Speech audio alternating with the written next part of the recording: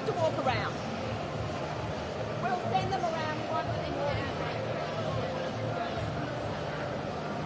So no one's to walk in front. Yes, girls. I haven't done here too yet, so you can just stay here. Just stay here, and I'll call it in a minute. I'm still looking for people.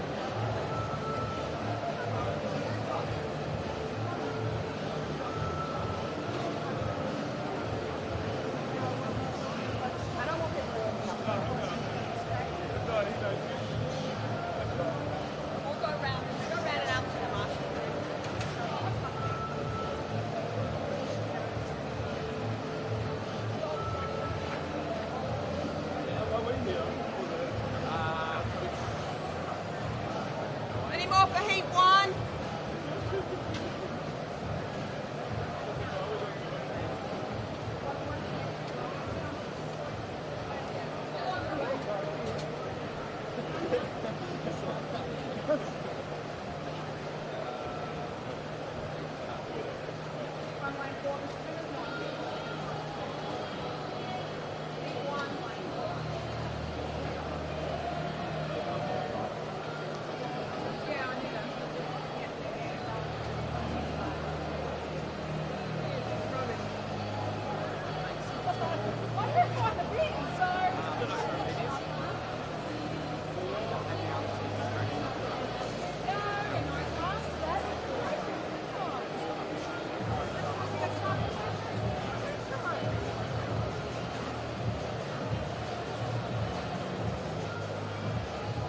Hi there. Oh, in a minute. Wait.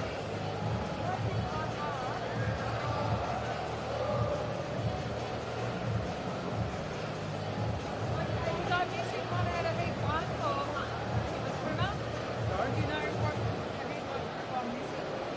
Yeah, you're missing late fall. No. There's lots of them to do before. Where's that sheet? So you can walk out to lane 6.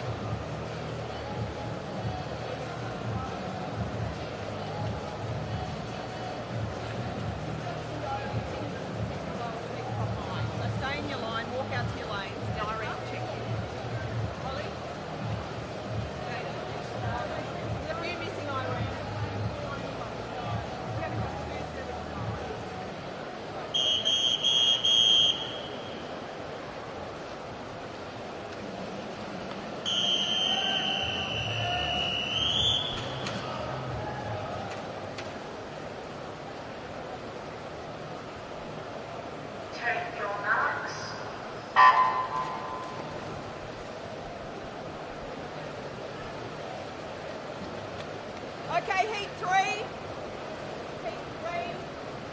3. Chips presented by UNCLOUD as we're underway here in our opening timed final of the girls 12 to 14 400 metre freestyle. We've got 3 athletes in this opening heat, with Ella Graham leading out from Nunachelt in this opening 50.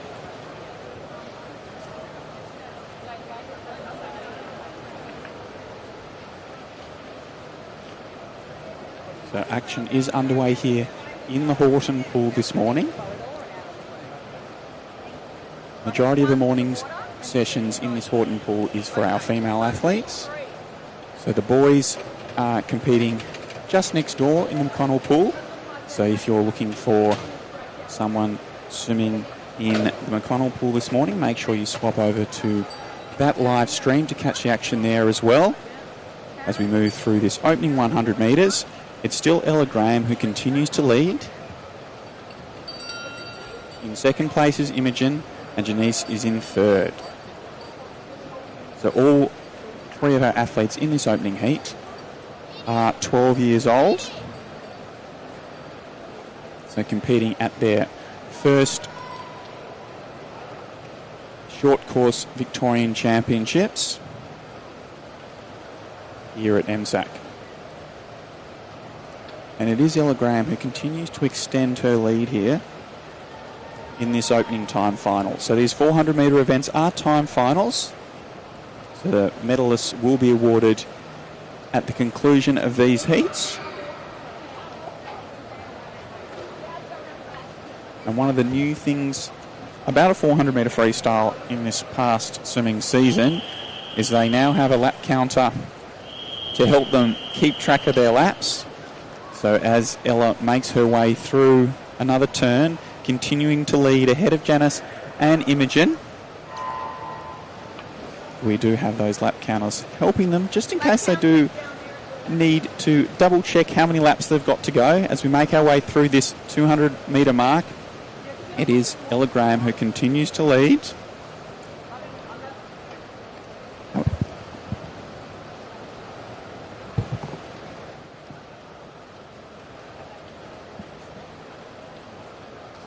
So we're making our way into the second half of this 200.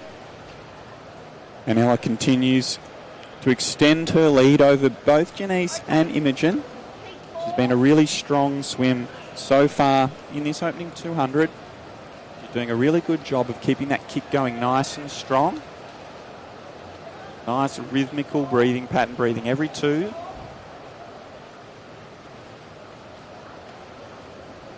Janice has now taken over second place ahead of Imogen.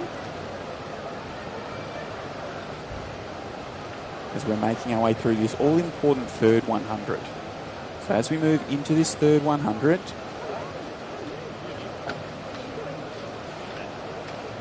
Ella has continued to extend her lead. She's out to almost a 15-metre lead.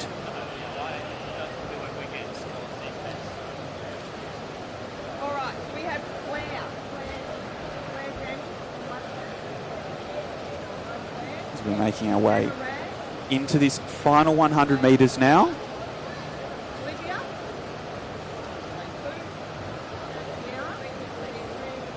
Ella's continuing to look really nice and strong. That length of stroke has been maintained throughout this first 300 metres. So she's now trying to bring those legs in a little bit more in this final 100. So we have a big morning of action here for our opening session of our 2026-2027 UNCLOUD Victorian Age Short Course Championships here in the Horton pool. And it is Ella Graham who's accelerated once she's heard the bell with 50 metres left to swim. She's pulled well clear of both Janice and Imogen, who have had a great battle throughout this 400, and Imogen is now starting to fly home in this last 50. So it's going to be a nice tight battle for second place in this opening heat, but it's all Ella Graham out in front. She started off nice and strongly, and she's pulled away from her fellow 12-year-olds to take out this opening time final under the 5-minute barrier. So a huge personal best by over 15 seconds, smashing that magical 5-minute barrier for the first time. It will be nice and tight in that battle for second, with Janice just holding on. Imogen's been coming really strongly, but it will be Janice who finishes in second and Imogen in third.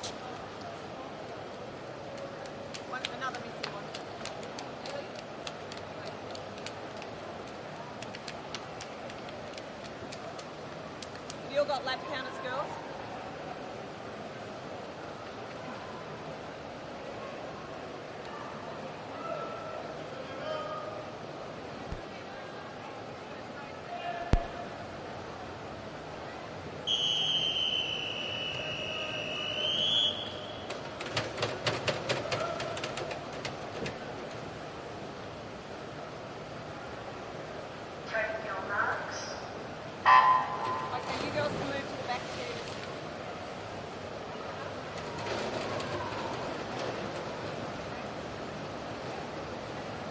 as our time final number 2 hits the water. Joining me is Hannah, as we've got more action and more 400s going in this Horton pool. And out to a nice strong start in lane 7 is Sophia Lonsdale, and she's going to lead through our opening 50. Absolutely. Sophia, hailing out of Essendon Aquatic, she came in with a seed time of 5:06.88. So, as you mentioned before, we had a swimmer crack the 5-minute mark. You'd expect for these swimmers, as the heats get progressively faster, of course, we've got 7 of them for this 12 to 14 400-metre freestyle. So, expect them to get faster and faster as we go throughout the morning. Yeah, so that 5-minute barrier, that's 1:15 per 100. So they need to be averaging around that 37.5 to 38 low, because obviously they'll probably get out a little bit faster in that opening 100, so they'll have a little bit of room to play with, and all these swimmers are trying to challenge that 5-minute barrier for the first time. So getting out nice and strongly in a 109, 110s for the majority of that field gives them a good chance to break that 5-minute barrier. Yeah, you're right. You saw in the first 25-metre split, it was the fastest time. It was like 32 seconds, wavering up to 35. So the beautiful part about short course swimming in particular is those gaps they compound as we go through, and especially with the turns off the glide, suddenly 2 seconds per lap or 3 seconds per lap can start to exacerbate, as you see within the span of the field at the moment. And it's tightening up now. So we did see Sophia get out nice and strongly in that opening 100.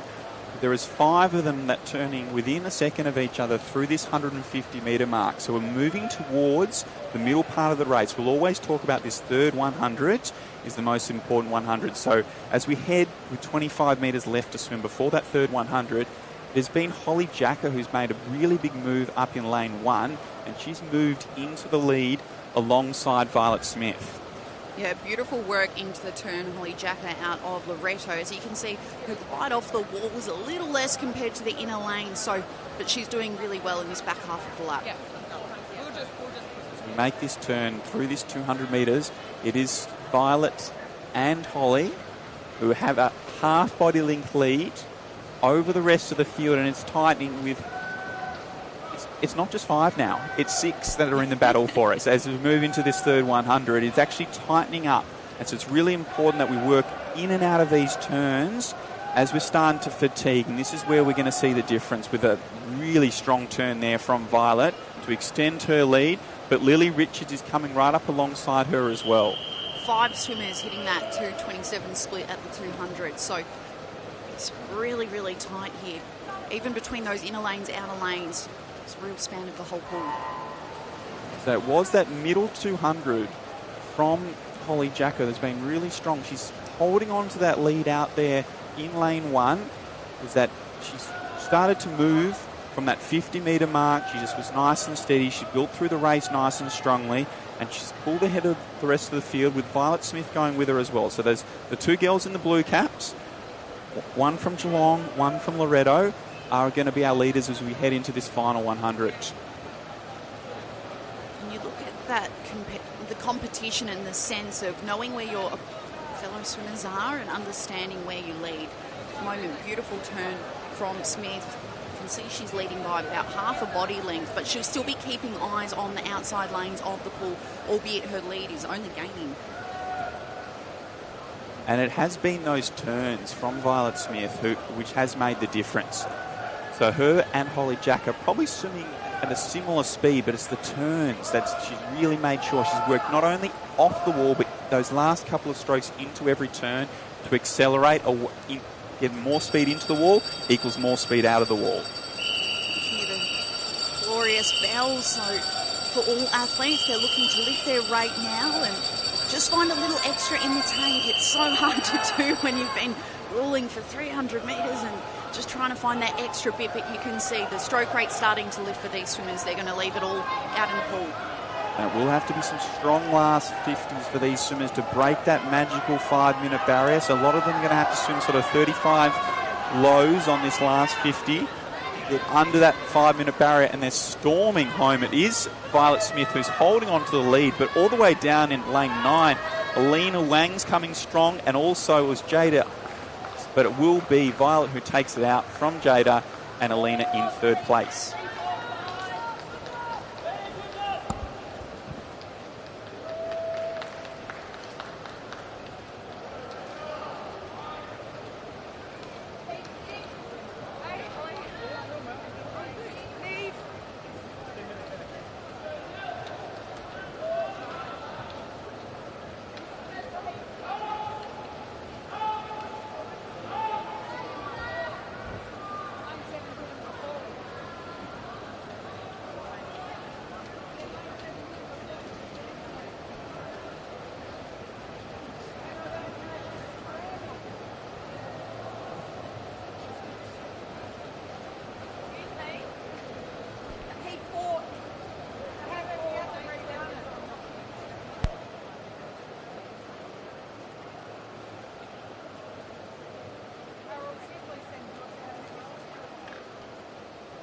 Okay, heat 6.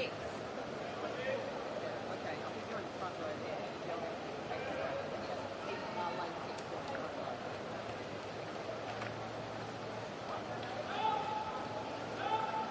Okay, I've done heat 6 here. Okay, for heat 6, where's the old one? So just stand here.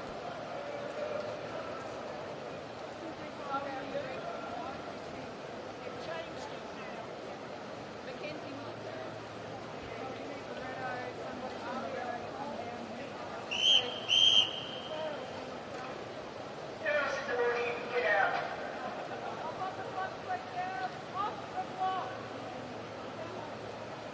So can you get somebody from Loretto to come down here?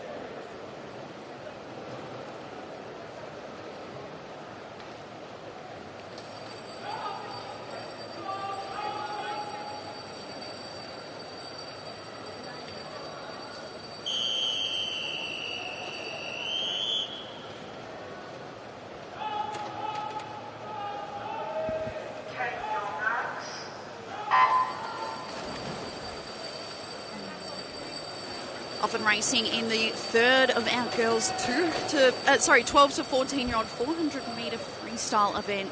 Already seen 2 heats of 7.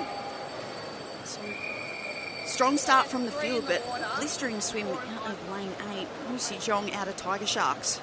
Yeah, nice, strong opening 50. Absolutely flying in this opening 50. Annabelle Tan makes that turn through 30.56. A really, really strong opening 50 there from Annabelle.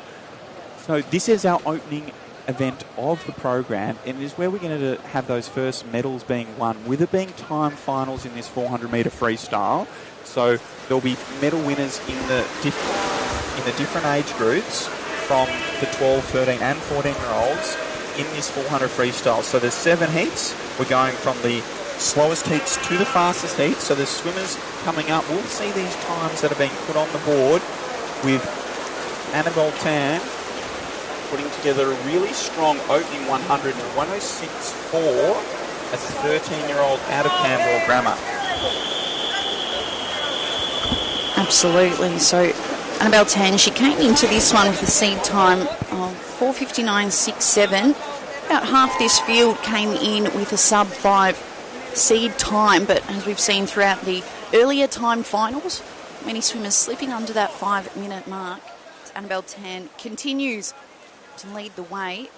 Bit of a challenge though from Alicia Quinn from Caulfield, lane 2. Yeah, so Alicia's now taken over that lead.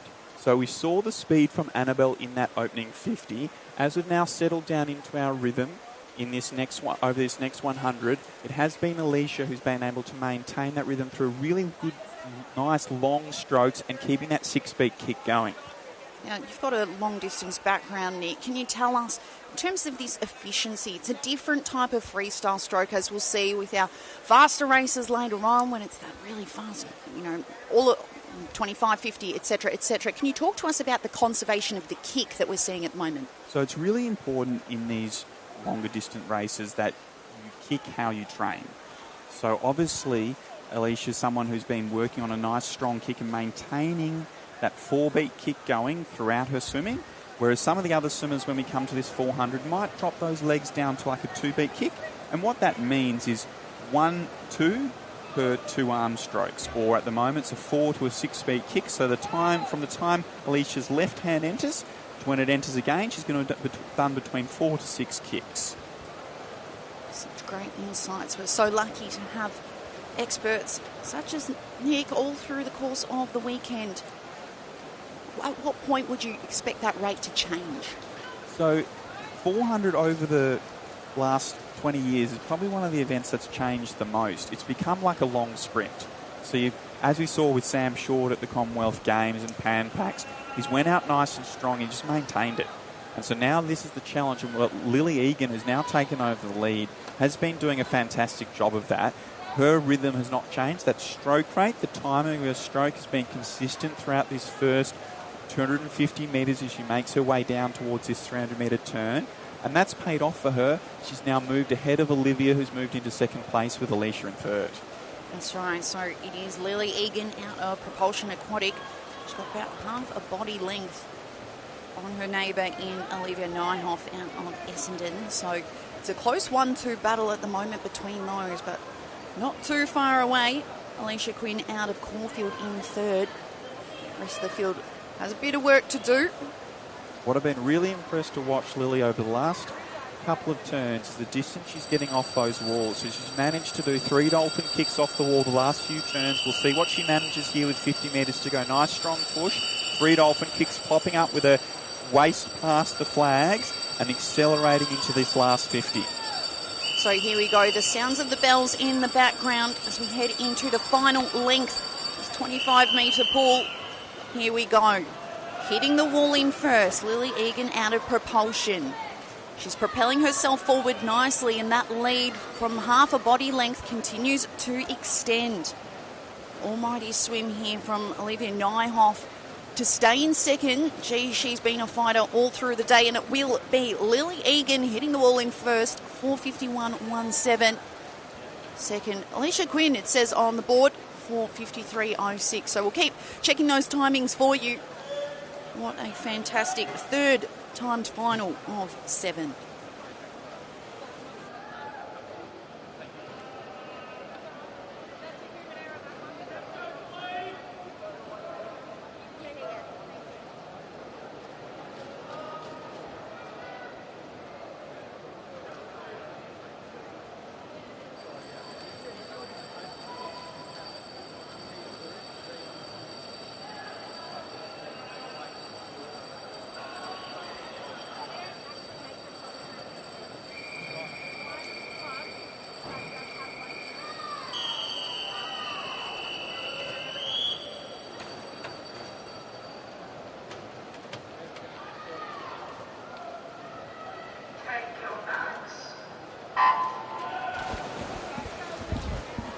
Underway here in time, final number 4, and it's a nice even start across the field with Olivia out in lane 2 and Hannah Ragg in lane 1 from Warrnambool, getting the best of the starts through this opening 25.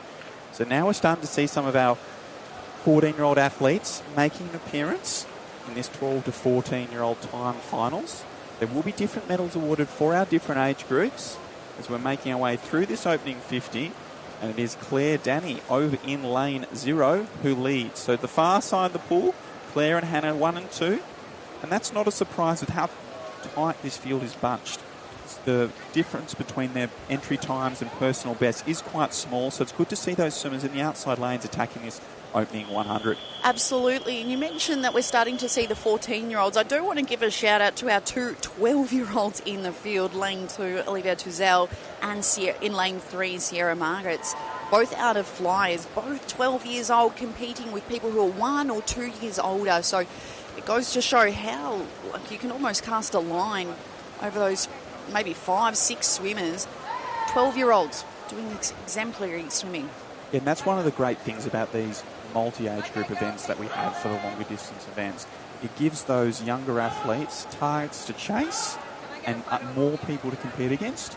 So they've got like a whole heat of athletes that they're racing against, whereas if they're only in their 12-year-old age group, they might only have a couple of people to swim against. So this gives them targets to chase down, and it is Olivia, one of our 12-year-olds, who's going to lead us through this 150-metre turn.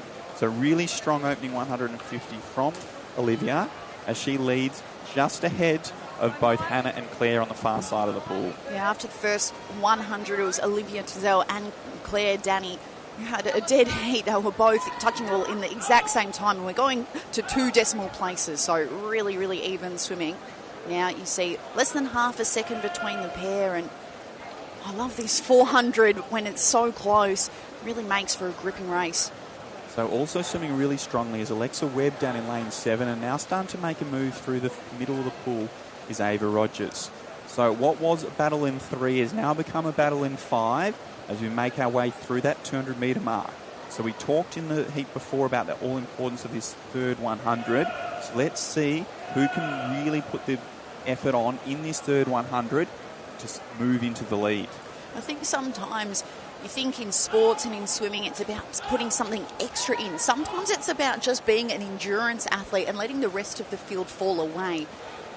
And that's what you're probably going to find with most of these athletes. The one that looks like they're pulling away in this third 100 will simply be maintaining their speed. And over this first 50, it's Claire Danny who's regained that lead once again, just ahead of Olivia. And moving into third place is Alexa Webb. She's just taken over Hannah, with Ava Rogers sitting less than a body length behind.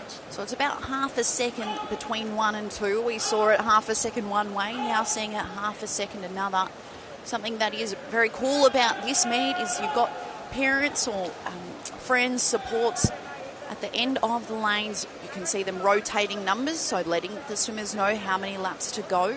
So it's nice to have a lap counter for these young athletes as well to maintain that concentration, to make sure they know where they are exactly in the race, because I think we've all been there where you lose count, but these athletes, they've just got a strategy to stick to. Yeah, so although they'll all be counting in their heads and having that number, and most of them won't even need to have a glance at that lap count, it is just a good reassurance to have. That's one of the new things that FINA has done in the 400-metre freestyle events. The lap counter and the bell has been introduced as we're heading towards this 350-metre turn and that bell. And it's Claire Danny, that third 100. She just really did a fantastic job of maintaining that nice high stroke rate, and those legs are going super strong. And she's pulled away from the rest of the field, who are having a really tight battle behind her for the minor places here in time final number 4. Yeah, you predicted that third 100 was going to separate the field, and now you can see it's just body lengths upon body lengths and no sign of slowing down. What a tremendous swim. So with 10 metres left to swim, Claire Danny, who had an entry time of 4:57.83, is going to absolutely annihilate that by over 10 seconds to take out the heat win here in 4:46.06. with Olivia finishing in second and Ava Rogers moving through the field in that second 200 to finish in third.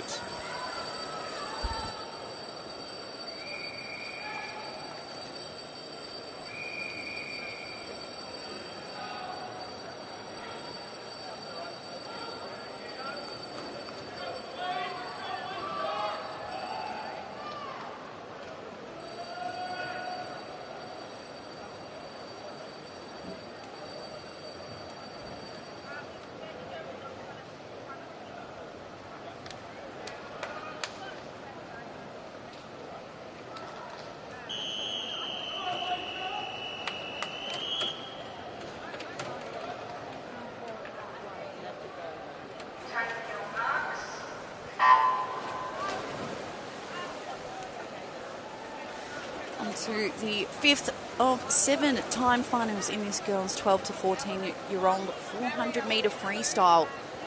As the time's quick, and expect this one to be a really compelling contest. Some nice splits to start with. Amelia Greening, fantastic start. Yes, really tightly bunched time finals of these 400 freestyles. That's why we're seeing so many good races so far. And it is Emily Ward who will lead us through this opening 50, just ahead of Madison and Arabella on either side of her. So it's lane 5 through to 7, who are in our first 3 positions as we make our way through to this second 50, and the athletes are starting to settle into their rhythm now. So they're out nice and fast in those 31, 32 seconds. Now it's the challenge for these athletes who are sitting at that, trying to break the 450 barrier. How close to that 35-second mark, 36-second mark, can they repeat these 50s from here on in? So leading the field by half a length, Emily Ward, she's got the yellow cap, lane 6. Hails from Southeast, the 13-year-old. She came in with a seeded time of 4:51.91. Understandably, it's still early in the season, so these athletes would still be figuring out where they are, especially after a long off-season. But it's great to test yourself at such a prestigious meet such as this one. Yeah, and Emily's done a fantastic job. So for these age group athletes, some of these, this will be their final short course event before they move on to the long course season. So their focus has been towards this championship since the long course season is finished. And Emily's done a really good job of maintaining that rhythm. Another 35 seconds, so she was 35.2 on the previous 50, 35.8. Let's see if she can maintain it in that range. And that's going to set her up for a really strong 400 freestyle here, with both Madison and Arabella still trying to go with her. So leading by a body length still, Emily Ward does well off the wall, but Madison Schnabel on her right and Annabella Kim on her left, still hot in pursuit. I mentioned what a great meet this is, reaching the pinnacle of short course swimming here in Victoria. Someone who's been along for the ride, Funky Trunks and Funkita, they've been major sponsors of Swimming Vic for 9 years now. Their swimwear and products embodying a sport that blends modern innovation with a rich historical legacy. What these swimmers can do with their own legacies, aren't we looking forward to seeing this weekend? As again, Emily Ward off the wall. That lead still got a body length, but narrowing. And yes, you do see a lot of Funkita and Funky Trunks in pools in action all the way across Victoria and Australia, and they're definitely, I can vouch for them, they're great products to use, long-lasting, and if you're someone who likes colour, you can definitely get some colour with the Funky Trunks, but if you're someone who likes to tone it down, there's options for those people who like to keep a plain cut as well. You're going to be checking up the pop-up shop upstairs? Oh, definitely. So the pop-up shop for the Funky Trunks, for those people who are going to be at the venue over this weekend, is actually just outside the main entrance. So when you're coming in the main entrance of Melbourne Sports and Aquatic Centre, you can head towards that pop-up shop and get yourself a great deal. Of course, if you're watching along online, you can check out their website, Funky Trunks and Funkita, so you don't miss out. We love bringing you the coverage, so wherever you are around the country, around the world, great to have you here at MSAC, via your living room or wherever you are. So still, Emily Ward doing a fantastic job. She's just been so consistent. Every split, so even. What she's doing a really good job of, off those tumble turns, she's not staying under the water for a long time, but it's a nice, tight streamline, one strong dolphin kick, and then into those flutter kicks as she breaks through the surface to accelerate into that next lap. One dolphin kick, straight into those flutter kicks. Away she goes again when she gets the bell, and she really has accelerated on that bell. With Arabella Kim trying to go with her, the battle for third behind is starting to tighten up a little bit, with Madison still holding on to that third place that she had right at the start of the race. Emily Ward, she had a beautiful rhythm throughout the course of this race, now lifting her rate and absolutely motoring home now. Multiple body lengths on the field. She'll push to the wall. The question is, in what time will she do it in these time finals? That time means everything. The time is 4:41.77. Hitting the wall in second, Annabella Kim, 4:46.13, and in third, Neve Jeffs, 4:47.68.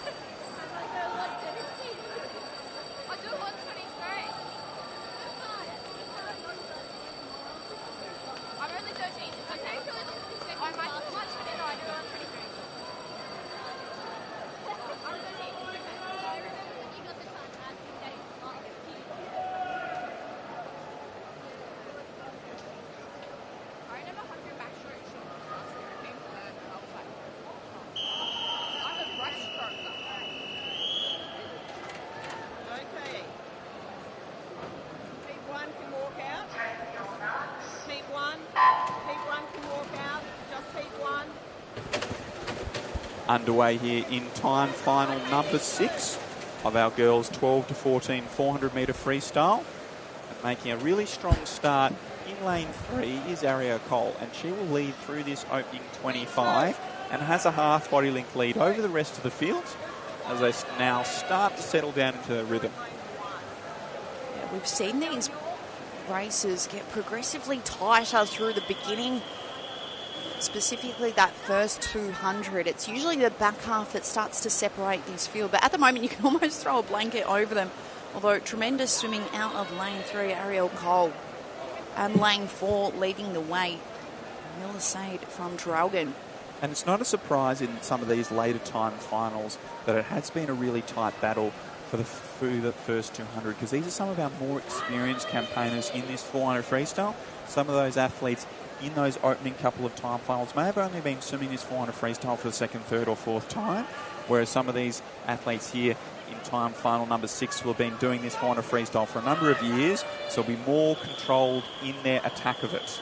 You can see even from the ages of these athletes, we've had a few 12-year-olds dotted throughout. We only have one 12-year-old in this one, in Lucy Austin, out of lane 0. In the final time final, it'll just be 13 and 14-year-olds. So look for the bigger, older bodies of the 14-year-olds occupying those middle lanes. And as we move through this opening 100, it's now Mackenzie Wilson who's starting to establish her slight advantage over Arielle Cole. So those two are going to turn 1 and 2 and have a good margin over the rest of the field. So they're our fast starters, and it does look like that Mackenzie Wilson is going to continue that through this second 100 as she's starting to pull clear of Arielle off a really strong turn there. Yeah, it was 0.3 of a second separating 1 and 2. Now that gap's starting to lengthen out.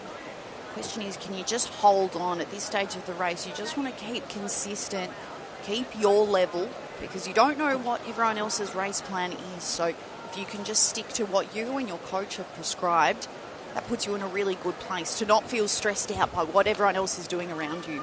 And to be honest, I think you'd be feeling pretty inspired as every time you breathe to the far side of the pool, you can see Mac Horton there with his gold medal from when he won that 400 freestyle at the Olympic Games. So not only are you getting to race in the Horton pool, you're getting to race in the event that Mac did so strongly at and was a world champion and Olympic champion at. And you had, as Mackenzie had a quick glance at that picture of Mac up on the far wall as she makes her way through that 250-metre mark. She's really pulled clear of the rest of the field with Zoe Lee, who's now moved into second place. And to think that this is the only championship event in Australia running 2 pools at the same time for heats, and both named after Olympic and Paralympic champions. So you're right, this place, MSAC, full of inspiration no matter where you look. But where I like to draw my inspiration is from these athletes, because they will be the next Olympic and Paralympic champions. And who knows, maybe even someone from this time final could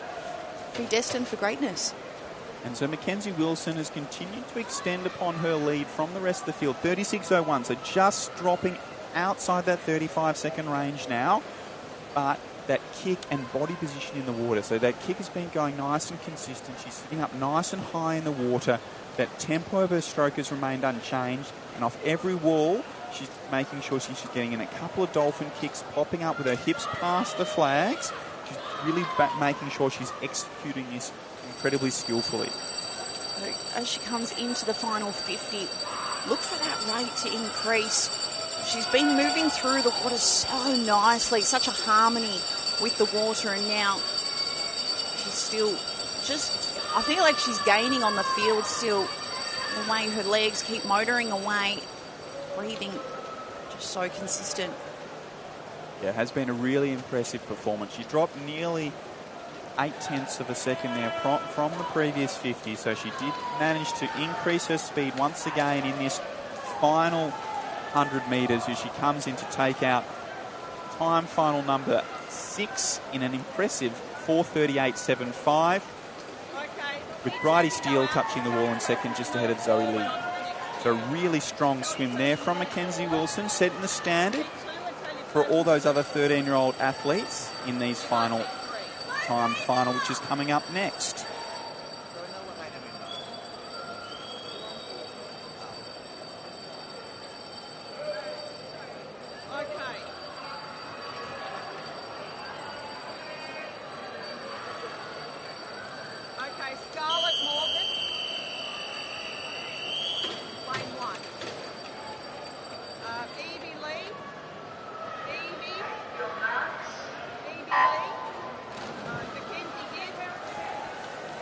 Off and away for our final of the time finals. We've seen 6 of them. Number 7, you'd expect it to have our quickest times just before Mackenzie Wilson out of Melbourne. It was a 4:38.75.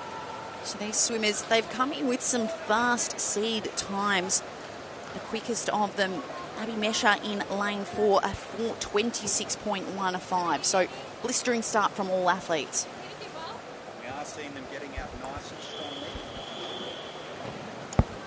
We are seeing them getting out nice and strongly, and it is a number of athletes under that 30-second mark in this opening 50. We're seeing the MLC girls in that centre of the pool having a race amongst themselves at the start of this. We've seen both Zara, Abby, Lucy, really strong athletes at the recent national championships.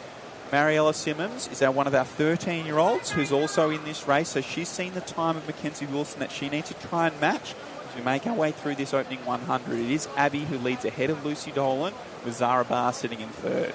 So MLC swimmers occupying lanes 2, 3 and 4. They would know each other's strategies really well from all of those mornings, all of those afternoons at MLC. Right now it's the battle between the inner lanes, lanes 4 and 5, Abby Mesher and Lucy Dolan out of Melbourne leading the pack.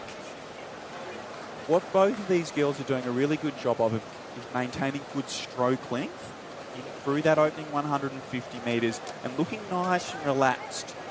It's not as though they're not trying. They're putting in a lot of effort, but they're just staying relaxed, keeping good length so they can maintain this speed through this whole 400. That's one of the hardest things about middle and long distance swimming is actually when you're trying too hard, that's when your body tenses. Maybe that's when your stroke becomes shorter. Suddenly the petrol tickets that you have become a little different. So it's actually a really hard thing to look so relaxed as hitting the wall in first. Abby Mesher, beautiful turn. A really strong 50 there from Abby. She was able to swim 3/10 of a second faster than Lucy to really extend her lead on that 50 there. As we make our way through that halfway mark, we'll now see if Lucy Dolan can respond here in this third 100. Dolan, she's a 14-year-old, came in with a seating time on 4:28.56. At the 200, her split was 2:08.98. And speaking of splits, Abby Mesher, 2:40.67 after 250 metres. So once again, Abby was the only person to be able to swim under that 33-second mark for that 50. So she's continuing to extend her lead. That strong kick, long relaxed stroke. The turns, or the distance off the wall, has started to shorten up over this last 100 metres, but she is maintaining that lead and slightly extending it, with Zara Barr not out of the fight for second with Lucy Dolan. So the lead that Abby Mesher has on the field starting to lengthen out, probably 1 or 2 body lengths over Lucy Dolan now. Lucy Dolan, her split 33.54, so it is that difference between who can be just under 33. Lucy, fraction over it at the moment. What has she got in the back half of this race? Really strong turn there from Lucy Dolan. She was able to get 3 dolphin kicks off the wall. If you compared that to Zara, Zara sort of pushed, hold a good streamline, but popped up with any dolphin kicks, and that helped Lucy re-extend her lead over Zara, and it does look like she's going to be able to maintain second place. But out in front, it is all Abby Mesher. The athlete from MLC Aquatic has put together a really strong performance here in this 400 freestyle and is going to absolutely annihilate her entry time. She's going to be looking to go sub 4:20, which is a fantastic effort. Comfortable swim all the way through to take out the opening gold medal of these 2025-2027 UNCLOUD Victorian Age Long Short Course Championships, with Lucy Dolan in second and Zara Barr in third. But 4:19.21 there from Abby. Fantastic swim to take out the gold medal. Once these results are official, you'll be able to find the official results on the Meet Mobile app, but also on live results. Once they've gone on to live results, they are official. So you can check that to see how your favourite athlete has done.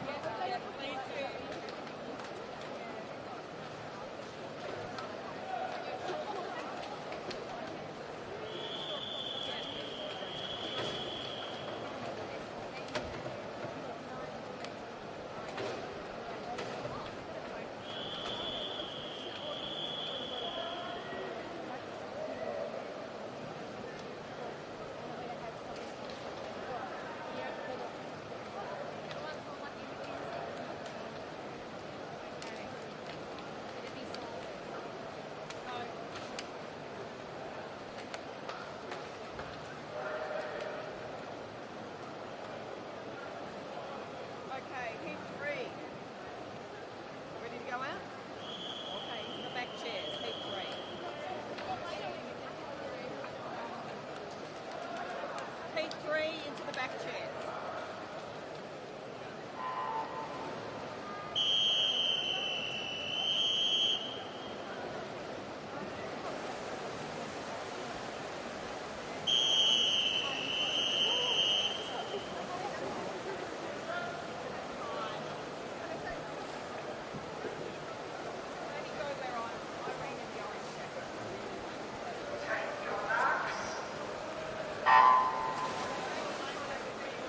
Often racing for event number 3 in this Horton pool. It's the mixed 12 to 18-year-old 100-metre backstroke multi-class event. So we're seeing different genders, different classifications, different ages in this event.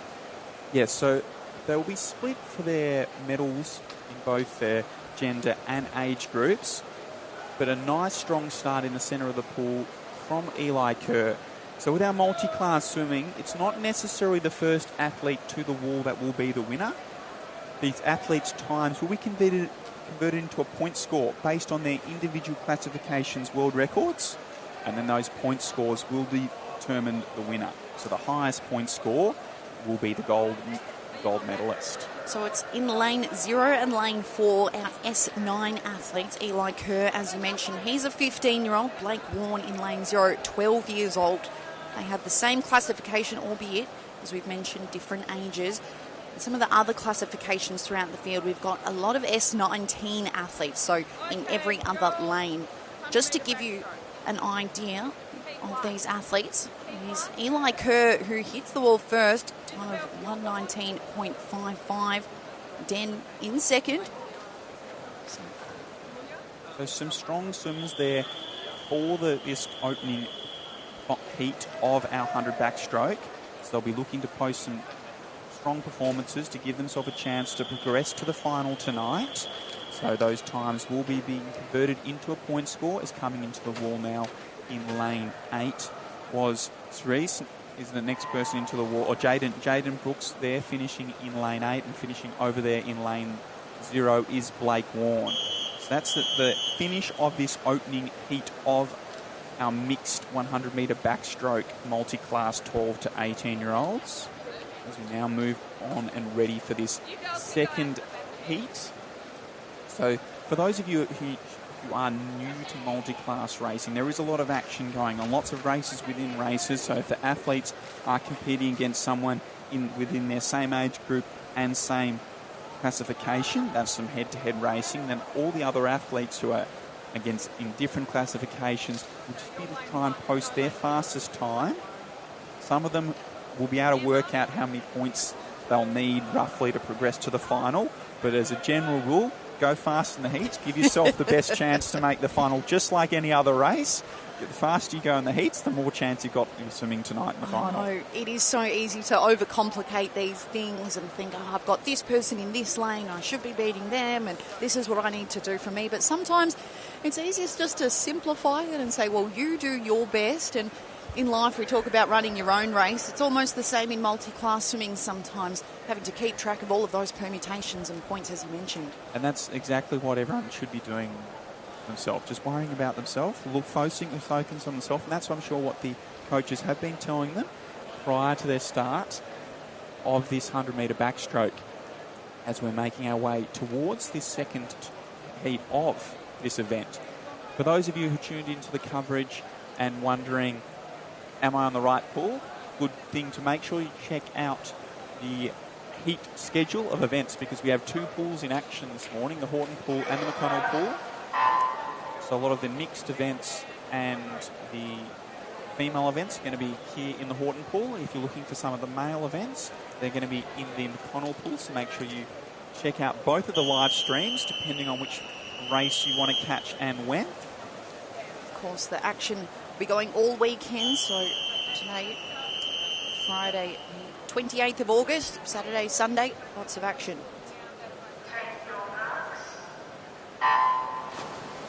So here we go in the second of our mixed 12 to 18-year-old 100-metre backstroke multi-class events. 8 lanes of this pool occupied. So we've got an even split of women and men throughout the field. A really strong start from Lockie Bellion, who's now 18 years 18 years of age, from Dragon. It happens quickly. Just the other day, he was a 12-year-old. Oh, no need to get nostalgic. Swimming in his first age championships. Also, who also always gets to race with is Mingzi Pang. They're both in that S14 category. They've had some great races over the journey over these last few years. And once again, they're going head-to-head here in this opening 50 in the centre of the pool. You can see the way both athletes are hugging the lane rope. They knew that they'd be going really head-to-head, as you mentioned. Lockie taking a look over the right just to keep a really close eye on Pang. Hits the wall first, so brilliant work from Lockie Bellion out of lane 4. And so one of our younger athletes, Phoenix Zhang, is currently sitting in third place in the heat. A reminder, these times will then be converted into a point score to determine who moves on to the final. But Lockie is the first to touch the wall, followed by Mingzi. Phoenix is going to come in and touch the wall next, with Grace Ryder closely followed in by Amy Bale, and their nice tight battle for 4th and 5th in this heat.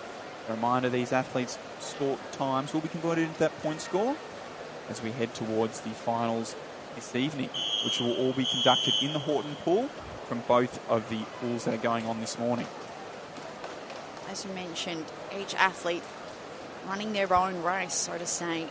In that heat alone, we had athletes from S14, S15 and S19 classifications.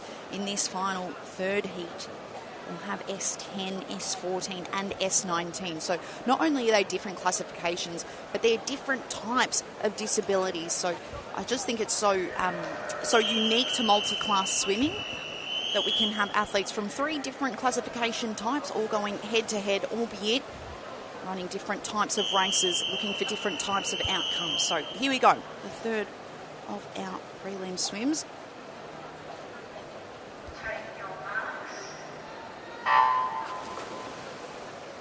Next 12 to 18-year-old 100-metre backstroke multi-class is off and flying. It's the middle lanes who are really edging this one out. Lane 4, impressive start from Cooper Harrington. And it is Cooper who will lead through that opening 25. Head of Will Forte. Nice high stroke rate from those 3 boys out in front, with Levi Jarrett also in that mix for the first through this opening 50. So it is the 3 boys in the centre of the pool who are making their way through this opening 50. With Cooper turning first, Will in second, Levi in third. But a strong turn from Levi pops him up ahead of Will. You can see the bobbing chest of Levi Jarrett just motoring away the 14-year-old. He's got a 16-year-old and a 17-year-old either side of him. So the younger swimmer doing really, really well. But it's still the way of Cooper Harrington, lane 4 from Yarra Plenty, doing plenty. So it will be Cooper Harrington who's going to touch the wall first in our third heat and final heat of our next 12 to 18 100-metre backstroke multi-class, ahead of Levi Jarrett. Will Forte is next to the wall. Mackenzie Gibbs is going to be the 4th athlete into the wall here, our athlete from Sale, as she comes down to touch, ahead of Lisa Bale, with Scarlett Morgan close behind. Tara Jensen swimming in lane 8 will be our final athlete from Warragul. 17-year-old in the S14 category, comes underneath the flags and down to touch in a time of 1:45.37. And that concludes the action for our mixed 12 to 18 100-metre backstroke multi-class heats.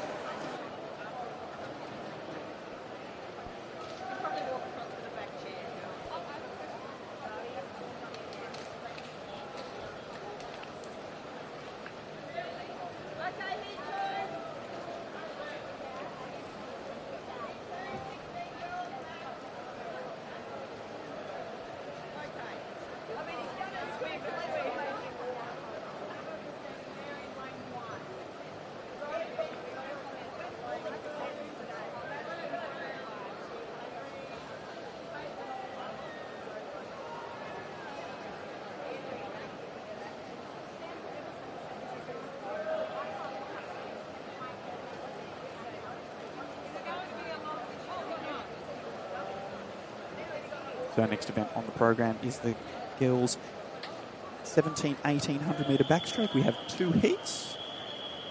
Heat 1 is just about to enter the water. And we've seen some fantastic performances from our athlete in lane 4, Lily Kosh, who's recently broken the Victorian record in the 50 metre breaststroke, but showing that she's not just a specialist in the breaststroke. She's lining up here in the 100 metre backstroke, and she's swimming out of lane 4 as the only athlete underneath that magical 1 minute barrier. It's having an entry time of 59.63. Absolutely phenomenal time, isn't it, Nick? Yeah, so that's a world-class time now. It wasn't that long ago that if you broke the minute in the 100 metre backstroke, you'd be looking at making the Australian team. Obviously, with the fantastic performances from our athletes, now that standard has continued to rise. But Lily has been 9 for that breaststroke, but her backstroke is really strong as well. This is her only race for the day, so it'll be good to see her post a strong performance here in this heat. So we'll see what she's looking to do with Claire Matheson and Amelia Kennedy alongside her. I'll make sure to keep her nice and honest. And they're underway now for the 1800 metre backstroke as they're just coming up out of the water now. Beautiful start there across the board from all of these girls. It's definitely going to be an interesting heat. And it was that really strong underwaters from Lily Kosh. She popped up with a half body length lead. She's got out past the 10 metre mark on that second 50, second 25. That stroke rate is nice and high. She makes her way through this 50 metre turn, 28.98, ahead of Claire Matheson, with Amelia Kennedy sitting in 3rd place. Absolutely phenomenal halfway point there for Lily Kosh. Definitely one to be watching in this race, but the rest of the swimmers out there are definitely keeping an even par across the pool, and we'll see what's going to happen in this next 50 metres. So with 5 metres left to swim, it is Lily who's maintained that nice high stroke rate. She's not going to quite go under the minute, but 1:00.05. Nice strong heat swim from her this morning. Claire Matheson in 2nd, Amelia Kennedy in 3rd, with Eloise getting that all-important touch for 4th, because with 10 spots in the final tonight and 2 heats in this 17, 18-year-old 100 metre backstroke, sitting in the top 4 after this opening heat is really important.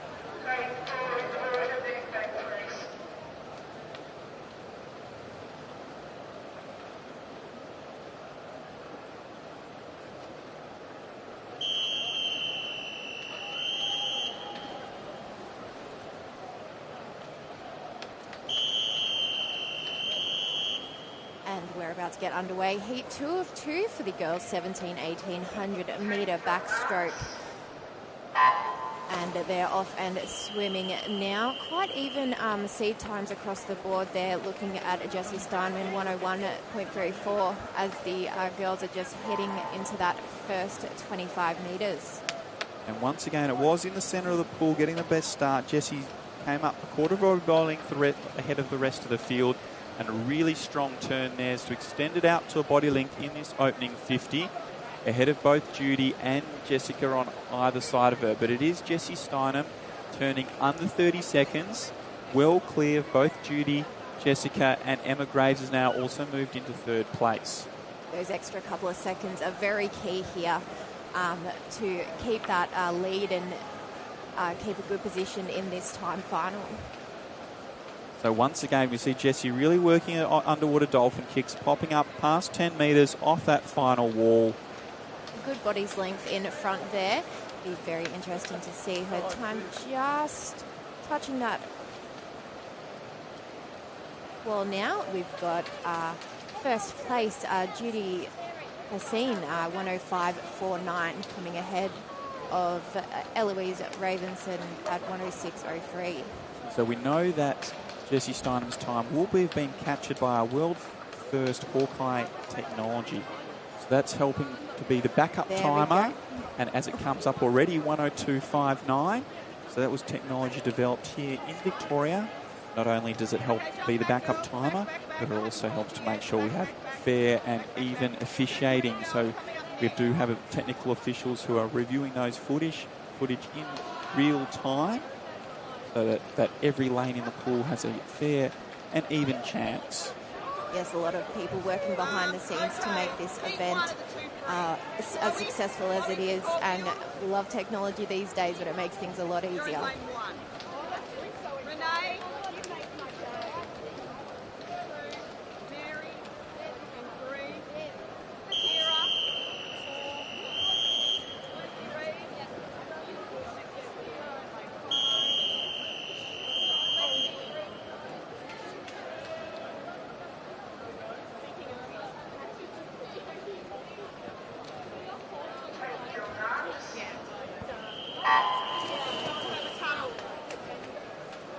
And so we're underway here in the opening heat of the girls' 16 years 100-metre backstroke. And a nice strong start in the centre of the pool from Zara Jeffrey. She leads through this opening 25 ahead of Mia Roberts. Hannah Buchanan sitting in third place. We've got Hannah Buchanan raced a couple of weeks ago out into Raglan there. Absolutely phenomenal weekend for her as well. You can see the girls there really pushing hard in this backstroke event. Middle few lanes really neck and neck there, but out in the lead there, Mia Roberts from lane 4 from SGB. So it is a couple of our country athletes, Mia Roberts from South Gippsland Bass and Hannah Buchanan from Ballarat, who lead us into this final 25. Zara Jeffrey coming back up alongside Hannah Buchanan, but out in front it is all Mia Roberts who'll take out this opening heat of our girls' 16 years 100-metre backstroke. Zara in second and Hannah in third.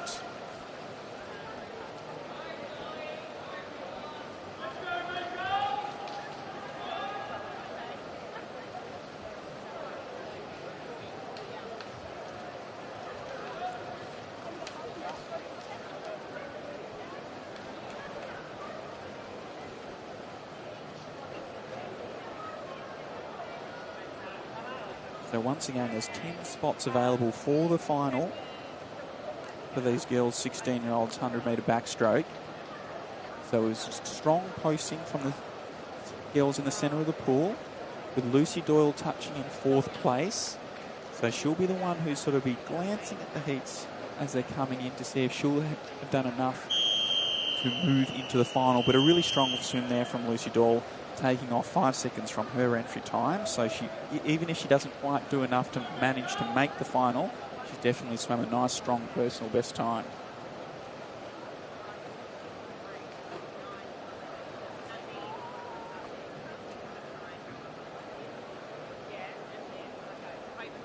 Just a quick thank you to our naming sponsor, UNCLOUD, Swim Victorian Vic Health campaign, helping young people make informed choices about vaping. Don't forget to visit uncloud.org for all of that information.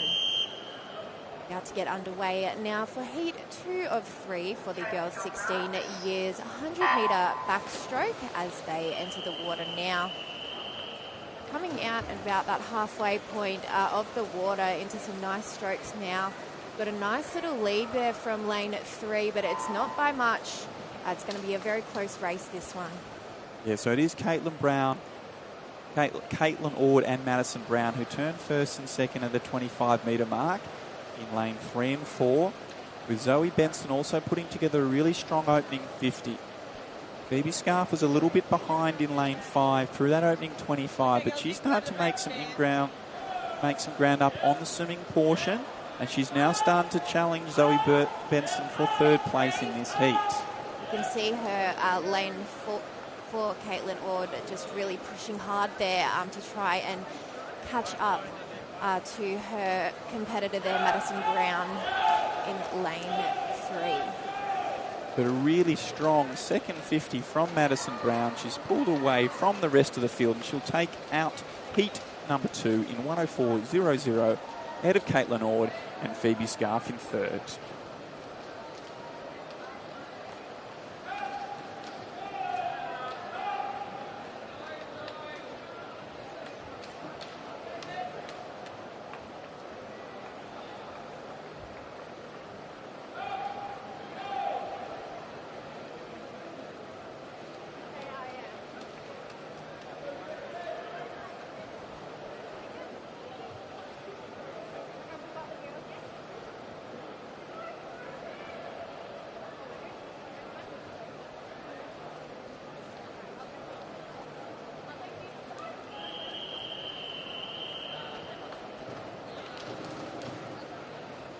heat 3 of 3 for the girls' 16 years 100-metre backstroke event.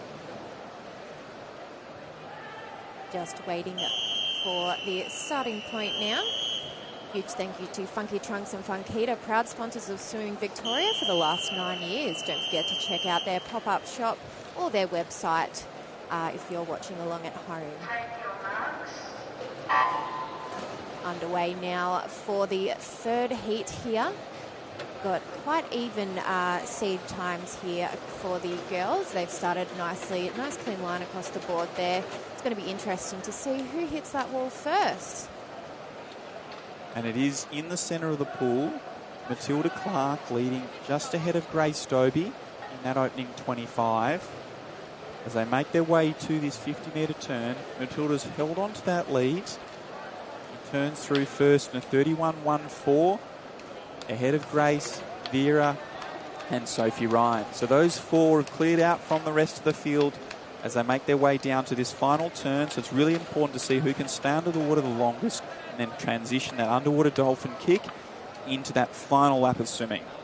Hopefully they get a good rhythm going as we see lane 3 there just out in front, Matilda Clark, Camberwell. But it's going to be a very close finish here. There's 3 contenders here, but it's looking like it's going to be going to lane 3. I think it was actually lane 4. And so once again, we'll use that Hawkeye technology to double check the time for Grace Stobie. And so that will be with us very shortly. It'll be interesting to see whether this moves the board. And so Matilda was touching just ahead of Sophie Ryan. So we know our top 3 and top 4 of those athletes are all going to be in that 105 range, which should put them right on the cusp of making that final, because we've had 7 athletes across those opening 2 heats under 106. So now we're moving on to this final heat, and we'll see if all of those were able to qualify. You can check out those results on live results to see who's going to move through to the final there of the girls' 16 years 100-metre backstroke. As we're now in the water is heat 1 of event 8, the girls' 15 years 200-metre freestyle. We have 3 heats. So in the centre of the pool, Kira Jeffs off to a really strong start. One of her favourite events, ahead of Lucy Reid, the MLC Aquatic teammates. So started off the day with 400 metres and now we're into the 200 metres now of freestyle, and very good lead there from Sierra Jeffs there with a 28.12, touching that wall first. So we know Kira Jeffs does like that 200 freestyle as one of her favourite events on the program, and she's doing a really good job of that. Kick is maintaining nice and strong, nice strong 6-speed kick through this opening 100. She's going to turn well and truly under the minute in 58.87, ahead of Lucy Reid. And those two have pulled well clear of the rest of the field, with Chloe Hu sitting in 3rd place out in lane 1.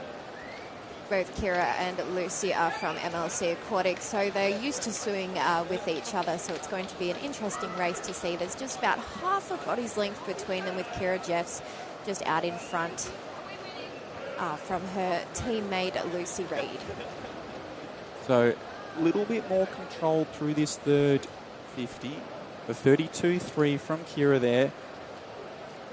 So we're not going to see that sub 2-minute swim in this morning's heat session, but it'll be good to see how close she can go to breaking the 2-minute mark tonight. Lucy sitting comfortably in second. That battle for third is starting to heat up between Chloe and Renee over in lane 1 and 2. And that might be all important to see who will be able to qualify for the final tonight. Absolutely. We've got Kira there breathing every second stroke. Got a nice rhythm there as she touches that wall, coming in first, 2:03.7. Second place, Lucy Reid with a 2:05.75. And then just now touching the wall in third is Chloe Hua with a 2:12.55.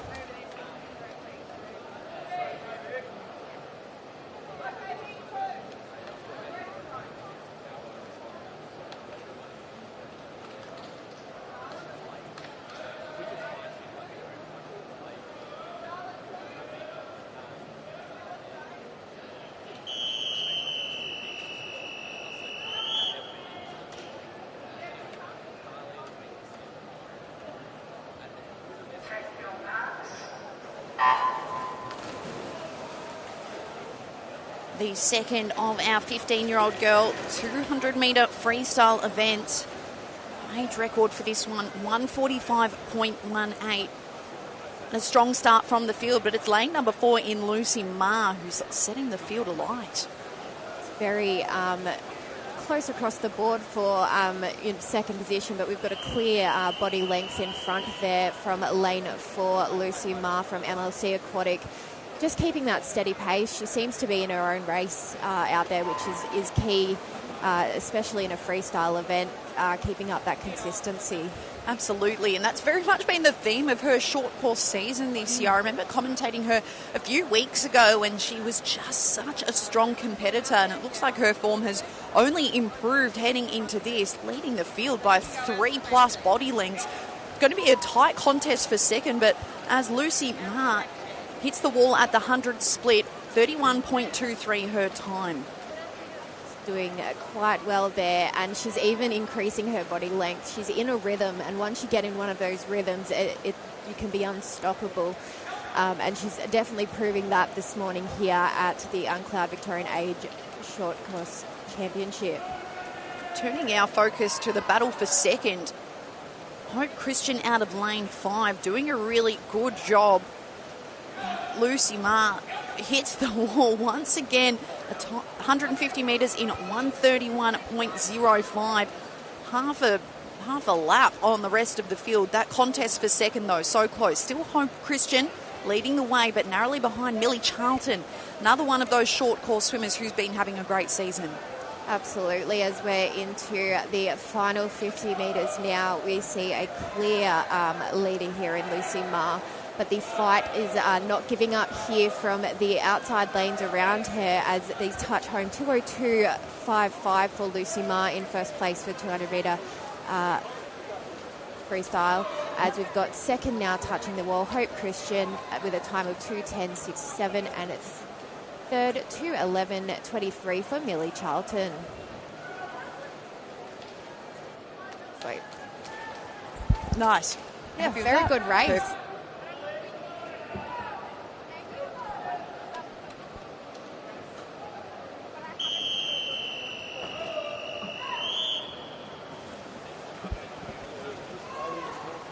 Underway now with the third and final heat of the girls at 15 years at 200-metre freestyle. Quite even seed times again in this heat, ranging between 2:04. Arabella Johnson, she had a fantastic weekend at Traralgon a couple of weekends ago, doing an incredible job. She's a standout swimmer for sure for country swimming. Very even across the board though there, Hannah. Absolutely. It's the inner lanes who are leading the way. Arabella Johnson, lane 4, Matilda Draper, lane 5 from Geelong and PLC respectively. So that 1-2 battle, but you can't forget about Ada Udenegg out of lane 2, MLC Aquatic. She's hanging in with the top pack. Just see who separates themselves now. As we're hitting that point, we've got Arabella Johnson still in the lead there, but again, it's anyone's race at this point of 200 metre because it's only half to a full body length there. Lead, second and third are still pushing it very, very hard here in this longer form race. That's right, and the chase pack aren't too far behind. Even Pippa Brown out of lane 1, the 15-year-old from Geelong, you can see her trying to catch the next best in the chase pack. So that 1 and 2 battle between Pippa and Ada, lanes 1 and 2, that's starting to heat up, but obviously a clear lead now, abundance for Arabella Johnson. Only 5 seconds between first and last position. It's a very tight race there as we're going into the next portion of this race. Arabella Johnson touching that wall at 1:33.01. Fantastic time there. That's right. So the final 50 metres, you look for the swimmers just to lift their stroke rate now, lift the number of energy blocks that they can put into this one, because seriously, with the type of swimming we're seeing this weekend, you can't leave anything to spare, albeit with these prelim swims. Absolutely. It's just cruise control at the moment for Arabella Johnson. As she comes in, touching that wall with a time of 2:05.01, Arabella Johnson. And in second there, 2:10.18 for Pippa Brown out of lane 1. In third place, only with a couple of I don't do math, but 2:10.22 is their time there for Ada Udenik there. So that's your top three for the heat finals.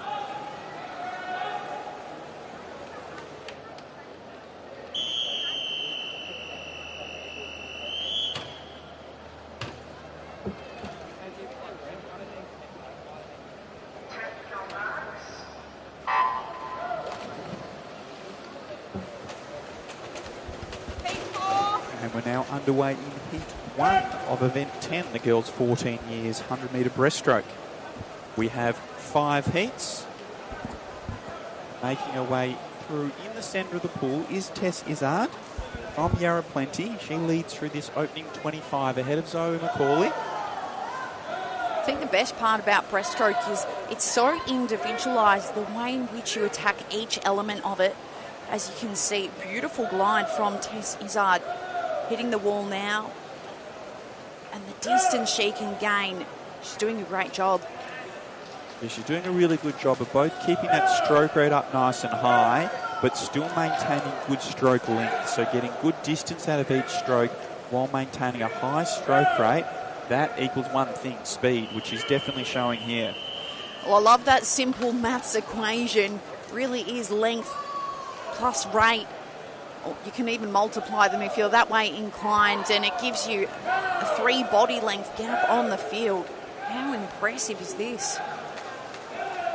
Yeah, nice strong 1:11.62 there from Tess in this opening heat of our girls' 14 years 100-metre breaststroke, with Zoe in second and Madeline Anderson in third place.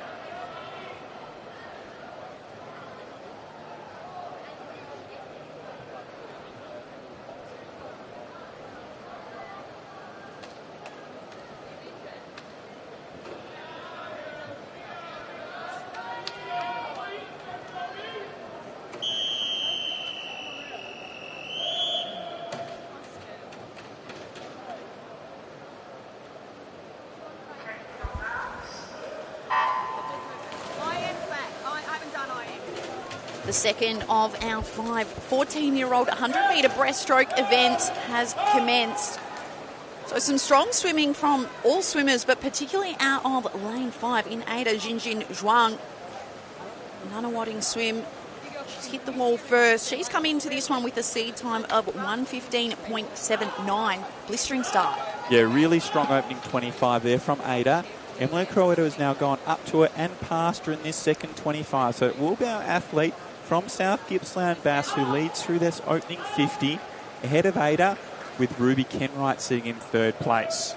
It's really that 1, 2, 3 contest throughout its lanes 4, 5 and 6 at the moment. Rest of the field still in chase mode. Which is no surprise because our opening 3 heats of these events are our seeded heats.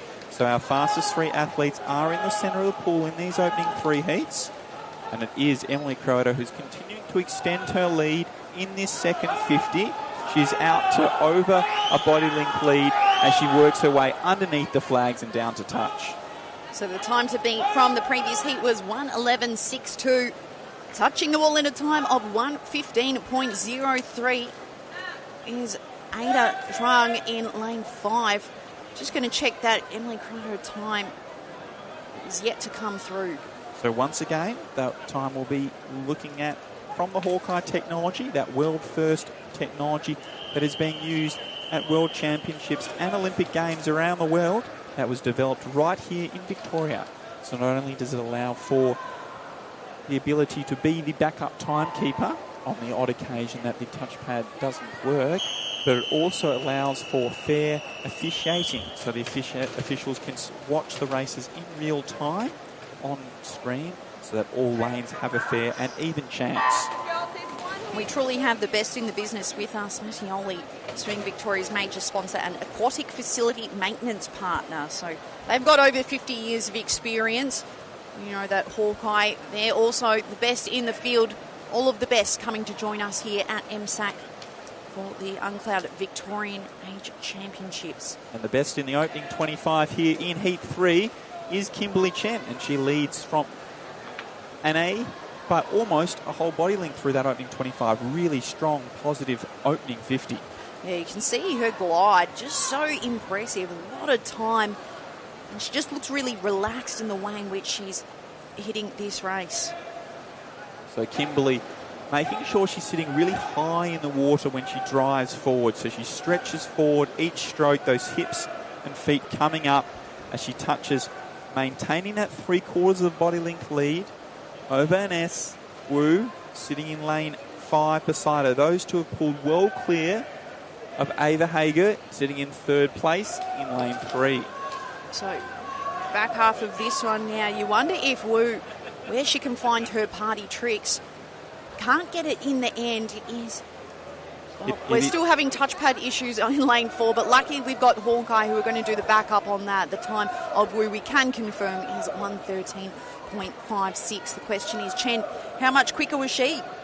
Just a couple of tenths of a second quicker there. So those both of those athletes will be looking forward to progressing to the final tonight once they get the all clear from the officials. A nice strong heat swim in the centre of the pool.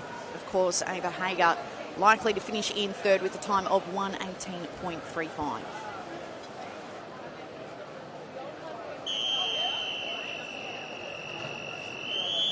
Okay, so see how there's 2 girls? So they get that front row and you girls in the back row. So off you go. To the back row.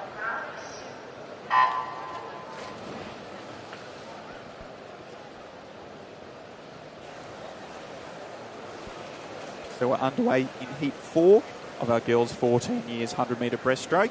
And a nice even start across the field as we've moved out of our seeded heats.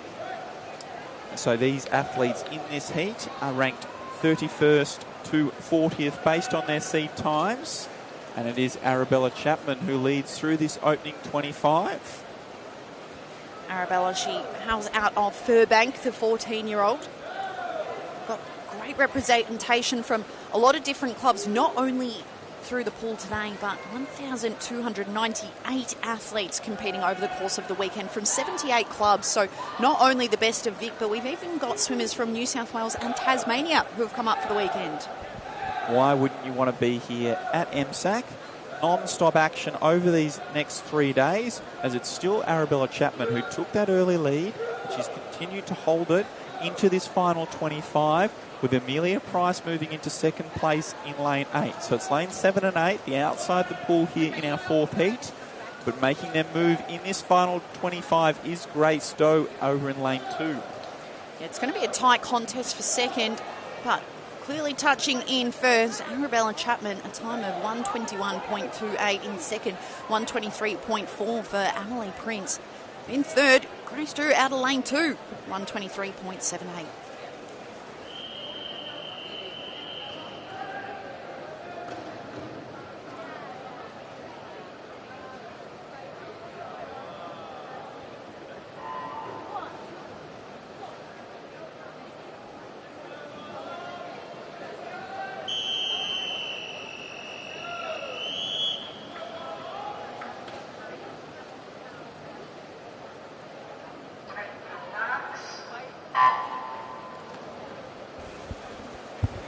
Three swimmers now in the final heat for our 14-year-old girls' 100-metre breaststroke. And it might only be 2 swimmers actually who've taken to the pool. So in lane 3, it's Sophie Liu out of MLC Aquatic, and in lane 5, Lila Reid from Ivanhoe Swim. And it is Sophie who's going to lead through this opening 25. And she got good distance off the split stroke there, off that first wall, to maintain her lead just ahead of Lila Reid. And Lila, she came into this one with a seed time of 1:25.26. Sophie Liu, 125.67. So with these times, Liu, 39.74, looking to get a PB. They've given themselves every chance in that opening 50, setting that standard around that 40-second barrier. The aim here now is to maintain it, especially down this third 25 into this last turn. And it is still Sophie who holds a slight edge over Lila. But Lila's definitely made a move in that third 25, and a really strong turn's popped up in the leads with 10 metres left to swim. A sense of intensity now from Lila Reid. You can see her really picking up the rate, but Sophie Liu not too far behind. But it is a compelling swim from Lila Reid. 125.42. Sorry, 124.28. Misreading my times here. And Sophie Liu narrowly behind. Nice PB there from Lila to conclude the action of our girls' 14 years 100-metre breaststroke. As we're now moving along to event 12, the girls' 13 years 200-metre individual medley. We have 3 heats, and now in the water is heat 1. Even start throughout the field, but beautiful work, beautiful length here from Zoe Clemenson out of MLC Aquatic. She's got her MLC, 2 actually MLC swimmers here, lane 1 in Grace Lee and lane 5 Erin Paris. So they know each other really well, but at the moment it just looks like Zoe's race to win. And a really strong butterfly leg, which is no surprise from Zoe. She makes her way through 30.12. Aubrey Merchant sitting in second place and Taylor Holt in third. So now we're moving on to the backstroke. We'll see some of the positions change in the field. I don't expect anyone to be able to catch Zoe out in front, but behind her, those battles for second, third, fourth and fifth will change in this backstroke leg, which is one of the great things about the medley swimmers. You need to be good at all 4 strokes and make sure you're working both your strengths and your weaknesses. I'll challenge you here, Nick, and say you have to question. You always have to question. Was that swimmer that was butterfly their best stroke, and can you just make some incremental gains as you complete the rest of the race? Often with the girls, you see the breaststroke legs start to separate the field, because for some, if you can get a really fast time, you can catch up on others whose, it might be their deficiency stroke, but you might be proven right here. Half a lap on the rest of the field at the moment. Just a triumphant swim from Zoe Clemenson. Yeah, so Zoe is continuing to hold that lead, but it is tightening up behind in this breaststroke leg. So we did see some of the stronger butterfly and backstrokers sitting in second and third place, but now making her move is Erin Paris. She's moved from 6th place all the way up to 2nd place in this breaststroke leg. So it will be an MLC 1-2 as they make their way to that final turn, but way out in front is Zoe Clemenson.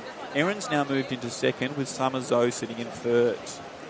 With an age record of 2:19.49, Lily Koch set that one. Keep our eyes on the times. As you see, motoring home now. Just what a complete swim, all 4 strokes. So meticulous there from Zoe Clemenson. And does look like she's going to be underneath her personal best time. So a really strong heat swim here from Zoe to take out our opening heat. Well and truly under her personal best. Next into the wall will be Erin, her teammate, using that strong breaststroke leg to move through the field, with Summer holding on to 3rd place.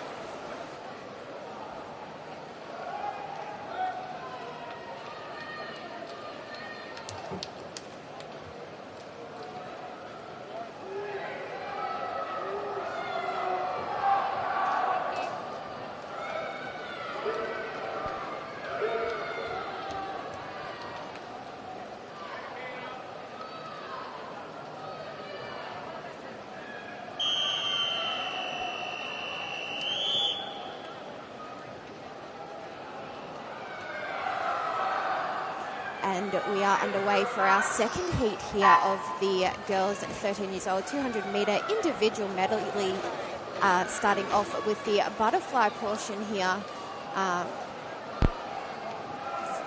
Lane 5 is in the lead here, Victoria Dang from Melbourne.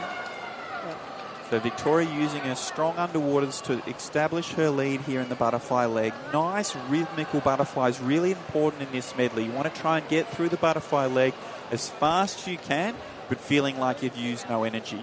As Victoria does turn first there in a 31.11. Raina Schneider sitting in second place and Annabelle Tan in third. Onto the backstroke portion of the event. We're seeing here a little bit of a pace quickening in lane 4 there for Raina Schneider as she goes into her second 50 metres of the backstroke portion.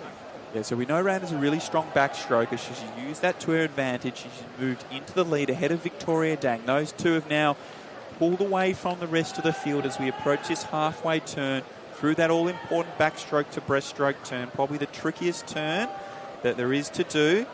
And Raina's continued to keep that momentum going into this breaststroke leg. She's now pulled out to almost a body length lead over Victoria Dang.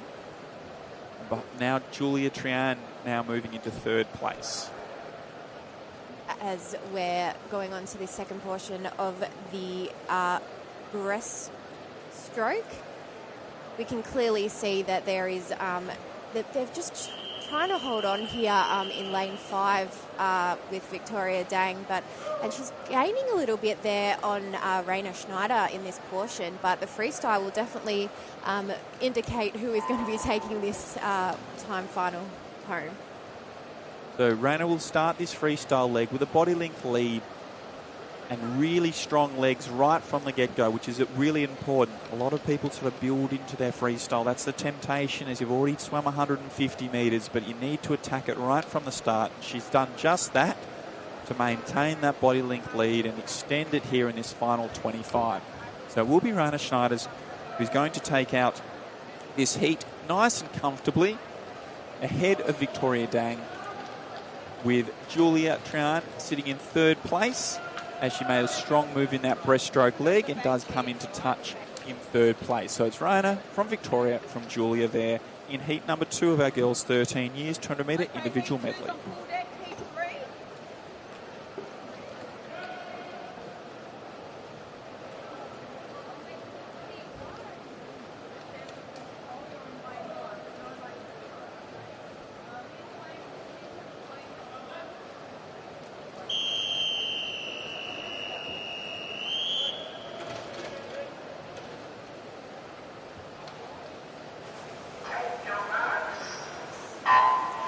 And we are underway here for our third and final heat of the individual medley girls 13 years 200 metre. A beautiful start here with the butterfly. Such a beautiful stroke, but a very tedious one as well, as we see lane 5 here out in front. Emile Dior from Propulsion there, having just about a half a length body in front. Yeah, motoring here through the propulsion swimmer. She's really propelling herself forward through that butterfly leg, Velichkovsky. And you just wonder whether she can continue that momentum, because you look at the pack who is sitting in second, probably 3 swimmers at the moment who are leading the way. Lane 3 in Ella Robinson, lane 4 in Annabella Kim, and you could even chuck lane 7 in Yushen Guo in that contention. Yes, it's definitely one of the closer pack races that we've seen today, as we've still got the lead here for lane 5 in Amelie Dior there, as she touches that wall going into the second half of this event. It's a 108.73 into the breaststroke portion, which again, one of the make or break parts of this medley race. Yeah, I love the work being put in by Annabella Kim in lane 4 at the moment. You can see she's really closing up on that gap that Velichkovsky had over the field. Almost identical to the touch there. Only, I'm just trying to work out the split, less than a second between them. That's incredible, as the gap is getting smaller and smaller between first and second here, lanes 4 and 5, Annabella Kim and Amelie Dior, as we are about to approach that wall, touching in first at a 156.5, Annabella Kim, moving on to the freestyle, as they're going to be racing hard to get that finish here for the medley event. What a swim from Kim. She's now not only taken the lead, but she's putting the burners on. Got 3 body lengths ahead, so just incredible work. You can see what a really dominant freestyle leg does within this age group. And right now, her lead, she's only gaining. So what an incredible back half to this race for Annabella Kim. Absolutely incredible. Those kicks were just working in her favour. She touches that wall with a time of 2:25.97. Annabella Kim in second there, 2:36.5 for for Ella Robertson. I'm trying to read the board. And third place at 2:31.01 was Amelie Dior there from Propulsion.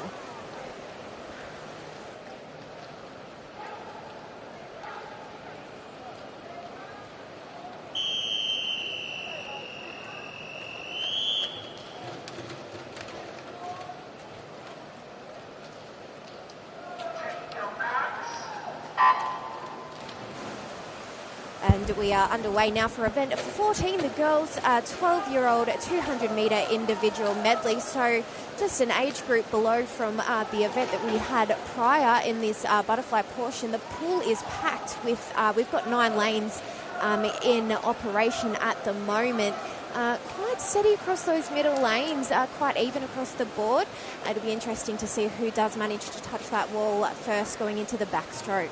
Nice battle in lanes 4 and lane 6. That's Lexi Tao in lane 4 from Yara Plenty and Rosie McCann in lane 6. So at the moment, just with the slight edge, Lexi Tao. She came in to this one with a seed time of 2:31.05. Doing quite well at the moment, just to hold off the pack. As they're going into their second 25 metres of the backstroke portion, we can see that lane 3 is gaining Sadia Zhao on lane 4, Lexi Tao. So I love this medley portion because you just don't know at any point.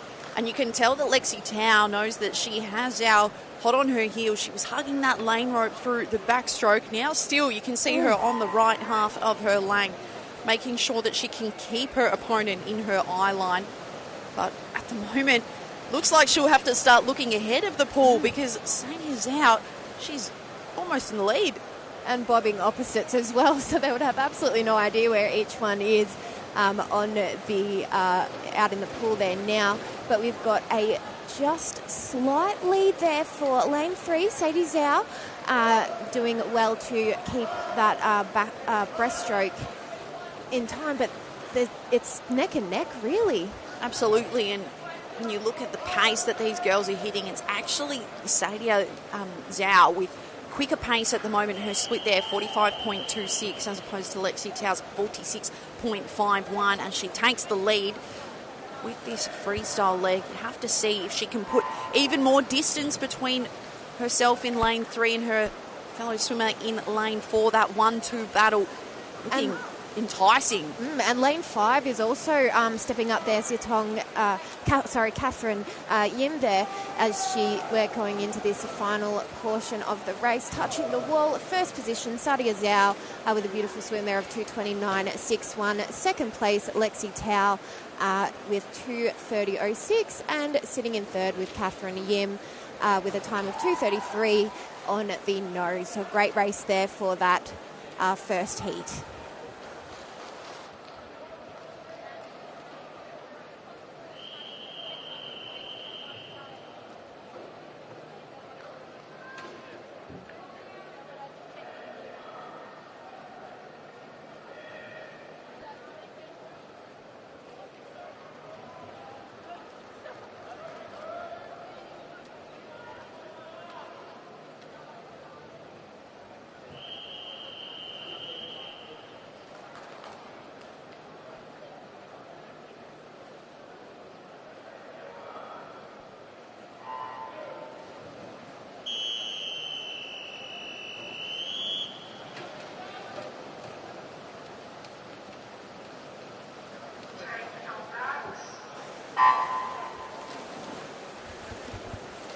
Swimmers in the pool for this second of 3 heats in the 12-year-old 200-metre IM.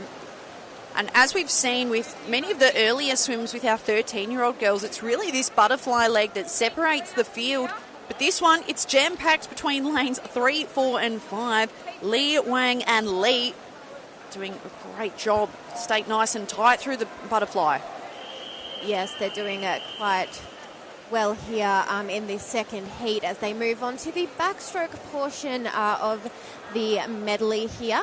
A nice little lead there from lane 4, which is Ellie Wang out of Melbourne at just 12 years of age. These swimmers are in this heat. Doing quite well. Good turn there, touching that wall first, Ellie Wang in lane 4. Nice little lead, but just popping up in lane 3 next to her, Zia Lee from Surrey Park. So the small gap that she had on the field, Ellie Wang, now starting to lengthen. You can see getting that touch in a time of 108.56. More than a second ahead of Lee in lane 3. So that gap only gaining now through the breaststroke leg. Hard thing to be a four-stroke swimmer, especially at the age of 12 when most athletes are just learning, just developing their craft. To be a master of all four, a hard thing, but she's making it look easy, Ellie Wang in lane 4. I know, the talent that we're going to see over this weekend is just absolutely exciting. If you're watching on at home, you're in for a good one because the quality of racing here just keeps getting better and better each meet. As we're in this breaststroke portion, a nice body length lead here for lane 4, Ellie Wang. And just want to going in now to the freestyle portion of this event where we're going to see if someone can catch up to our leader, Ellie. Well, it's looking like an impossible task at the moment, but if you're watching this and maybe you're a 12-year-old thinking, geez, I'd love to do it, but I'm not at the level of these athletes just yet. Fun Swimming Victoria's fun low-pressure introduction for swimmers aged 7 to 12. Contact Swimming Vic if you want to get involved, but she's right involved in it now. Ellie Wang with one body length on the field. She's going to have an emphatic finish, 2:31.67 the time. Not far behind Lee in 2:33.33, and in third, Sophie Lee, 2:34.56. Great race from those girls. One heat to go.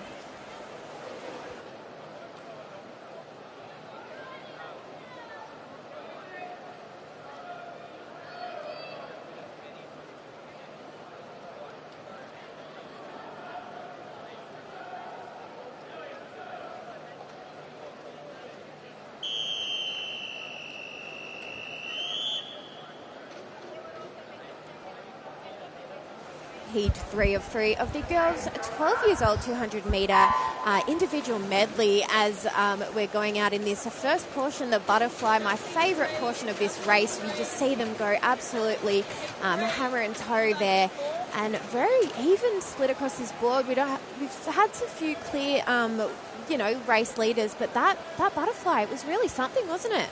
Absolutely, and I'm liking what Alyssa Kostopoulos is doing out of lane 3. She got the lead at the moment, but looks to be narrowing in. Amber Liu out of lane 6. She'll touch the wall first, but it's really that dense pack of 4 through the middle of the pool, as you would expect with these kinds of times. Although, curiously, their seed time spanning from 2:33 for Neve Jeffs all the way out to 2:41 for Amber Liu, looking like a different tale through the first half of this race. And we've got 4 swimmers touching that wall basically in sync there for the backstroke portion. Lucky Hawkeye is here to use their fantastic technology, all sitting on about 32, 33 seconds there for that turn, as they're, again, very even across those 4 lanes. It's definitely going to be a interesting breaststroke portion of this race to see if anyone can just inch out in front. Looking like lane 4 there, Niam Jeffs from Yarra Plenty, just a slight lead. And you can see the swimmers almost attacking it in pairs, trying to outpace their next door neighbour. The battle between Quinn and Liu in 5 and 6. You saw them hugging the same lane rope in the backstroke portion, but now field starting to split in this breaststroke. Yes, and they've almost found themselves in the similar swim pattern, but you can just see that there's a little bit further ahead there in lane 4 with Niam Jeffs just touching that wall ahead of the lanes surrounding her going into the freestyle portion here. And this is what it comes down to. They're low on energy, but they've got to keep that pace quickening, as we're seeing lane 6 here, Amber Liu coming and shortening that gap between first and second. It's a question of how much Jeffs will have in the tank. You saw her quickening her pace, but you're right, there is a lot of momentum behind Liu in lane 6. You think that Jeffs will have enough to hold on, but it's going to be a tough effort. Under the flags now, she will indeed hold on. Great swim. Very good swim there with a time of 2:31.55 for Nyam Jeffs in first for that heat. Second, Amber Liu, 2:34.33. And third place, Alyssa Kostandopoulos with a 2:34.87, finishing off that heat of the prelim girls 12-year-old 200-metre individual medley.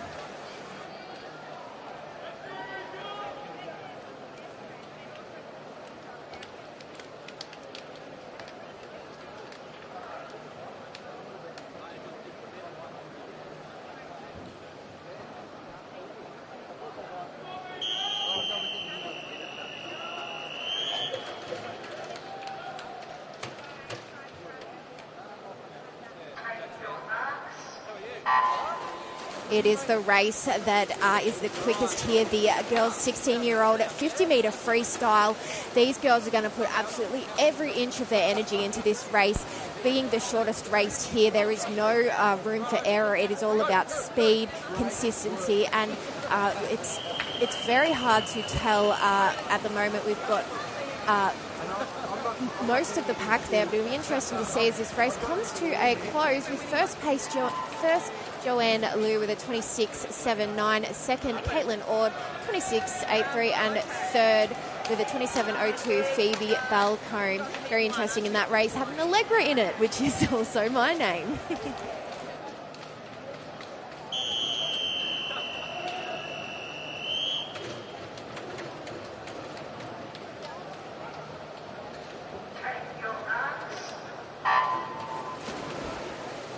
Second of our 4 16-year-old 50-metre freestyle heats. Strong start from the field. I'm liking the work of lane 3 in Vera Zhang. She's doing well, but the first touch will be out of lane 4. Waylon Trung doing well to hold off the field. She's got a fraction in this one. Will she hold off her rival in lane 5, Phoebe Scarf? It's going to go down to the touch for lanes 4 and 5. It does go the way of lane 4. Waylon Trung out of Nunawading, a time of 26.45. Narrowly in second, 26.84 for Phoebe Scarf. And in third, Vera Zhang, 27.04.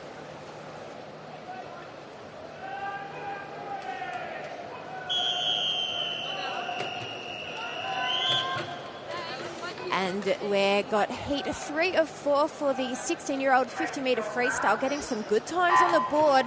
You want to put your absolute all into this race, as they do so, coming up at the halfway point, 5 seconds into the race. And we've got a very steady pack there as they're coming into that first and only turn for the 50 metres, as it's looking very good out there across the board. There's only milliseconds between each swimmer here, as we're going to see who touches this wall first. It's going to be Zara Jeffrey with a 26.94, second 27.18 for Zali Schneiders, and in third we've got 27.3 for Madison Brown.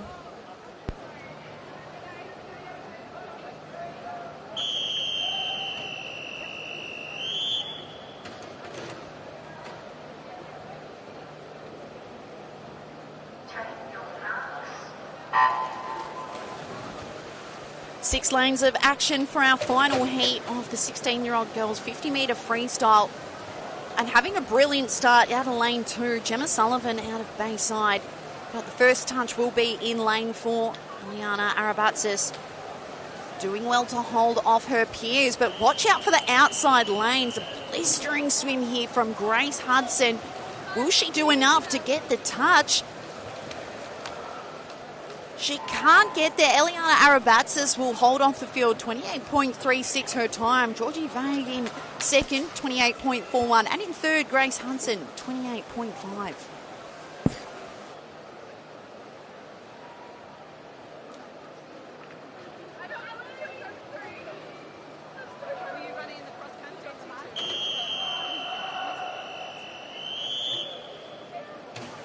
And our next event 20, the girls 15 years, 200 metre individual medley. We've had quite a few age groups of the medley this morning, and it's good to get the next lot, the 15-year-olds, in as they go into their butterfly. Beautiful start there, looking very good for lanes 4 and 5 with Lucy Ma and Sierra Kaufman just out in front there. We're all underwater now, popping out and a good little lead there. It's very neck and neck between lane 4 and 5. Absolutely. Look out for the name of Lucy Ma from lane 4.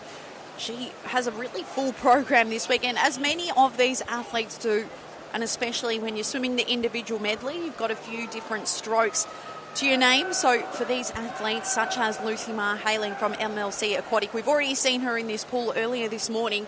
Maybe they were just warm-ups for what she's showing us right now.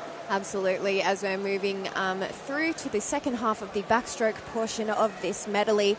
It's looking good for Sierra Kaufman with a 30.46 there. As a nice little lead for lane 5 with Sierra. Let's see if she can hold on to it into this next portion, the breaststroke. It's always one of those indicating strokes that we've already seen a bit of a change there. Yeah, I think Sierra would be disappointed with her touch. It felt like she was gliding for an eternity, just trying to stretch to the wall. So perhaps something went awry in strategy there, conceding the lead to Lucy Ma. The question is whether she can hem it back now, a body length almost for Ma. But with breaststroke, if you can get this right and just put a bit of pressure on the freestyle leg, it really could be anyone's race. But right now, she's got a bit of work to do, Sierra Kaufman. Absolutely. We've got about a body and a half between first and second position here as we are going into the freestyle portion, the portion where you've just got to absolutely battle it out. And a good lead here for lane 4, Lucy Ma from MLC Aquatic, as she goes into her next turn there. And she's got about half a lap of a lead there. Yeah, and she's almost got a lap on the rest of the field. So an emphatic swim from Lucy Ma. Came into this one with a seed time of 2:14.28. And it's looking like a 2:23.81 for Sierra Kaufman there with a good time. And second place, Allegra Bombardi with a 2:29.27, one that I didn't even notice in the pack there, coming from that outside lane. And Lucy Ma is actually our winner, there, with a 2:17.49, putting Sierra in second and Allegra in third.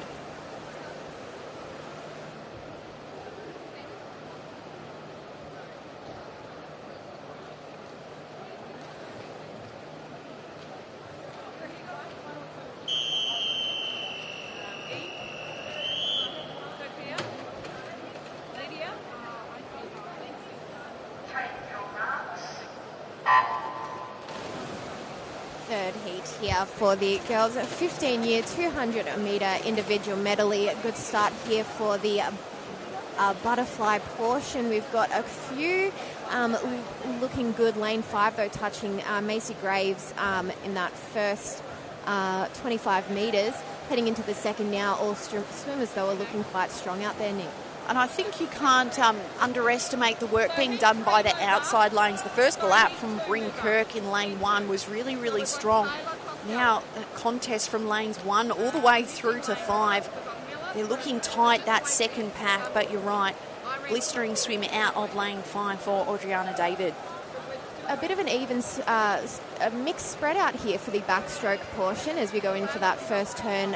Lane 5, Macy Graves is the one who touches that wall first, but making up some good pace there is lane 4, Lucy Reed from MLC Aquatic, as well as Amelia Grover from Surrey Park. So it's very close between second and third. We've got a clear indicator of our leader at the current moment coming into the breaststroke portion. And you could see the awareness from Arabella Johnson in lane 4. She was really hugging that lane rope between her and lane 3 in that backstroke portion. Now she knows she's hot on the heels of Adriana David. So that gap, it looks sizable before, but now I think the work of Johnson, what she can do in the back half of this race, this is going to be a tight one.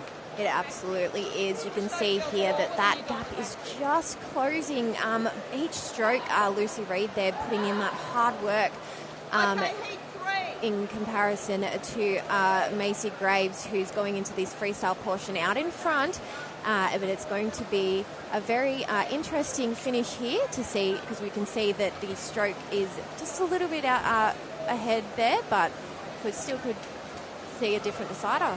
Yeah, David gets the touch first, and you wonder how much energy she still has in the tank. She's been leading the field this entire race. She just needs to have enough in it now. I think she will as she heads under the flags.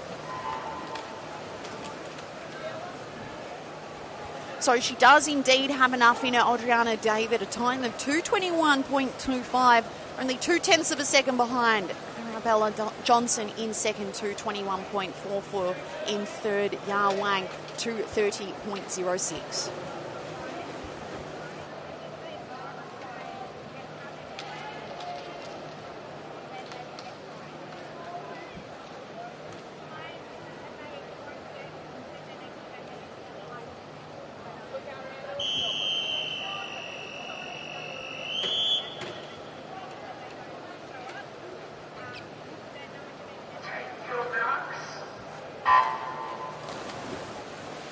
Third and final heat for our 15-year-old girls 200-metre individual medley.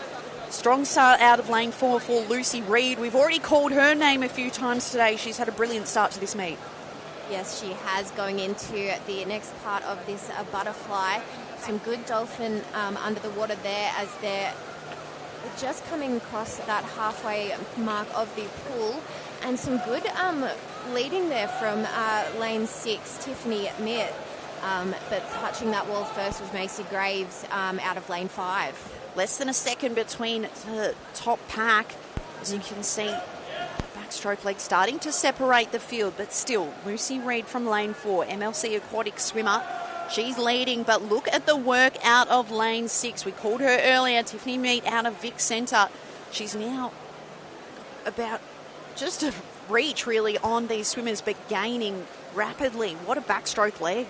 I'm so interested to see what the breaststroke portion is going to look like for this heat, because the leader just keeps changing. We've got Tiffany Meart coming and touching that wall first at a 1:08, as we've got a new leader now in lane number 4, Lucy Reid, in this breaststroke portion. Yeah, she was strong early, Lucy Reid. She now regains the lead in this breaststroke leg. She's putting some distance on the field now still. Close checking from Macy Graves out of lane 5, the Nunawading swimmer. Falling behind now, Tiffany Mead. She had really strong work in the backstroke, early stages of the breast, but now it's just one swimmer we're keeping our eyes on, Lucy Reid, as she heads into the freestyle. A split time of 1:48.2, 39.77 for that earlier portion. Now, the freestyle, she's just letting everyone else be in her wake. She's motoring down now as she goes into this final 25 of the individual medley. Looks like there's no stopping her now. She's got steady rhythm, good pace there, and great kicking action, as well as she's coming home to finish in this first position in the heat. So Lucy Reid, she checks the time. It's a time of 2:21.03. Great work, Maisie Graves, 2:26.34. And in third, Amelia Grover, 2:28.32. Strong work from the inner lanes.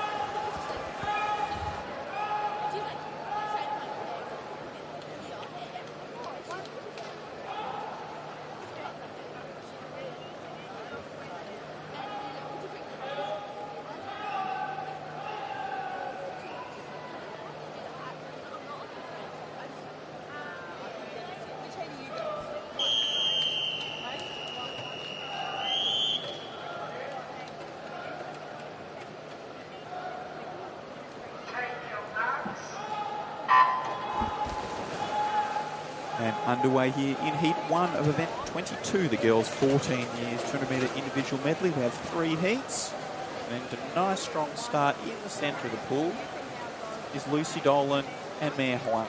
Those two lead through this opening 25.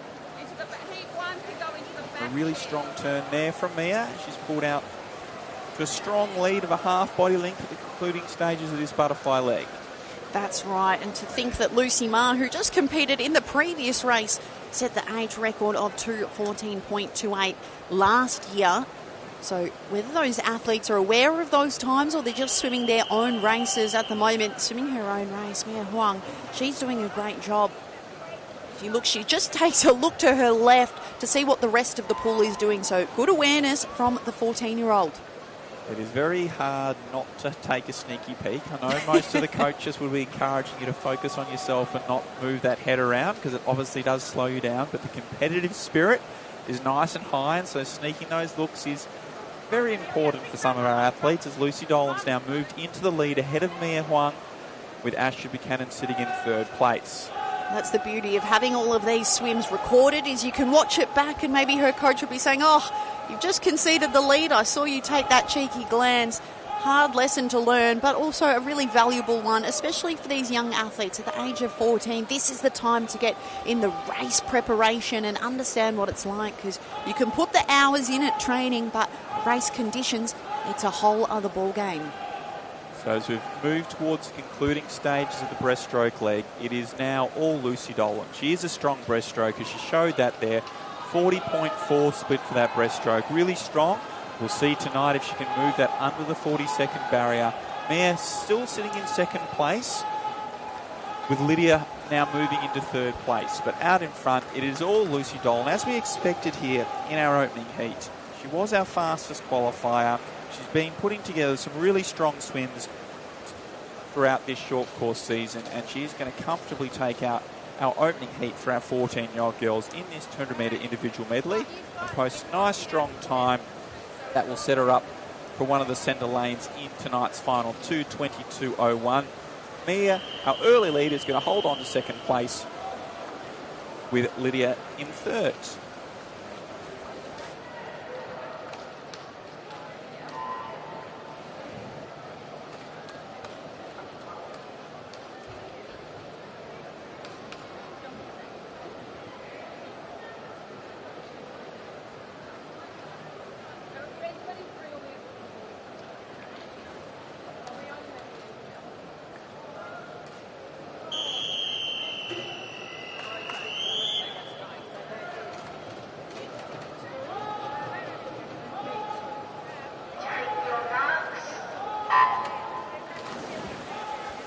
Second of our three heats underway for the girls' 14-year-old 200-metre individual medley. Strong start from all swimmers, but I'm liking the work Aria Went from Surrey Park out of lane 5. Yeah, we know Aria's really strong on those underwater works. She always gets off to a good start. Really good dolphins off the wall there. Once again, popping up at the 10-metre mark to extend her lead over Kimberly Chen. It's only a narrow distance between her and Chen, as you've mentioned, but that pack who are racing for second at the moment, lanes 4, 5 and 6, 3, 4 and 6, really tight packing. Rena Liu from lane 6, Nana Wadding doing a good job to hang in there. Yeah, so it's still Ariana out in front, holding that body length lead over those three close pursuers, and once again, strong dolphins off the wall, getting her feet past the flags, which is something we would like to see from probably all of these athletes at these 14-year-old age group. So she's doing a really good job as she's holding on to that lead.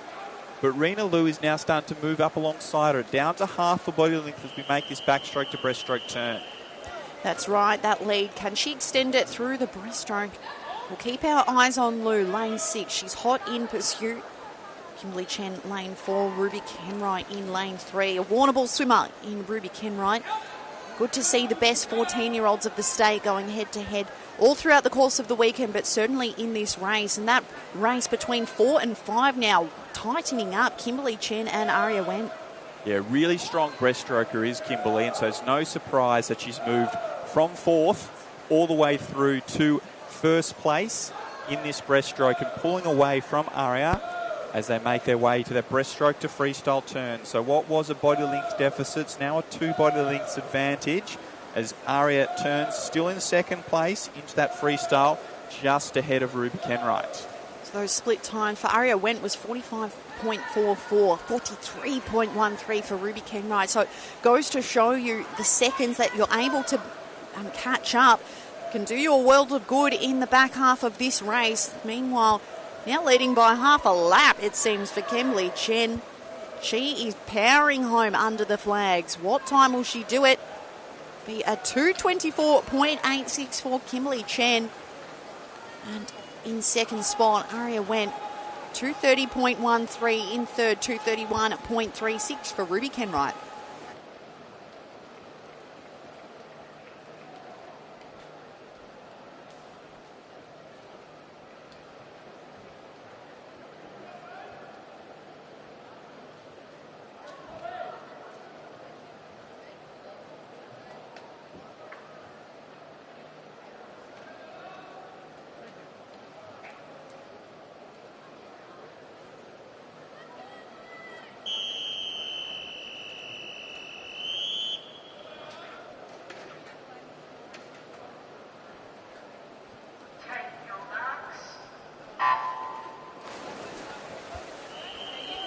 Underway in our third and final heat of girls 14 years 200 metre individual medley, and a nice even start across the pool in our third heat here with Amelia Croetto in the centre of the pool, sitting alongside Gabriella Tan. Those two are going to lead through in this butterfly leg alongside Fiona Leong. Yeah, the work out of lane 3 in Gabrielle Tan, don't dismiss her as well. She's had a really strong start, in fact leading the pack now. So Gabrielle Tan came into this one with a seed time of 2:33.56. Just looking at the splits now, she's done well, 31.38 in the first 50. Yeah, nice strong butterfly leg from Gabrielle. She's maintained that through this opening 25 of backstroke, that half body length lead that she has over both Emily and Fiona.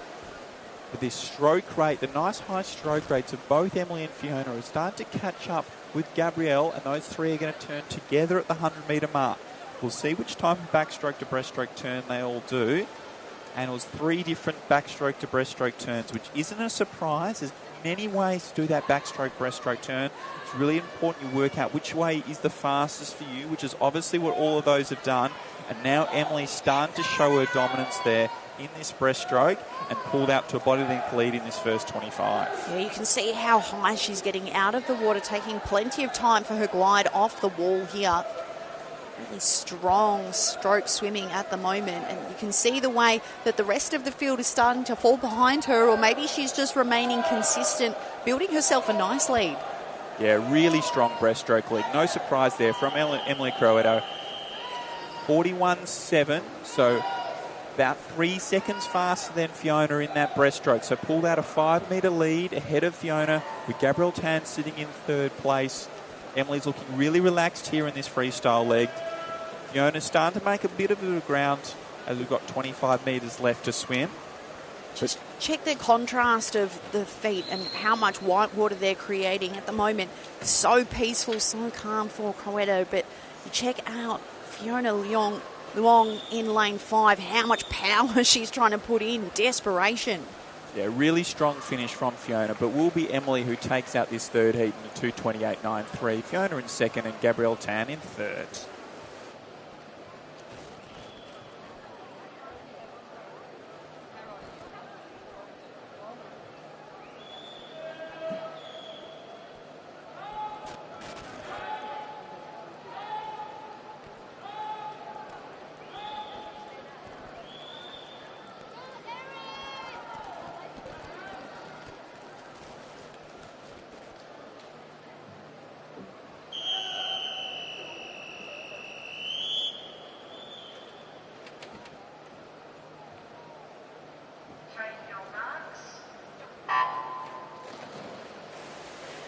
So we're moving on to event 24 on this morning's program. It's the girls' 13-year-olds 100 metre breaststroke. And what a start from the field. Lane 4 doing well, Annabella Kim. And it is Annabella who leads through that opening 25 and getting good distance out of her split stroke, popping up just before the 10 metres to maintain her lead in this second 25, with Charlotte Ford sitting in second and a nice tight battle behind for third. But it will be Annabella who leads through this opening 50. Nice swift 34.47. to think the rest of the field is sitting around that 36 mark. She has a nice gap. Can she continue it in the second half of this race? You look at the distance she has over the other swimmers and you think the answer is yes. She moves through that third lap now into the fourth. Nice touch from Annabella Kim. Yeah, she's continuing to extend her lead, which is no surprise, coming in with that entry time of 1:12.70. Clearly the fastest athlete in the field, but the battle behind is going to be nice and tight. There's lots of places in this final up for grabs, so getting that touch will be all important. But Arabella King takes it out in a 1:12.53. Erin Paris gets the touch for second, ahead of Catherine Liu in third.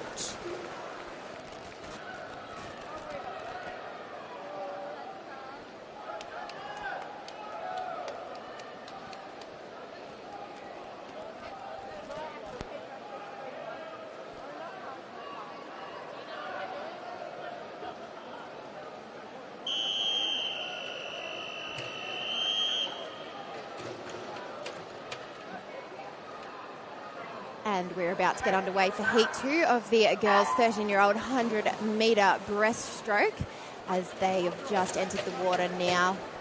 And nice and even across the board here. It's always good when the pack starts like this and you get to see who's going to break away. And it's looking like lane 4 there, Angelina Shang, is our current leader for this race. And it shows how important making sure you're finishing on that full stroke is. Angelina definitely had the lead into that turn, but Summer Zhao was able to manage to finish on a full stroke, come up alongside her as those two approach this 50-metre turn. Once again, Summer right on a full stroke, touches in first place, just ahead of Angelina, with Chelsea Zhang sitting in third place. Timing definitely is very important when it comes to swimming and a stroke like this too, as we see a nice little lead there out of lane 5 for Angelina Shang as she finds a good rhythm there with that touch on the wall. So once again, good turn there, and Summer has continued to extend her lead out in lane 5. So Summer leading by almost 3/4 of the body length ahead of Angelina, with Chelsea Zhang in third. But as we come underneath the flags, it will be Summer who takes out Heat 2 in a 1:15.12, Angelina in second and Chelsea in third.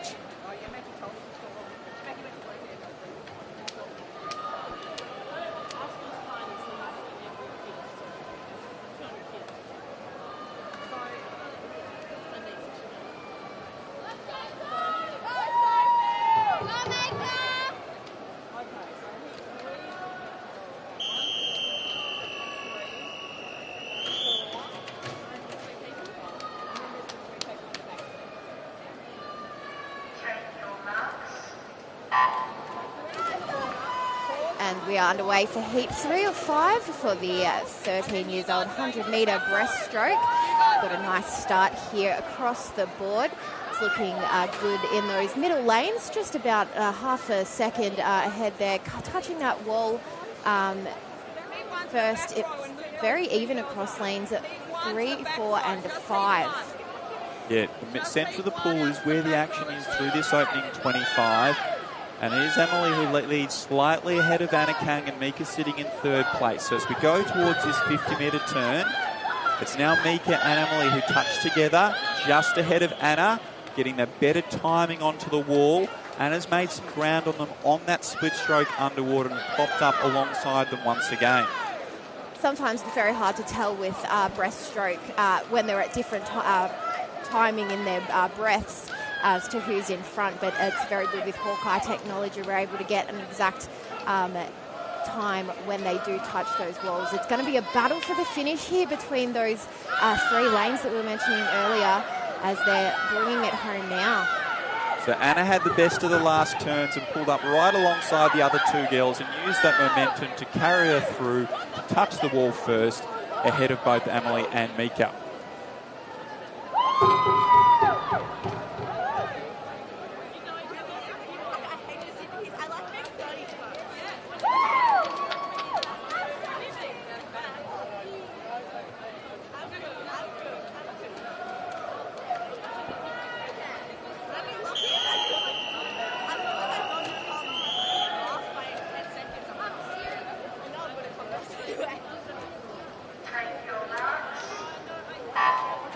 another full heat here with 10 swimmers in the pool for the fourth heat here, as we've got a good start for the breaststroke here.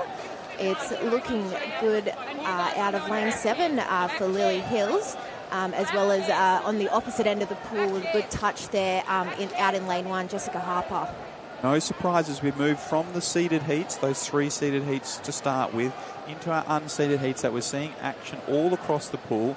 And Jessica Harper's continued that strong first 25 to lead here as she comes underneath the flags to make that turn at the 50-metre mark. So it will be Jessica Harper who leads in this fourth heat. And a nice strong split stroke once again, but moving up alongside her is Isabel Clark in this second 50.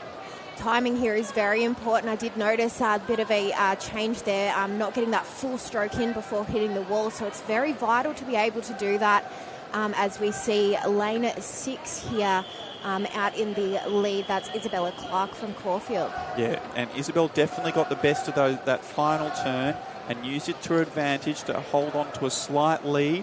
But once again, Jessica Harper's trying to come home nice and strongly down that final 25. It's tightening up underneath the flags between these first 2. But it will be Isabella Clark who takes the touch ahead of Jessica Harper, with Mamie Juang in third.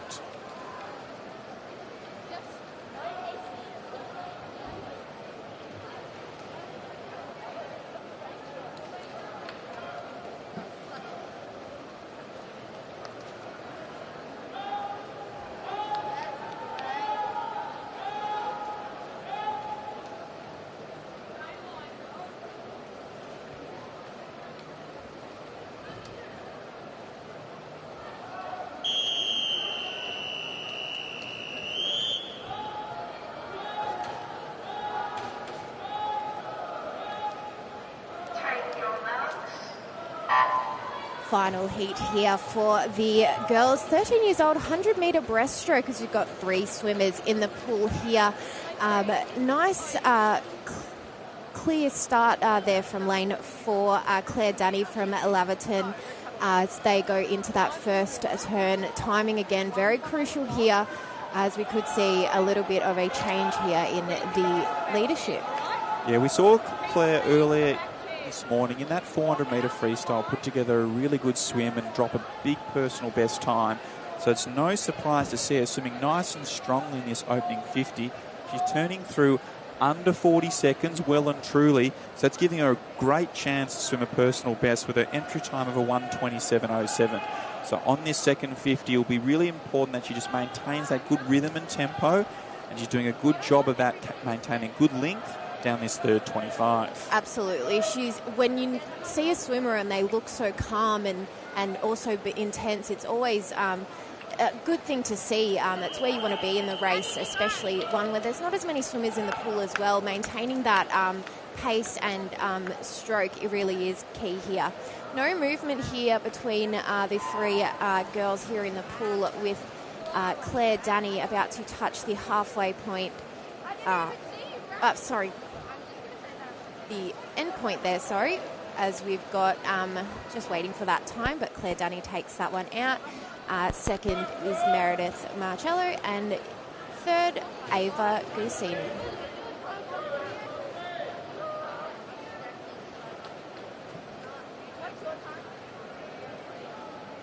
Okay, so you girls are heat 4, right?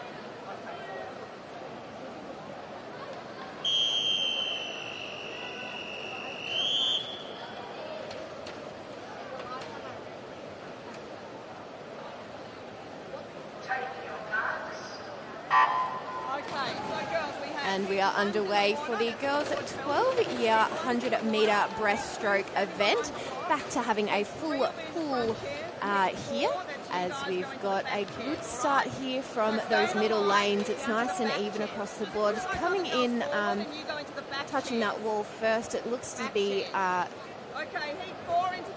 It was Leona Zhu had a nice opening 25 to lead with Sophie Lee. So those two have pulled out a half body length lead over Florence and Lily, who are just on their outside. So it is all action in the centre of the pool here, with heat 1 of event 26, the girls 12 years, 100-metre breaststroke. So we just had the 13-year-old girls. Now we'll move on to the 12-year-old girls in this same 100-metre breaststroke. And a really strong third 25 here from Leona.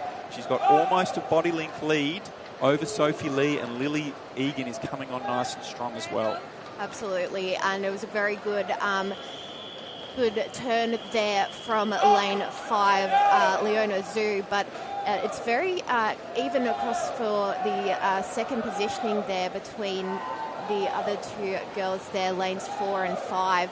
But it's looking like out in lane 3 there that Lily Egan was coming, and Leonie Zhu taking first with a 1:19.57. And second was Lily Egan there with a 1:19.99. So there wasn't much in it between first and second.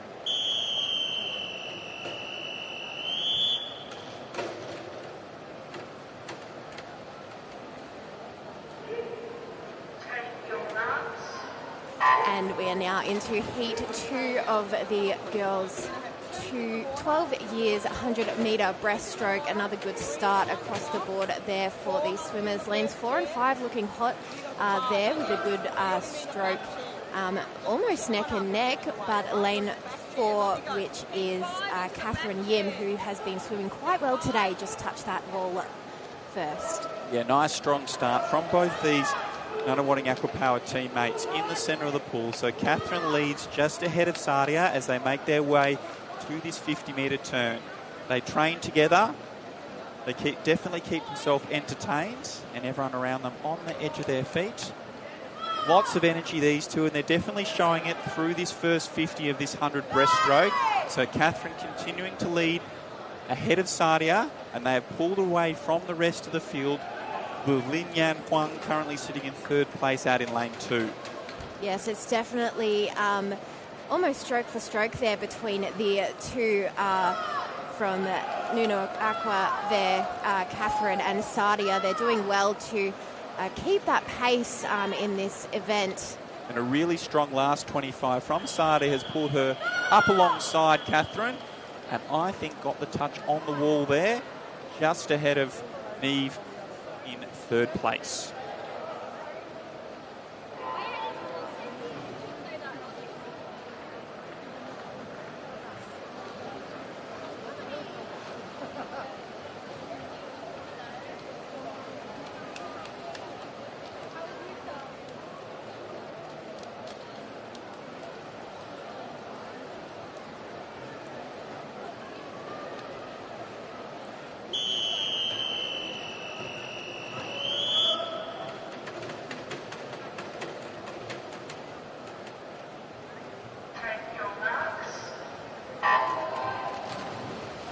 Underway here for the third of 7 heats in this prelim final for the 100-metre breaststroke. 12-year-old girls, fantastic start across the board. We've got just in front there in lane 4 is Alyssa Kostopoulos from Doncaster, doing quite well to get ahead of the pack. And it is Alyssa who's leading this opening 50 metres, which is no surprise. She has the fastest entry time, and she's using speed in this opening 50 to set herself up nicely. She's leading by a body length over Chinula as they make their way through this opening 50, with Chloe sitting in third place. It's a very good swim across the board here. As we see, there's a clear indicator of lane 4, Alyssa there just out in front, but lanes 5 and 6, they're doing quite well to keep up the pace there, Chinuli and Cleo. Yeah, once again, Cleo got the better of the turns over Chinuli to hold on to second place with 10 metres left to swim, and is now starting to make some ground on our leader, but Alyssa had too much of an advantage in that opening 50 and will take out this third heat in a 1:18.34. Cleo in second and Chinuli in third.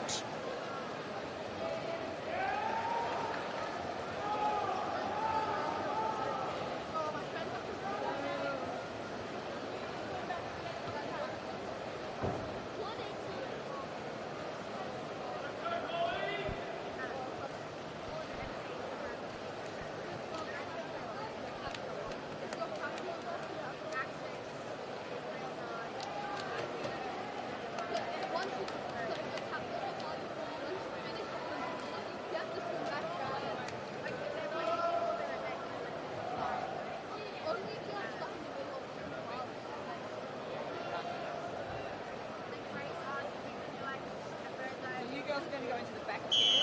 I mean, what the other girls can move forward so that the boys can finish it. Heat 4 of 7 now, as we've got a full pool as we've had for all of the heats. 10 swimmers across the board there entering the pool now. Just coming up under the water now, we've got a very consistent line there, which is going to be very vital when it gets to that wall with their strokes. Yeah, so it is Grace Randall in lane 0 and Eva Chen in lane 4. Swimming nice and strongly through the first 25 with Jennifer Zhu in lane 8. They're our three leaders as we make our way down towards the 50-metre turn. And it is Eva Chen who's now pulled clear of the rest of the field. She's maintained that speed she had in that opening 25 and is going to take a body length lead into that second 50 with Olivia Swart now moving into second place ahead of Jennifer Zhu.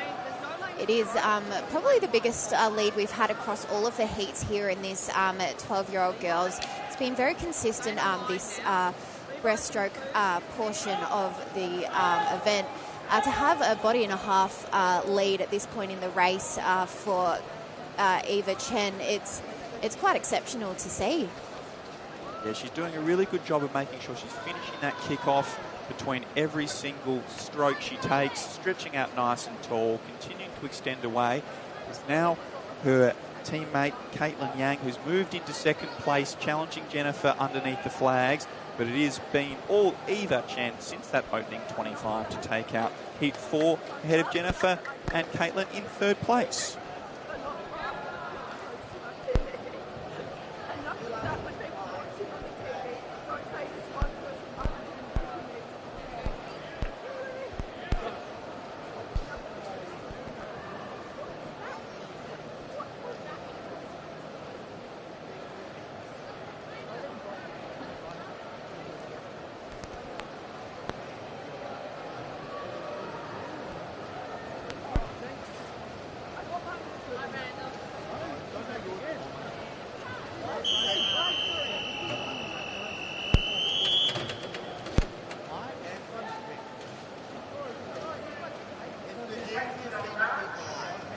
Heat 5 now of the 12-year-old 100-metre breaststroke. Again, another full pull across the board there. Good start. And seeing a lot of amazing Funky Trunks and Funkita out there, which are proud sponsors of Swimming Victoria, as we're coming into this first 25 metres. Lanes 2, 7 and 8 are just doing quite well to touch that wall at a similar time. Yeah, Winter Rose and Chelsea leading down here in lanes 7 and 8 through that opening 25. Evie Oswin going with them and swimming nice and strongly. So Evie and Winter Rose will be our leaders through this opening 50, just ahead of Chelsea as those three turn first. And it's always good when the outside lanes get a bit of a chance here at the Horton pool, as we've got a very consistent sort of swim pattern here between 7 and 8. That's Winter Rose and at Chelsea there as they're hitting that turn coming into the final portion of this heat. So it has been these three athletes, Evie Oswin, Winter Rose Wens and Chelsea O, who have led us through this first 75 metres. They're continuing to hold on to their lead in this final 25, with Evie's now taking over the lead. Also finishing strongly is Kiana in lane 2, but it will be Evie who touches the wall first, ahead of Chelsea and Winter Rose in third.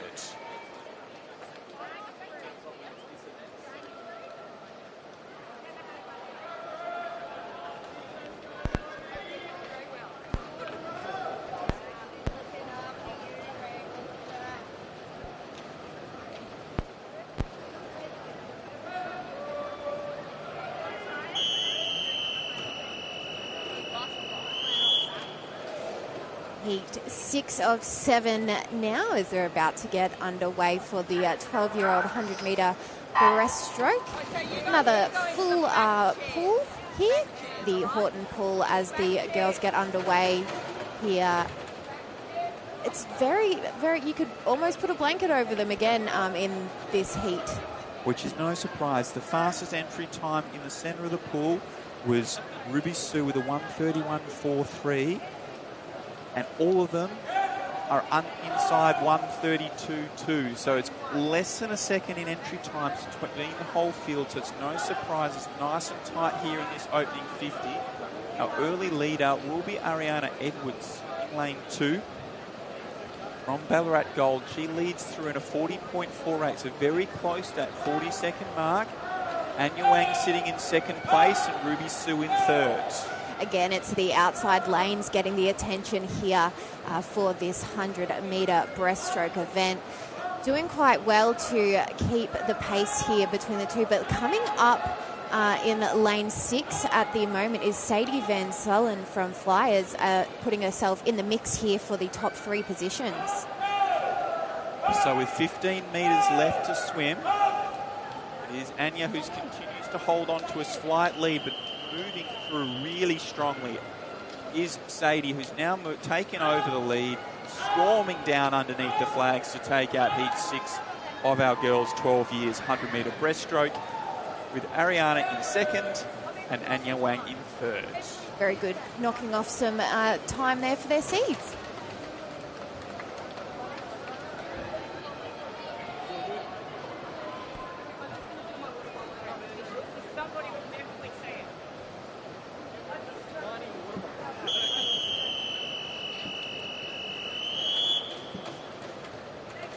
Heat 7 of 7 here at MSAC, the UNCLOUD 2026-2027 Victorian Age Championship, as the girls enter the water for the final heat in this breaststroke portion, as we see who is going to be coming out in front. It's looking good for lane 0, Priscilla he, and also lane 7, Stacey Dew. Yeah, so Priscilla turns first, just ahead of Stacey in that opening 25 in our 7th and final heat. We've seen a lot of these girls in this age group drop big chunks of time to swim some personal bests. We'll see if anyone here in this 7th and final heat can get under that 1:30 barrier for the first time. So they've all entered in a 1:32, and it is Priscilla who leads through in a 41.13.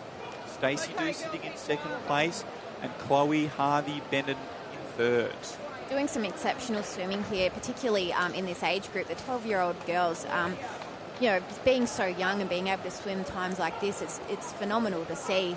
And again, looking at lane 0 at the moment, Priscilla is just touched that wall just in front of lane 7, Stacey Dew, as they're in for this final portion of the race. Yeah, so it is our 12-year-olds' first time they are eligible to swim at these Victorian Age Short Course Championships, and they're definitely putting on a good performance here as Priscilla he continues to hold that lead. She established in the first 25. She's led throughout. She comes down to touch under the 1:30 mark for the first time. Laura Boyd swimming a really strong second 50 for second, with Stacey Dew in third.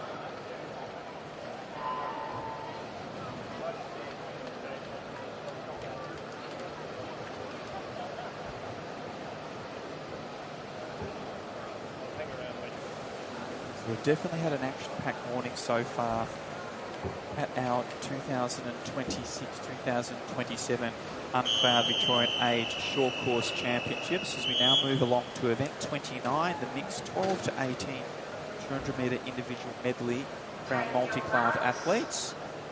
We have 3 heats, with heat 1 now in the water, and off to a strong start in the centre of the pool is Lockie Bellion. It's worth noting that there are 4 different classifications within this multi-class event. So we've got an SM9 athlete in Blake Warren out of lane 8. Then we've got multiple SM SM14 swimmers, multiple SM19 swimmers, and even an SM10 swimmer in Mackenzie Gibbs out of lane 6. So all of these different athletes come into this one with different types of disability. At the moment, Lockie Bellion in lane 4, tremendous swim. And he's doing a really good job through that butterfly leg. He's now moved into the backstroke, trying to keep that stroke rate up nice and high. Cooper Harrington swimming alongside him and doing a good job as well, with Meg Conhetty sitting in 3rd place after the butterfly.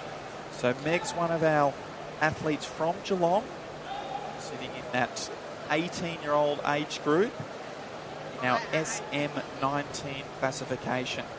That's right, Meg. She came into this one with a seed time of 2:49.52. So given that these swimmers are of different genders, different classifications, as we've already mentioned, for these athletes, it's about what time they produce, because as we know, once you divvy it up, as according to ages, genders, etc., etc., it's about that points, and everyone's really running their own race. And as we make our way through this breaststroke leg for Lockie, we're seeing Blake Warren turning through halfway in his backstroke leg. Both of our Traralgon athletes and teammates.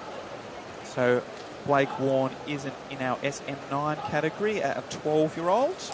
So one of our youngest athletes in the field, our only 12-year-old in this heat. How special it is for Blake to be coming up against 18-year-old in Lockie Bellion. Such a different span of ages, and we know for teenagers in all stages of development, the difference between a 12-year-old's body and an 18-year-old body, what you go through, the learnings you go through in your swimming journey. Everyone finds this sport in different ways, but getting to know that race experience, things like marshalling, it's a very overwhelming, overstimulating environment here at MSAC. So good for these athletes to get that experience, as we're seeing throughout the whole meet for all athletes. And it's really nice that you've got an older teammate in your own heat, and Lockie has done a really good job there to touch the wall first under the 2:30 barrier. So that's a personal best time there for Lockie Bellion. So really strong swim there. Cooper Harrington second to the wall, as we've still got all our athletes coming into the wall. Third to the wall will be Levi Jarrett, closely followed by Meg Conhetty. So we're looking at those athletes' times, and then at the conclusion of this race, their times will be converted into a point score, and that point score will determine which athletes progress through to the finals tonight. Next into the wall was in lane 6 Mackenzie Gibbs, closely followed by Abby Garland.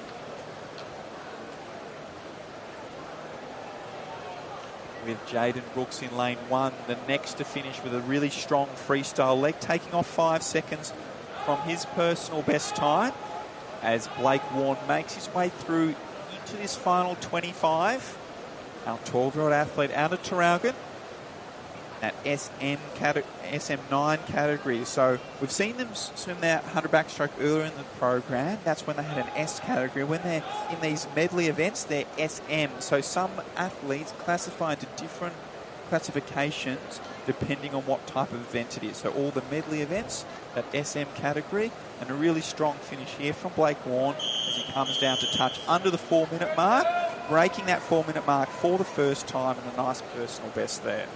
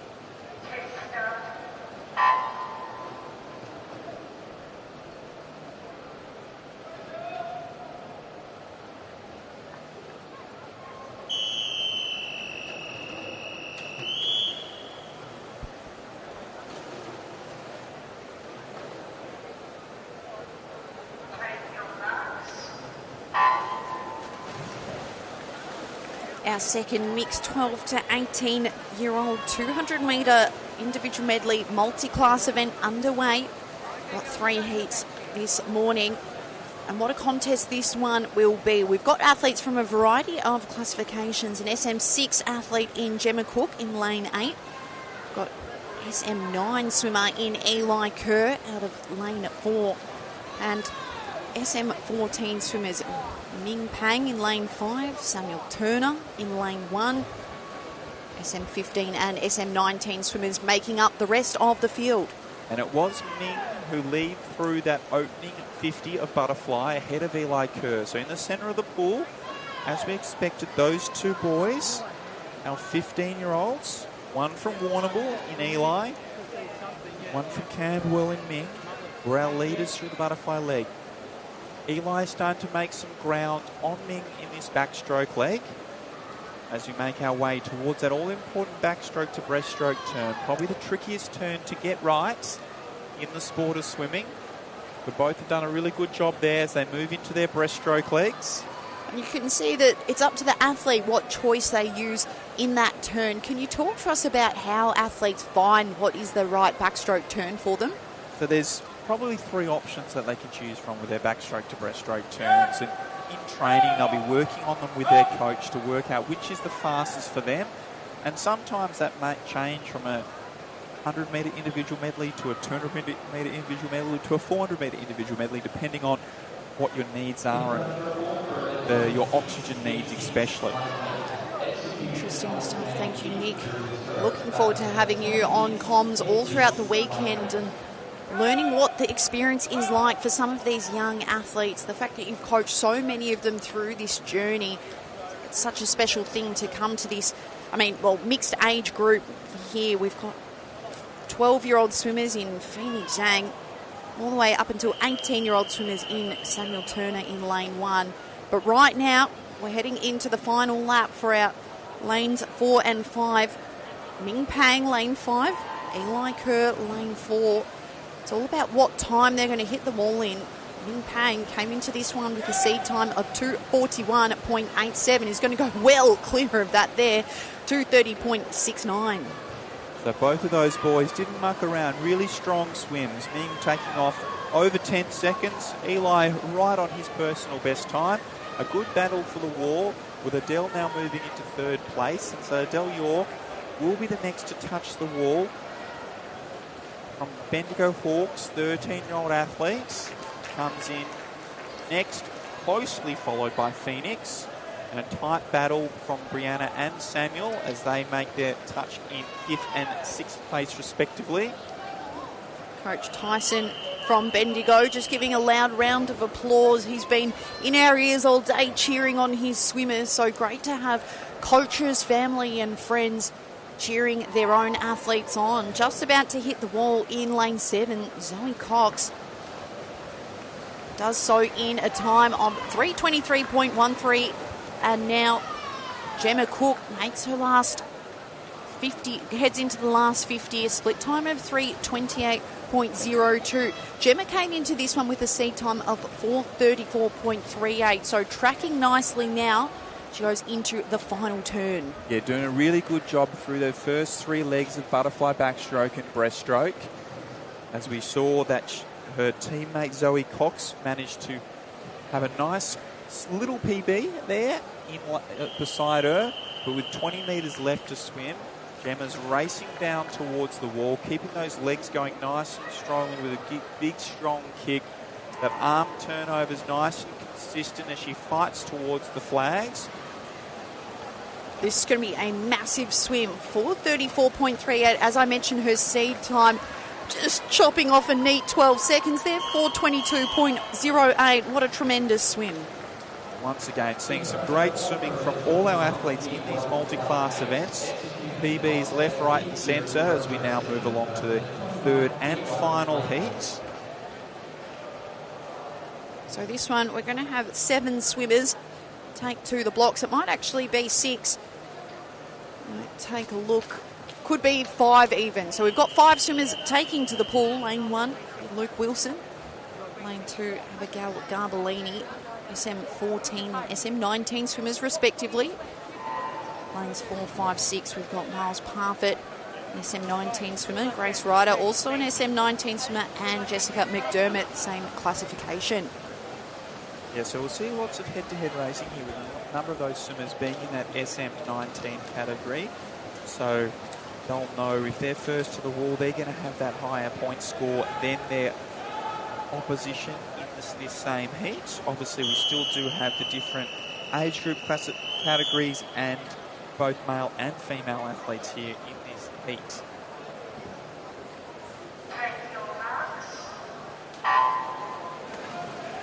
Here we go, the final of our 3 heat swims for the mixed 12 to 18-year-old 200-metre individual medley. Off to a flying start in lane 4, Miles Parfitt out of Northcote. Came into this one with a seed time of 2:37.37. A lot to gain out of this swim. So Miles is our 17-year-old athlete out of Northcote, putting together a really, really strong butterfly leg as he makes his way through the 30.78. Will be Grace Ryder, who touches second after the butterfly leg, ahead of Jessica McDermott. Abigail Garbellini sitting in 4th place. It's nice to have those head-to-head contests throughout the pool. As you can see, sitting in 2nd and 3rd spot at the moment, the contest between lanes 5 and 6, Grace Ryder and Jessica McDermott. 18-year-old and a 14-year-old, so they might have come across each other in the journey right now through the backstroke, able to hug that middle lane rope. Get a really good understanding for the feeling of racing against each other, going head-to-head. Touching the wall now, that backstroke into breaststroke leg for Miles Parfitt. Executes the turn nicely. Now, Grace Ryder and Jessica McDermott not too far behind. And in lane 2, Abigail Garbellini, 15-year-old swimmer, putting in some nice length into her breaststroke now, but about to hit the wall. Come into the back end of this breaststroke, Miles Parfitt. He's done a really good job. I've been really impressed. I've been watching Jessica's turns. Jessica McDermott's doing a fantastic job of getting great distance underwater off every wall, and once again off that split stroke. She got out well past the flags as Miles now makes his way into the freestyle leg. He's done a good job there getting his waist right out to the flags off that final turn. As Jessica makes her way through to this second turn, she's just gone past Grace in this breaststroke leg. And there's the head-to-head contest, 47.42 the split time off the breaststroke for Jessica McDermott, 48.18 for Grace Ryder. Abigail Garbellini touching the wall now, heading into that final freestyle leg, as I should mention, the stroke of brilliance in lane 4 for Miles Parfitt. Touches the wall in a time of 2:31.56. So does well to shave almost 5 seconds off his seeded time. Hitting the wall now, Jessica McDermott coming through nicely there. Grace Ryder now touching the wall. So those times 2:44.93 and 2:50.93. Now getting the touch, Abigail Garbellini, 2:59.88. And storming down this last 25 for a freestyle is Luke Wilson, our 14-year-old out of South Gippsland Bass, has really flowing down this final 25 to come into touch, and a really strong time there as well. To think his seed time was 4:02.13, an absolutely whopping time, albeit might have a disqualification on the line. So we'll keep you informed of that one, folks. That was the final heat of our mixed 12 to 18-year-old 200-metre individual medley multi-class.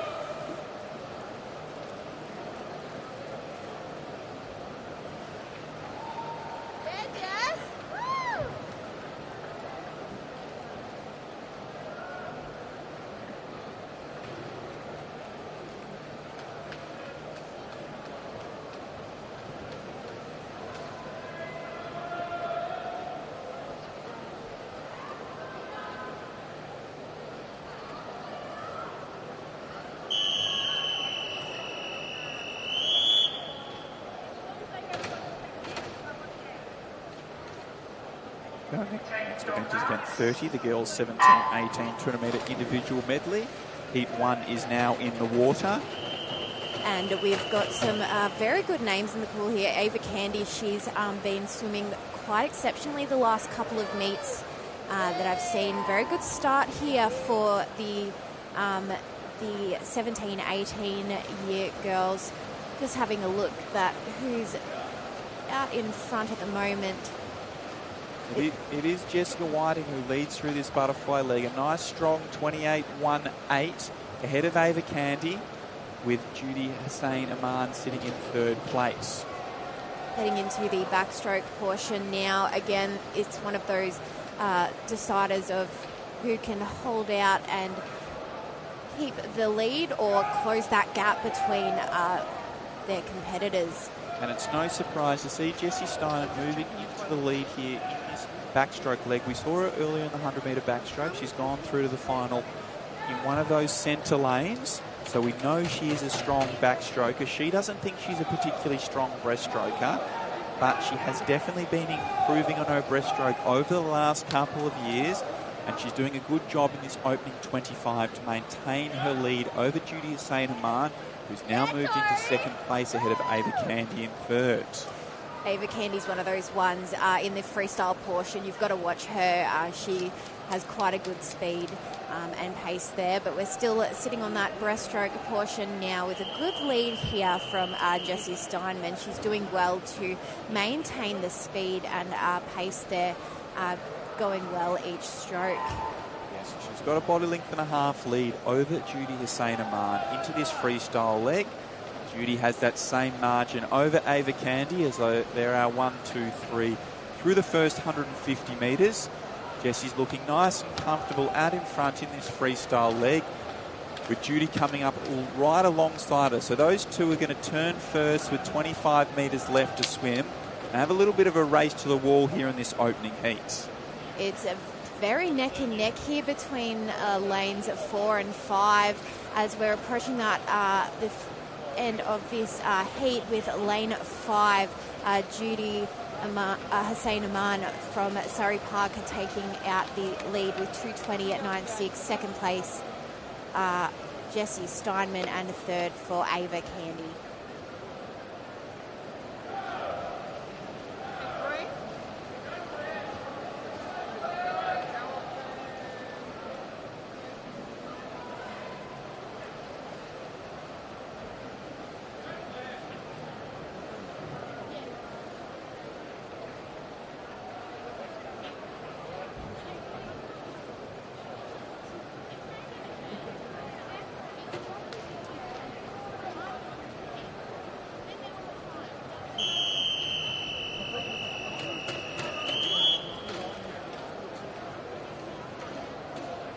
We are about to be underway for the heat 2 of 2 of the girls 17-18 200-metre individual medley, starting out with the butterfly portion. Always a good one to watch. Everyone going hard and fast here, making sure each stroke is well. Hitting the wall there was lane 5 in Emerson Hogan, just out in front there. Yeah, really strong opening 25 from Emerson. Sitting up nice and high and relaxed in this butterfly leg as she leads through in 29.37, ahead of Chloe Burke, with Jiu Su sitting in third place. Backstroke now as we are getting underway for this medley. Coming towards the wall, but closing that gap, lane 4 there, Claire Matheson, Chloe Burke, just behind Emerson Hogan there, as we're seeing some gaps close here and some gaps open up as well. Yeah, so those first 3 have now pulled well clear of the rest of the field as they all touch the wall together and move into this breaststroke leg. A really strong split stroke from Emerson has now popped up with that half body length lead. Now we'll start to see the breaststrokers make their way through the field. Expect to see Sanalia White start to close down a little bit on Claire Matheson in this breaststroke leg. clutching the wall at almost the same time. Lane 4 and 5, Chloe Burke, Emerson Hogan, but Emerson just out in front. Chloe just out in front there with that split time of 35 compared to 36, as they're closing in now to the final portion of the breaststroke. Again, it's going to be close, but Lane 4, Chloe Burke just touches ahead. Yeah, so Chloe came up alongside Emerson in that second 25 of breaststroke, but now Emerson has re-established that slight lead as we head down to this final turn. So it will be Emerson who leads through from Chloe. Claire Matheson sitting in third place as those three head into that final 25 here in our second and final heat of our girls 17-18 200 metre individual medley. And it is Emerson who's pulled away. She was our early leader, which is consolidated that in our freestyle leg to take out the heat ahead of Chloe Burke with Claire Matheson in third. And a nice battle for fourth going to Angelina ahead of Salia. Those spots could be all important for the final tonight with just those two heats. A nice strong swim from those athletes under 2:30 will sit them in a good place to swim again tonight.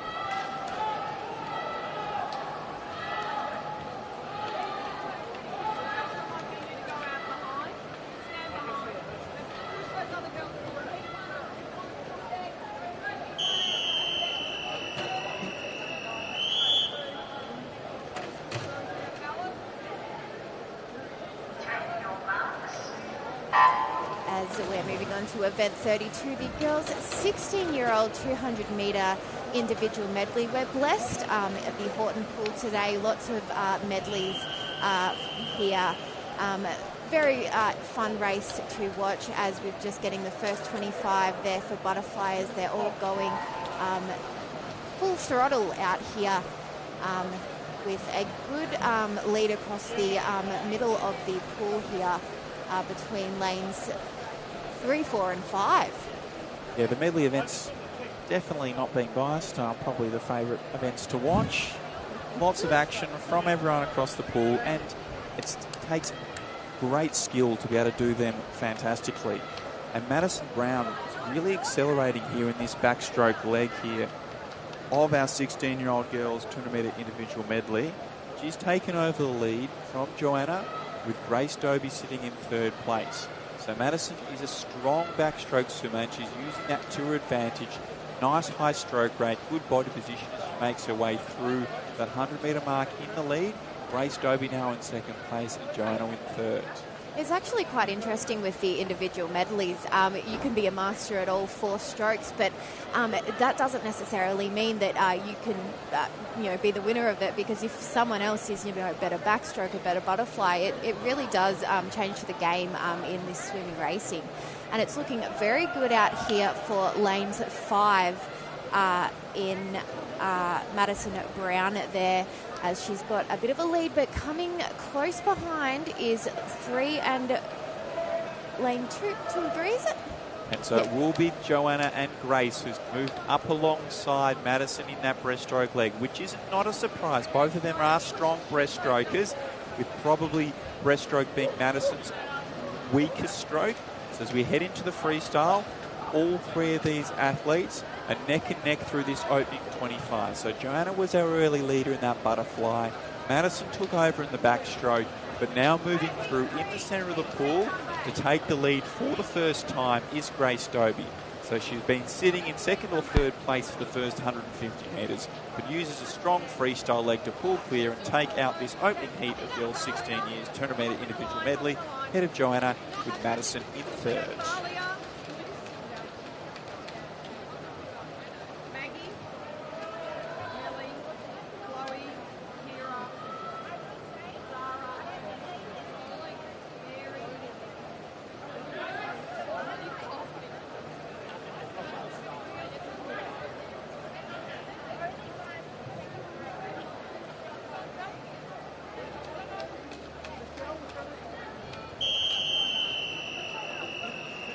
Heat 2 of 3 for the girls 16 years 200 metre individual medley, about to get underway for the butterfly portion of this race as they come out absolutely firing as we're hitting approaching the 25-metre mark. Good start here from lane 5, Waylon Trong, with a little bit of a lead at this moment. Yeah, really strong butterfly leg from Waylon, sitting up nice and high, nice and relaxed. The aim in this 200 individual medley is trying to get through this butterfly as fast as you can with using as little energy as possible. She's done a good job there, turning under 30 seconds ahead of Lucy Doyle, with Ava Thickens sitting in 3rd place.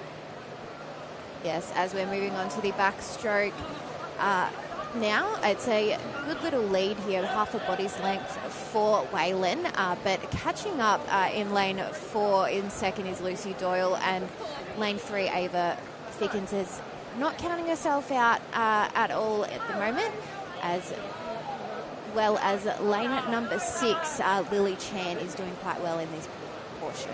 So it will be the Nuttawading teammates who turn first and second at that 100-metre turn, with Waylon just leading Lucy as we move into this breaststroke leg.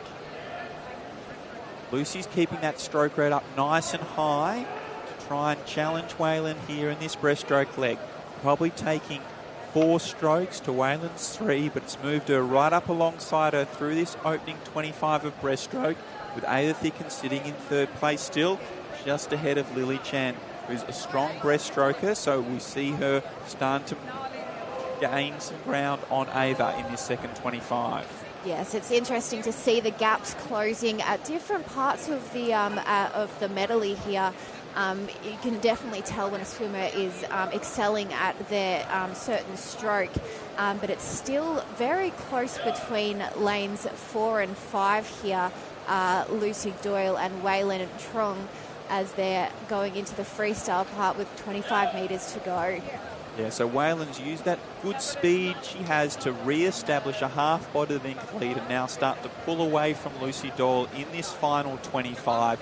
Lucy's known really as a good distance freestyle, so it's no surprise that she's not letting her get very far ahead in that final finish. But it will be Nuttawading 1-2 there, with Ava Thickens in 3rd.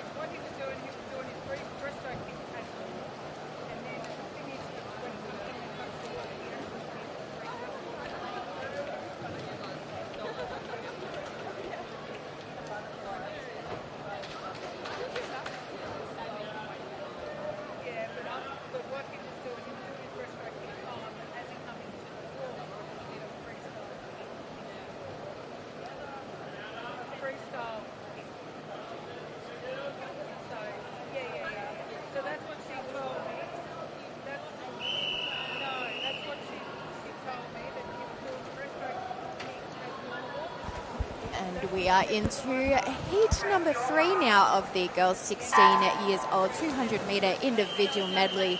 Butterfly is our first stroke here. Great start across the board. Those middle lanes really fighting hard here, as it's actually looking like lane 3 touches that wall first. Hannah Buchanan out of Ballarat, another quality swimmer. That's right. She had the 3rd slowest reaction time, 0.7 off the block, but what she's doing now in this butterfly leg, really, really impressive. You see that touch on the wall, all quality as she leads the field, but still closely behind lane 4.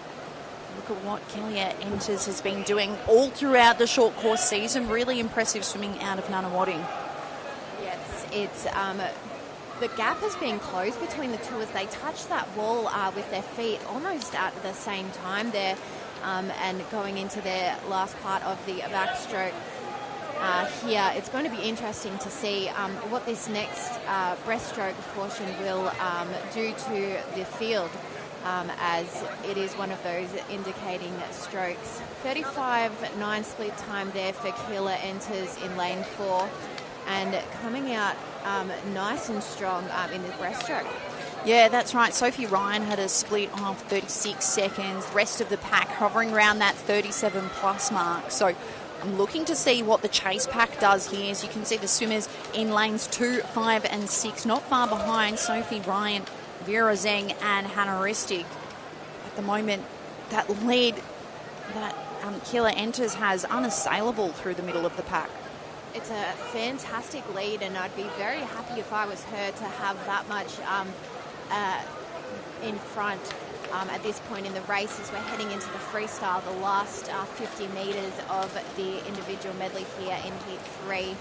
So maybe our focus turns to who's going to finish second, who's going to finish in third. You can see the way in which these athletes are breathing. Take Vera Zeng, for example. She's breathing to the inside so she can keep eyes on lane 3 and see how far behind Hannah Buchanan is. But wow, the spring off the wall now for Hannah Ristig. As you see, Keela enters, about to touch the wall. With a 2:21.12, fantastic finish time there. Second place, Hannah Ristig with a 2:27.67, and third, Hannah Buchanan from Ballarat with a 2:29.22, closing out the 16 years 200 metre individual medley.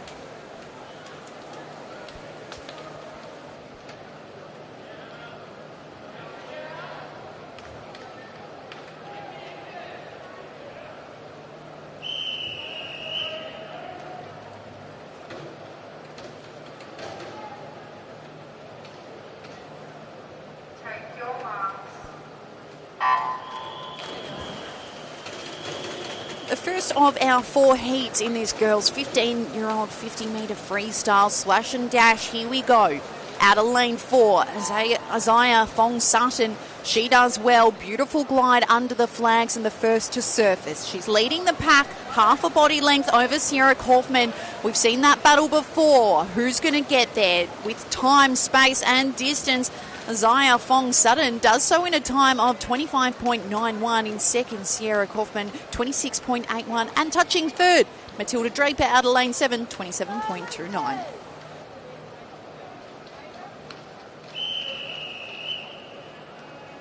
And we're about to get underway. Heat 2 of the 50-metre freestyle, the quickest of all races in this competition.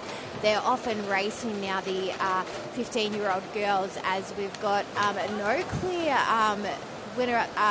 leader at the moment, but doing well. The pace is good. The kicking is fast and quick here as we're coming in. It's looking like lane 4 in Kira Jeffs is doing quite well to maintain that speed as we're looking at the final there, and she has done it. Lucy Marth in lane 4, 26.64. Coming in second, Audrina David with a 27.11.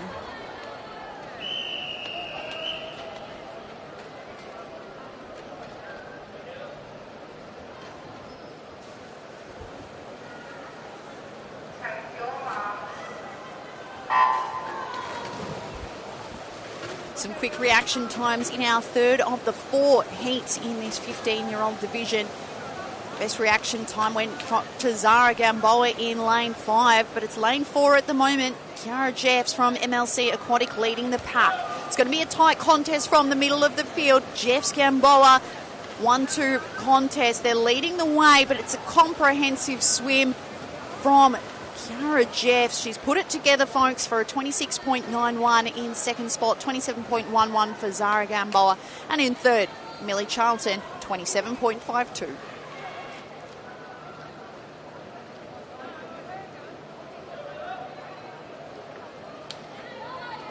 And we're just about underway. Heat 4 of 4 of the girls' 15 years, 50-metre freestyle, the slash and dash, as we love to call it. The quickest race, and these seed times are sitting around the 28-29 mark for all of these girls who are about to compete in the preliminary final at the moment. As they enter the water now, it is going to be a solid start across the board. Arms are going everywhere, legs kicking fast as we see a good start there for Eve Perry and Alyssa Lau. Their lanes 2 and 4.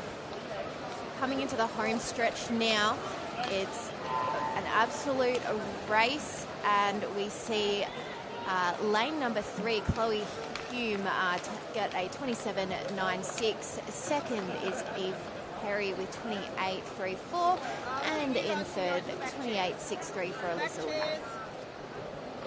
Feed 3 into the back chairs.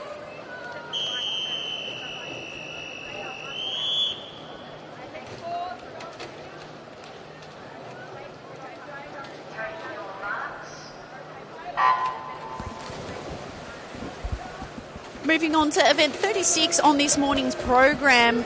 A great day of swimming here at the UNCLOUD Victorian Age Short Course Championships, running from Friday all the way through till Sunday. This event, the 14-year-old girls 100-metre butterfly.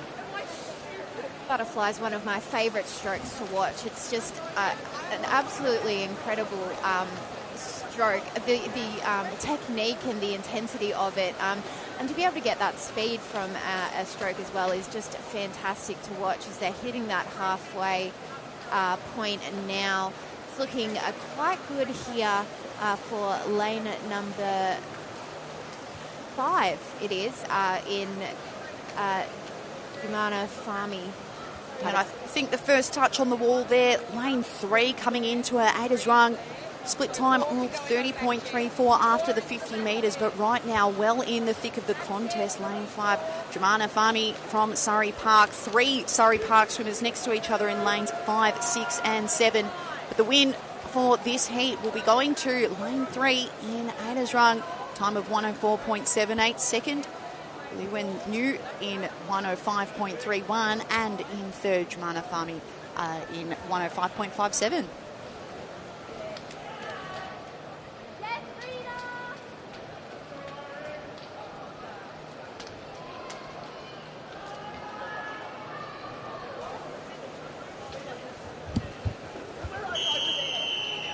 Just a quick thank you to Mattioli, which is Swimming Victoria's aquatic facility maintenance partner with over 50 years experience building and upgrading pools.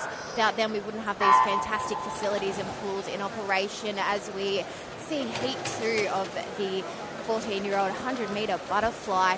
Great start across the board here, but it's looking really good for lane number 4, Abby Mesha from MLC Aquatic, touching the wall at a good little bit of distance, but the gap does look to be closing a little bit now. Absolutely. Abby Mesha came into this one with a seed time of 104.72. So for these athletes coming to the end of their short course seasons, they're looking to improve on those times. And with the way in which Abby's swimming at the moment, you think she's on par. Absolutely. And she's doing well to maintain that lead, but we've got a very close second and third fight here from lanes 5 and 6 in the likes of Amelia Broughton and Lila Van Swigen there as we're coming into the final part of this race. Even lane 1 not too far out of it for Gabrielle Tan, but look at the finish there for Abby Mesha, 103.85 her time. And in second there, Amelia Broughton with a 106.12, and sitting in third, Lila Van Aswegen there with a 108.69.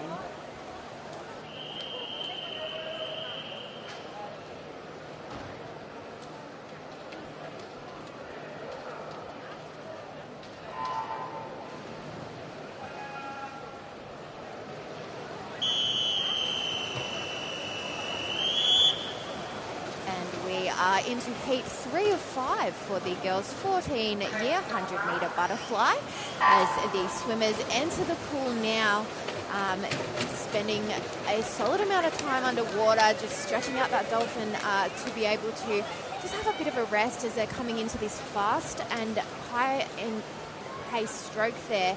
Lane 5 looking good here with Ariel Cole from the Flyers. No, but even the outside lanes in this one, lane 2, lane 8, still hanging with the pack here. But you're right, lane 5 doing a great job. Ariel Cole out of Flyers. Narrow contest between her and Mia Huang in lane 4, the Nunawading swimmer. Got some good names in this heat as well. Some very competitive swimmers here, as it could be really anyone's race here as we're hitting that last stretch, the last 25 metres of this event. Question is, can Hannah Day out of lane 2 hold on here? She's doing really well to shape up the competition, especially the lead being held at the moment from lane 4. It's going to be a tight one. Oh, that's probably the closest finish we've seen today, with Mia Huang taking out at first with 104.85. Second there, Hannah Day with 105.26, and in third, Amelia Lau with 105.78.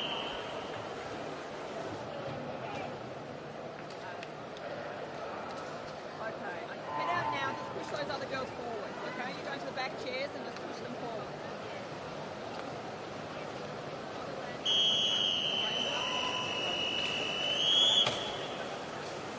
Heat 4 of 5 now. We've got a full pool yet again with 10 swimmers taking the jump now as they get into this butterfly event. Again, it's across the board. We don't count out those outside lanes as we see. I think it was actually lane 0, Jade Hayward, take the first touch there. Jade Hayward, she hails from Kangaroo Flat, so that's out around that Ballarat, Bendigo region. We love seeing our regional swimmers come to the floor and come to swim here, and she's having an almighty one. Absolutely, as they're halfway through the butterfly 100-metre event. It's definitely got to be a tiring race. You've got to put absolutely everything into it. It's this part of the event where you start to see a little bit of a stretch and lead there. Lane 4 looking really good there. Jessica there. Lane 1 as well. Taylor Costello and Jade Hayward doing well. Yeah, lane 5 now doing a great job. Zoe McCauley, really established swimmer at this underage level. What she does, time of 109.96, absolutely flying beneath her seated time. And in second position there with a time of 1:12.11 was Miranda Jantz. And third was Madison Schnabel with a 1:12.46. Final heat now for the girls 1400-metre butterfly. Just 4 swimmers in the pool this time, but it doesn't make it any less of a fantastic race. As they hit the water now, they're often racing here, spending ample time underneath the water, just getting that little bit extra time there as the less strokes, and they're timing it up now quite well across the board, but lane number 5 in Adeline Sun touching that wall first. Yeah, interesting point about having a smaller field. How does that change the sense of competition? If anything, I think it makes it more compelling because you've got other swimmers really in that eyesight. You can feel the pressure in your pocket, particularly for Sun and Paddle, lanes 5 and 6, right on each other's hips. Yes, and we've got a nice little lead here, lane 5. Adeline's doing quite well, but wouldn't count out lane 3, Eleanor McIntosh. She's doing quite well to keep the pace. But even then again, it's just across the board. Isabella Paddle from LMC Aquatic also fighting hard to stay in this race. As the cheers around the pool deck intensify, you wonder if there's enough in the Sun back pocket to hold on to this lead here, the way that Paddle is coming up on her hip. And it's going to be close, and out of nowhere, Isabella Paddle has won it with 1:12.76. Fantastic to make that ground up. Second place, Adeline Sun, our leader for most of the race, 1:13.84, and third, Eleanor McIntosh with 1:14.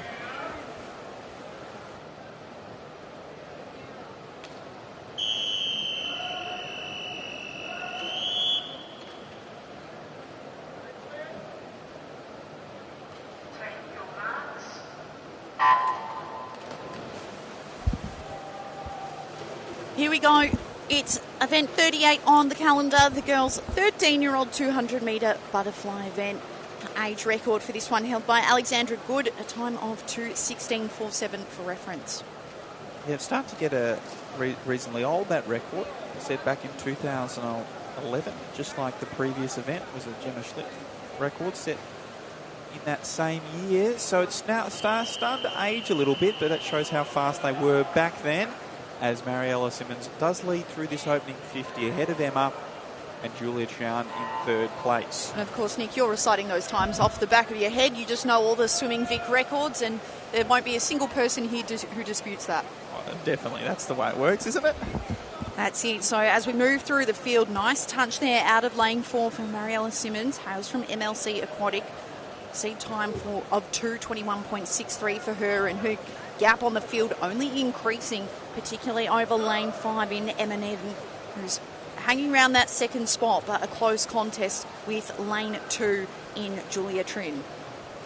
So as we move into this third 50, of this 200 butterfly, one of the most grueling events on the program. It's really important that we see the athletes maintain good body position in the water, keep those hips up nice and high and those feet up nice and high so they're carrying less resistance through that water. And Mariella Simmons is doing a fantastic job of that, making sure that tempo stays consistent. She's breathing nice and low to the water, which will also aid her driving forward, keeping those hips and feet up.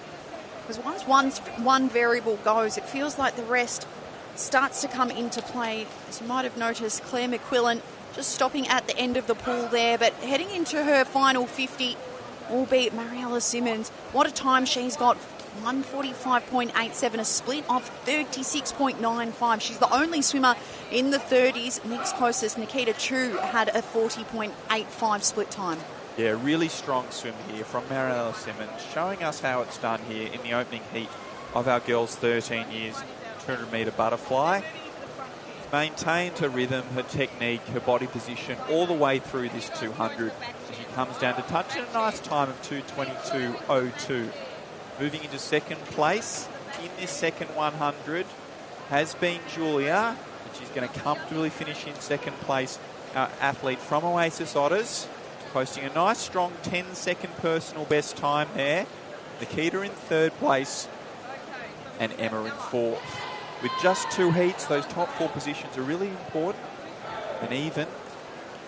Eve's fifth place there, 2:46, is giving herself a good chance to progress through to the final tonight.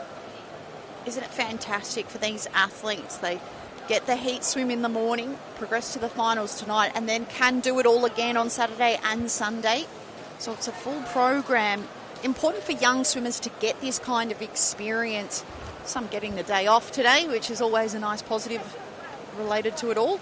Yes, I have spoken to some of the athletes earlier today who were very happy that we were starting on a Friday, so they may have missed classes for the day at school, so they were very happy to have a 3-day meet. And well, I think any incentive to get kids into the pool is a good thing. yes, So I won't talk about the cost of it all. Of course, swimming, fantastic sport for all. And if you're watching this on Swim Victoria's YouTube channel and you're feeling inspired to get swimming, of course, Fun Swim is Swimming Victoria's fun, low-pressure introduction to racing for swimmers aged 7 to 12. So you can contact Swimming Victoria to get your club involved.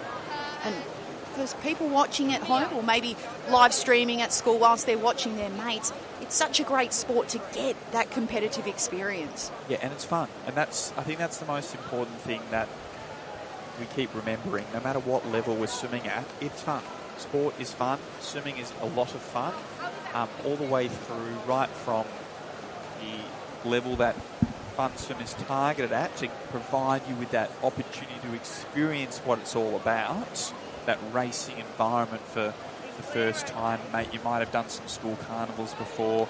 Here's a bit of a different environment, all the way through to our state championships here, 2026, 2027 UNCLOUD Victorian Age State Championships, right up to our national level and in through the Olympic Games.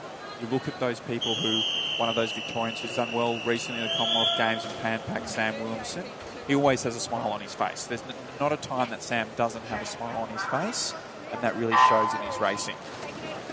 These athletes, as they dive into the pool, surely have smiles on their faces with the reaction times. 0.57 for Yolanda Yu in lane 3. As her neighbour continues the momentum, lane 4, Zoe Clemlinson, a name we've said a few times already through this meet. Yeah, Zoe's a really strong swimmer across a number of disciplines, with butterfly being one of her strengths. She's doing a really good job at just maintaining that length in this opening 50. It's a 200 butterfly, so you need to get out nice and fast, but it has to be relaxed this opening 50. She's done just that, turning through in a 31.57, with Mika Chow sitting in second place and Vivian Lee in third. The beauty of the butterfly stroke is that every element has to be so in sync. It's unlike the other strokes, I think, in terms of your arms and legs have to be in sync, but this one, it really shows the difference between the athletes who are embodying that full body rhythm. Yeah, that timing and rhythm is so important to maintain your speed and conserve your energy at the same time. And Zoe Clemenson's doing a fantastic job out in front. If you notice during the middle of the lap, once she surfaces after these underwater dolphins, Her hips are staying right up at the surface. It's almost like she's got a dry back there during the middle of the lap. That's how good her body position is. She's sitting up nice and high in that water throughout the swim. That tight race behind her in that battle for second, third and fourth, which could be all important in that race for the spots for tonight. That's right. We've got 2 heat swims, but we're condensing it to one field from these 2 heats. So all eyes on the time. If we keep a look on Zoe Clemenson's time, well, she's going to set a blistering one here, and she touches the wall first, 145.5 at the 150 mark. So her final 50 metres to come, but that pack behind her starting to narrow. The contest here, second Grace Lee, 155 her split. And we can definitely see in this last 50, Zoe's strokes got a little bit shorter, so that's something that she continue to work on in the final tonight, maintain that stroke length, as we've got that last 25 here, with Grace Lee now moving into that clear second place, as she's really strong second 100 there from Grace to make sure she's got on second place here in this second heat. But out in front, it was all Zoe Clemenson who's taken the heat win in at 2:23.87. Grace will touch the wall in second. Nice tight battle between Mika and Annabelle for third and fourth, with Mika just getting a touch ahead of Annabelle. Both of those girls will be progressing through to the final tonight, though. So nice strong swims there from our 13-year-olds in that 200-metre butterfly.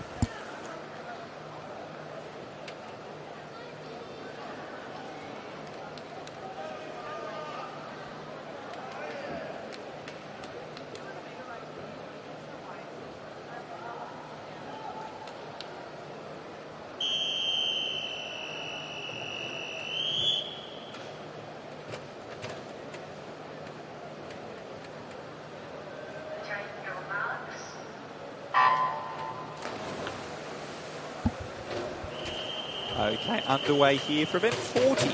Girls 12 years, 200-metre freestyle. We have 4 heats, and in the pool is heat 1, swimming nice and strongly through the first 25 is Ellie Wang. Yeah, nice start from the middle of the field, but also in lane 7, Lola Waddell out of propulsion. She's hanging with the pack at the moment, so we can see that 4 through the middle, 3 on the outside, 2 on the other far lanes. They can bunch together and stick with each other throughout the course of the 200. It makes the racing element of this really interesting. Yeah, it does seem like the speed is on this side of the pool. All gone out with Ellie Wang, and they've done a really good job through this opening 75. So Rosie McMahon sitting with her. Amber trying to go there as well as Lola Waddell. So those 4 are now cleared out from the rest of the field as we approach this 100-metre turn. There was only 0.4 of a second between Ellie and Rosie in lanes 4 and 5. Now slimming to just the 0.3 of a second at the 100-metre split. So really strong turn there from Ellie, and she now holds that 3/4 of a body length. So she's starting to reassert her dominance, but Rosie's starting to make some ground on the swimming. So we can see that once again, Ellie, strong underwaters, popping up, feet past the flags, re-extends that lead out to over a body length, and now Rosie has to try and fight back with every stroke. It's always a question of, do you want to be leading the pack and setting your own pace, or would you prefer to just cruise on the heels of someone and then that energy control comes into play? At this moment, you think, well, it doesn't matter what your strategy is. The strokes that we're seeing from Ellie Wang in lane 4, she's extending that lead, and unless Rosie McCann can do something miraculous here in the final length, she's got a tough task. Yeah, so Ellie had a 4-second faster entry time, so it's no surprise to see her out in front of Rosie, both putting together a really strong performance, and I would say that Rosie's actually going to see the PB here in the morning heat session, with Ellie taking out the heat win in a 2:12.64, Rosie in 2:16.12 under her entry time, with Amber in third place.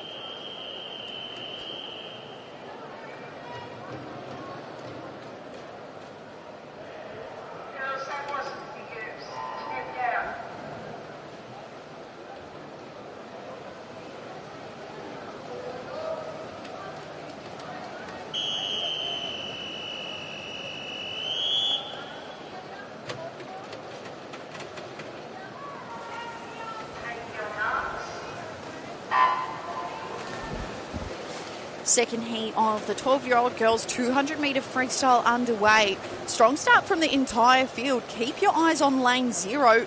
Cleo Pereza out of Artemis having a good start, but it is the inner lanes 4 and 5. Neve Jeffs, she's already swum this morning in this pool, had a great day out. She does well through the first 25. Yeah, really strong opening 50 from Neve.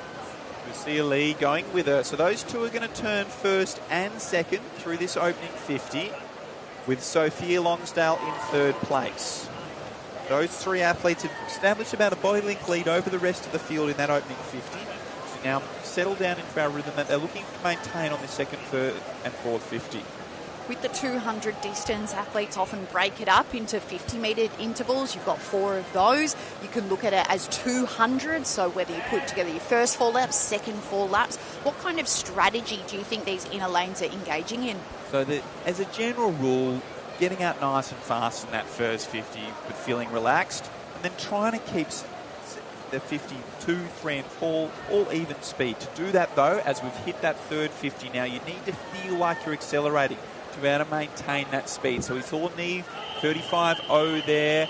So we'll see what she can do on this third 50 as she is coming up alongside her. She was a 35.7 on that second 50, but she looks like she's swimming this fastest third 50 in the field here to come right up alongside Neve as they're going to go head-to-head down this last 50. Head-to-head they are, but not too far behind is Sophia Lonsdale, currently sitting in third place, but that distance, she's doing her best to narrow it, the Essendon swimmer. It's still lanes 4 and 5. Lee in 5, Jeffs in 4, Yarra Plenty and Surrey Park swimmers respectively. The other part of this is these swimmers getting to know each other, these 12-year-olds coming up against each other every few weekends, understanding each other's strengths. This is the time to let that strength go. 4 heat swims, as we mentioned, spot in the finals up for grabs tonight. As we head under the flags, it's lane 5 who's doing well, gets the touch. So Zili, time of 2:17.42, narrowly beating Neve Jeffs 2:17.66, and in third Sophia Lonsdale 2:21.91.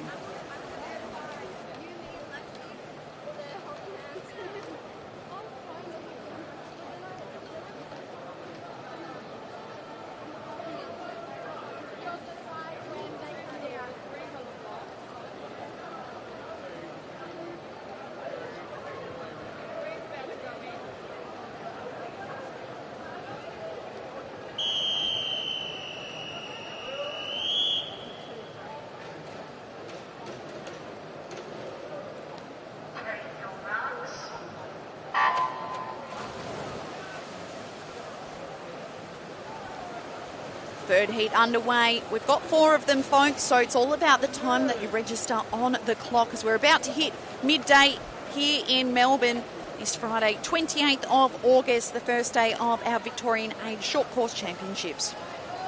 And starting off nice and strongly is Elisa Quinn here in his third heat.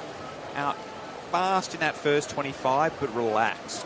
So our athlete from Caulfield will lead through this opening 50 metres ahead of Zoe Griffith-Jones over in lane 1, with Lily Egan sitting in third place. It almost feels like a contradiction to be fast but relaxed. How do you coach that into young athletes? So it's all about practicing your skills. The more skillful you are, the easier it is to be able to stay relaxed. Well, these athletes certainly have been listening to their coaches as they set the field alight. Lane 5, Alicia Quinn out of Caulfield. Whoever's played a role in her journey, message certainly coming through. She hits the wall first in lane 4 second. Lexi Tao, and not too far behind lane 3 in Lily Egan. Lily's split there at 35.58. So once again, it's the middle of the pool that has started to pull away. Una Lynn is sitting in 4th place. She's trying to keep in track with Lily Egan in that battle for 3rd and 4th. Finishing 4th in this heat might be enough to move you into the final tonight. But in the centre of the pool, now it is Lexi who starts taking over the lead from Alicia with a strong third 50, 34.32. The only one under that 35-second mark in that third 50. She's doing it consistently as well, Lexi Tao, bringing some form into it. The rest of the field, the inner lanes, hovering around that 35 split mark. Everyone else looking closer to 36, 37, up to 40. As continuing to stream away, Lexi Tao in lane 4, her lead increasing to a body length now as she approaches the finish line. Crosses under the flags, and that time, will it be enough to get her into the final? 2:14.76, Alicia Quinn 2:17.13, and in third, Lily Egan 2:19.38.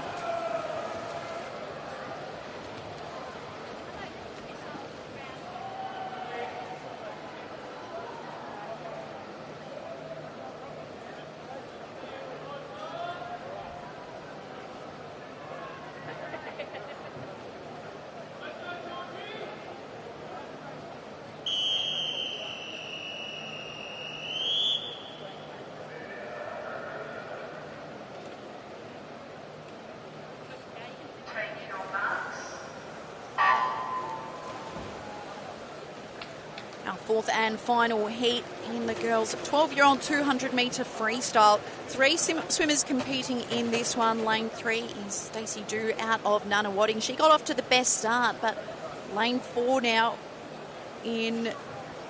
lane 5 in Georgia Broomhall doing well. Ruby Hillier not far behind. So it is Georgia who has the slight lead ahead of Stacey in this opening 50.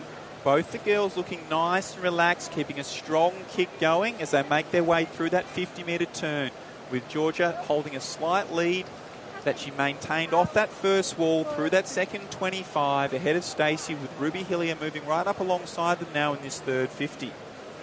So in a field of 3 swimmers, you have to keep reminding yourself it's a race against the clock to get that spot in the final. Nice touch off the wall now for Georgia Broomhall. So those split times, very consistent for these athletes. Can they get a bit of a roll on? It's a great battle here in this fourth and final heat for our 12-year-old girls in this 200-metre freestyle. So through the 100-metre turn, it is Georgia who continues to hold that slight edge over Stacey and Ruby. It's about a half body length between the 3 of them, all in that 37-second range on that second 50 there. We'll see if they can maintain that down this third 50 as they make their way through another turn.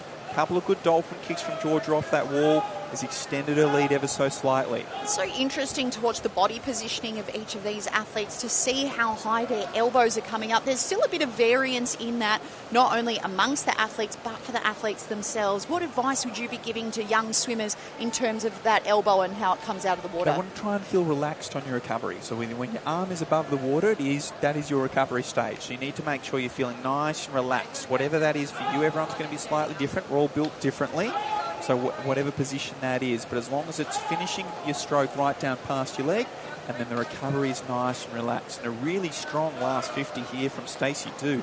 She's moved right up alongside Georgia with 25 metres left to swim and is pulling away here. What a swim indeed. She's come up with pace. That last 50 split 38.51. So she'll come in with a bang onto the wall. 2 minutes 27.12.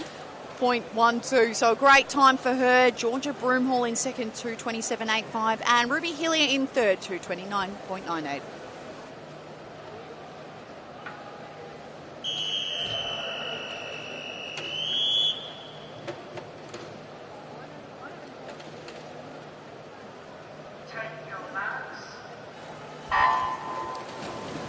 Moving on to event 42 on the program, it's the girls 17 and 18-year-old 50-metre freestyle, and the intensity just keeps on lifting throughout the morning. What a start from lane 4 in Gabrielle King. Yeah, really strong opening 25 from Gabrielle King. No surprise there, pulling away from the rest of the field. Comfortably in control, our 18-year-old from Camberwell, and a really strong time, 25.21. Jessica Whiting in second, and Alyssa Meddings in third.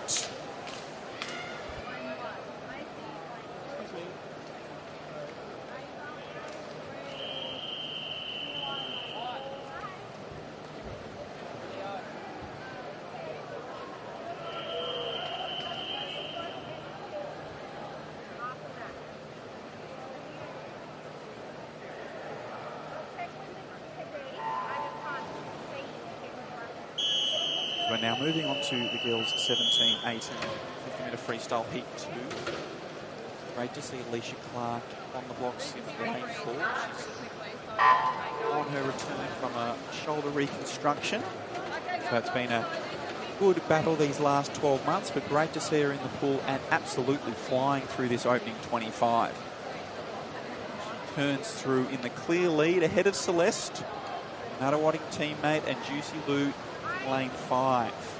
But it is all Alicia Clark. Great return here to the state championship level and touches in a 25.53 to take out heat 2 ahead of Juicy Lou and Celeste Cheng.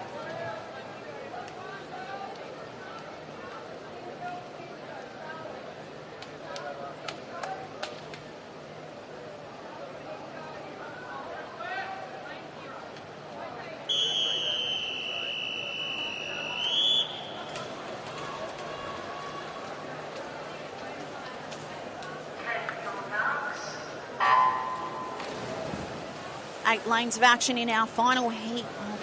Girls 17 and 18-year-old 50-metre freestyle. Strong start from the field, but it looks like lane 5 has the slight edge in Elizabeth Mack out of Vic Centre. Hits the wall and 4-5. They're going to be turning it on here in the final 10 metres of this one.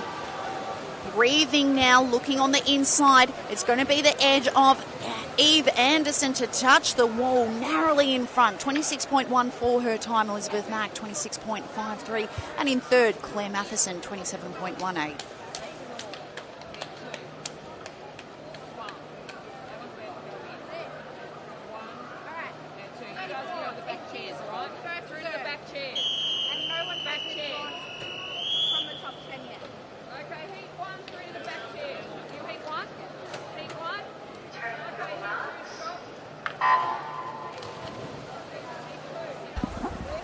Moving on to event 44, it's the 16-year-old girls 200-metre breaststroke. So after the splash and dash, we're back to the 200s, which is almost turning into a feat of endurance in terms of strategy.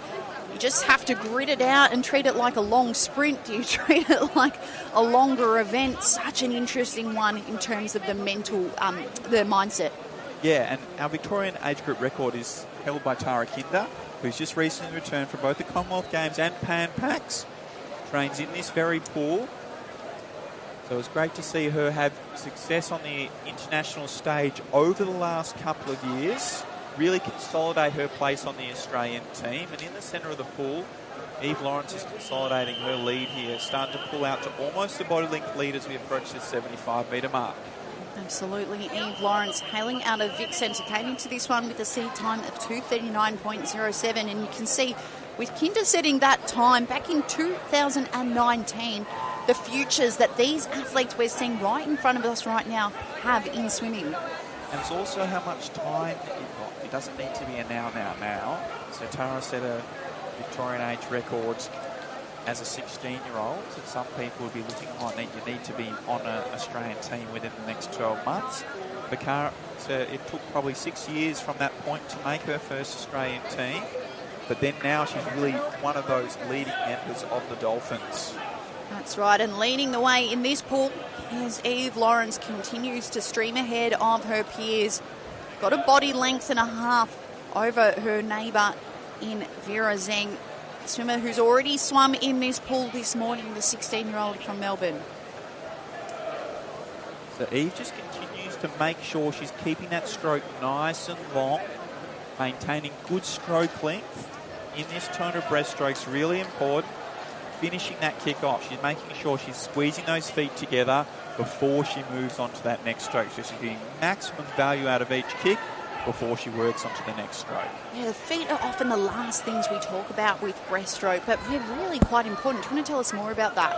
So she wants to hold onto that water all the way through. So she's grabbing onto the water once she's turned her feet up and they're up here nice and high, and then she's going to squeeze them all the way around until they come together, and she's even going to point her toes to get maximum value out of every single kick she does. Wow, the detail she's been putting into this one. She's put it together for a comprehensive swim. 2:39.41 the time for Eve Lawrence. Hitting the wall second, Vera Zheng, 2:44.19. And in third, Amelia Greaves in 2:44.92.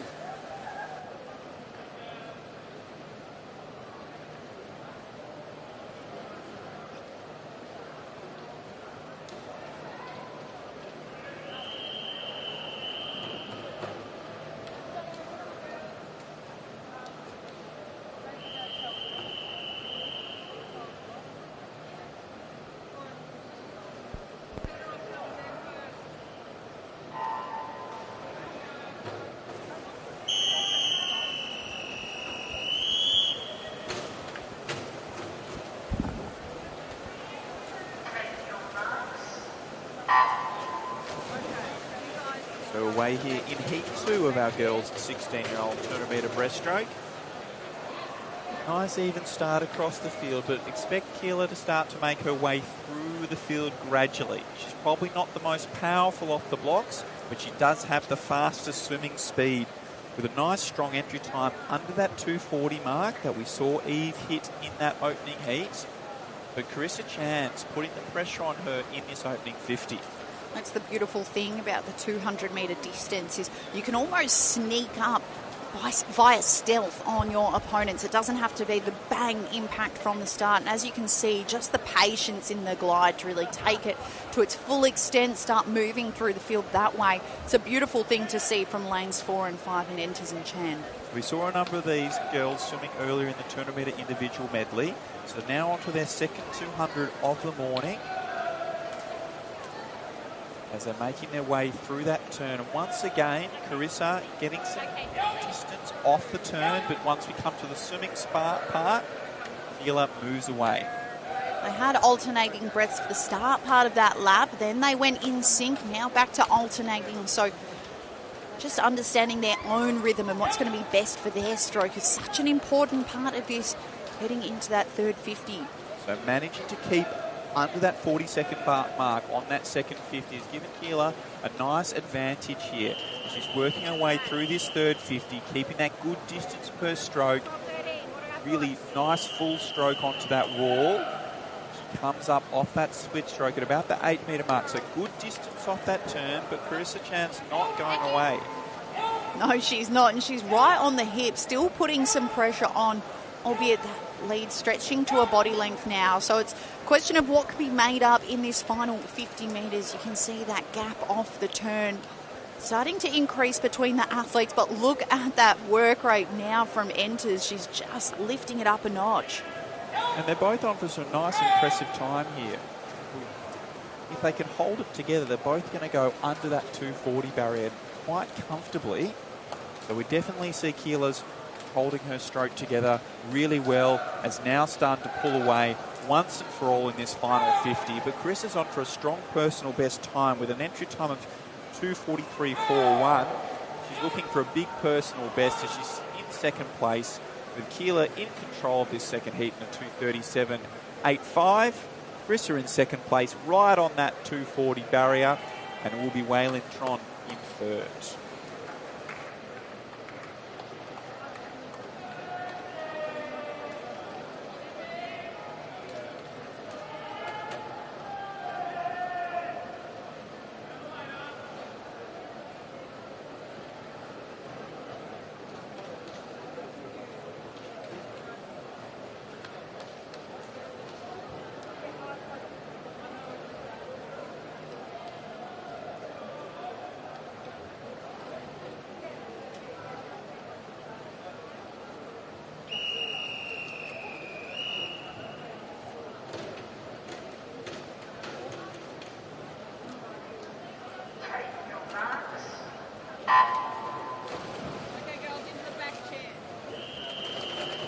Underway for event 46, the first heat of the girls' 15 years 100-metre butterfly.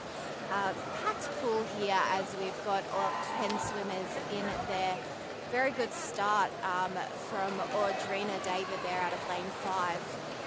Yeah, and she's come up into this second 25 just as strongly ahead of her Melbourne Big Centre teammate in Taylor Miller. So those first together in 29.86, with Henrietta Wong sitting in third place. We know that Henrietta will maintain her speed nicely, so expect her to make a little bit of a move on the two athletes on her outside in this third and fourth 25. But it will be Audriana David who leads through into this final 25. Nice strong Dolphins off the wall to hold that half the body length lead over Henrietta Wong. Absolutely incredible racing here as the gap seems to be closing a little bit on first and second here, and it ends up going to Henrietta Wong there with 103.58, second 103.67 for Audriana David, and in third 104.6 for Taylor Miller.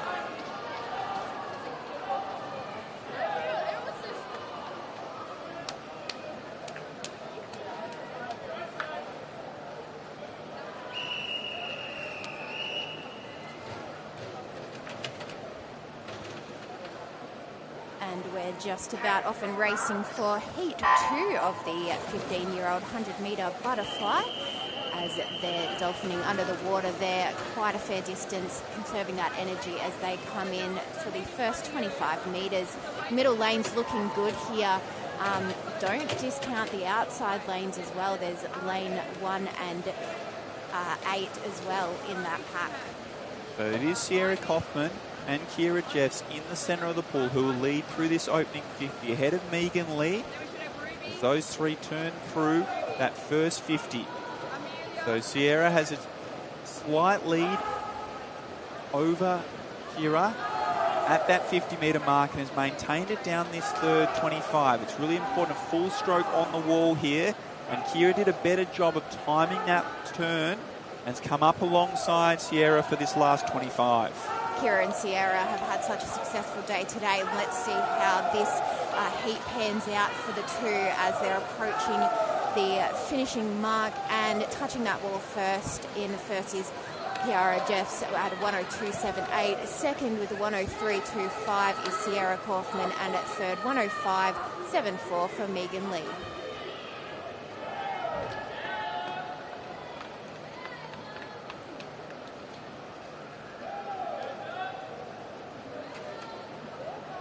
Okay, girls, this is going to move 50 now because we're fast now because they're 53. Do you want to go out or to the back?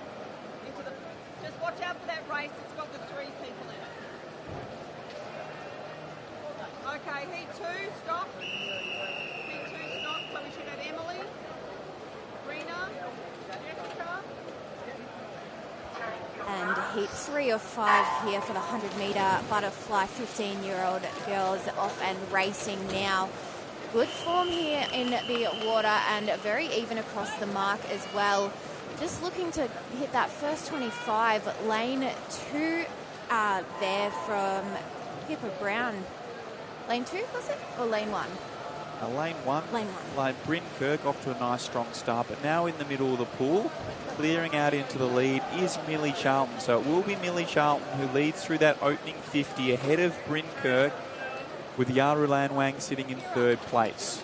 So Millie has a body length lead over the rest of the field, but Bryn's trying to hold on to her down this third 25. So with 25 metres left to swim, Millie Charlton leads ahead of Bryn, with Yaru Lan sitting in third place. Yes, we've got Millie Charlton there. She timed it well off the wall, able to maintain a body's length in front there.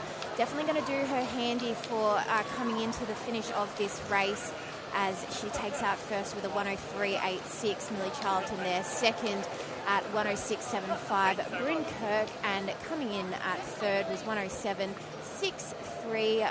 Roland Wang.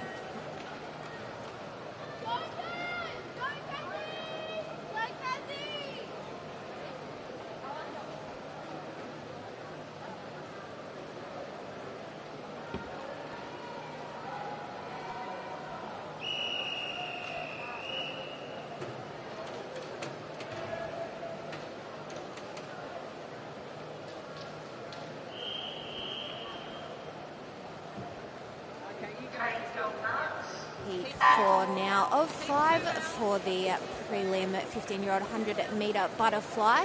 Another good start there from the swimmers. The middle lanes are looking quite good. Just coming out in front, there's 2 girls there. Ella Weaver turned first in the centre of the pool, doing a really good job down this second 25 of maintaining that rhythm. Kenzie Wolf sitting in second place, with Talia and Ariana battling tightly for third, but it is still Ella who leads through at the 50-metre mark, popping up nice and quickly after that turn, with Kenzie staying under the water the longest, holding on to second place, with Ariana starting to move up alongside her as well. Ella Weber's doing quite well to hold that form, and just a little bit out of time there for that touch on the wall, but still going to maintain her lead here in this heat. Second position could be anywhere between on either side of her there. It's going to be interesting to see who manages to take out that second and third position. So it will be Ella who's led from start to finish there in heat 4, taking it out in 109 under the 110 barrier, so really good swim there. Kenzie in second place and Abby O'Meara in third.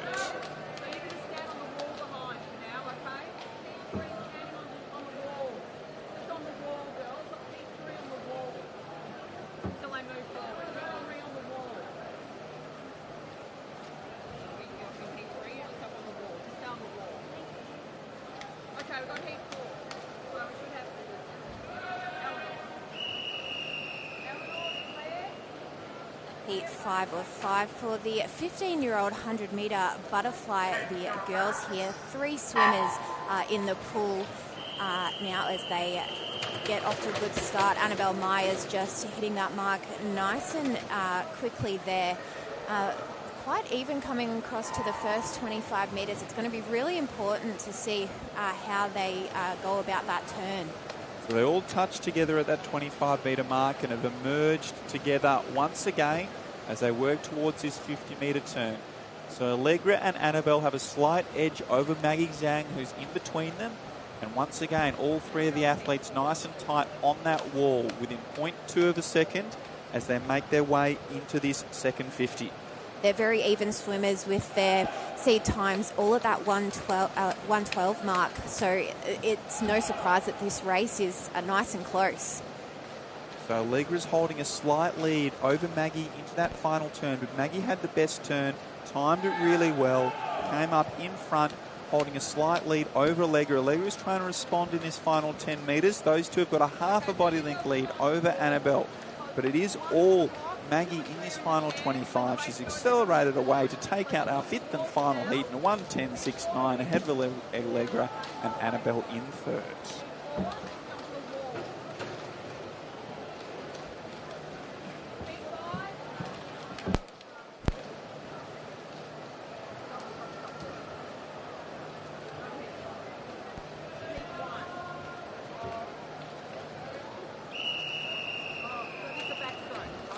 And we're back into our splash and dashes now. This time it's the girls' 14-year-old 50-metre freestyle. We've got a very full pool here as they're often racing.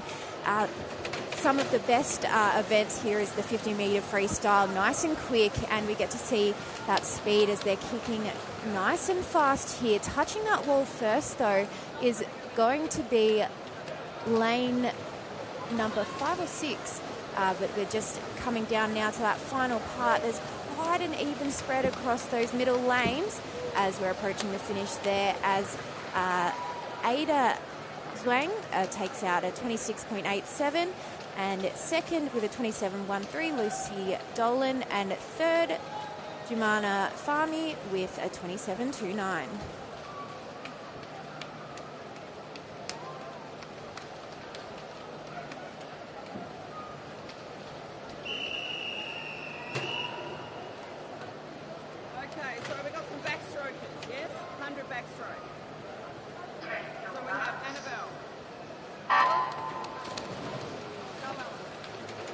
Heat 2 underway, and popping up in the lead in the centre of the pool is Ariel Cole. Really strong underwaters. Coming up alongside her now is Hannah. So those two will turn first and second, with Eve Dunstan sitting in 3rd place.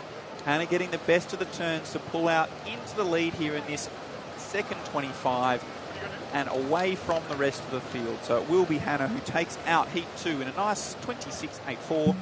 Ariel in second and Eve in 3rd.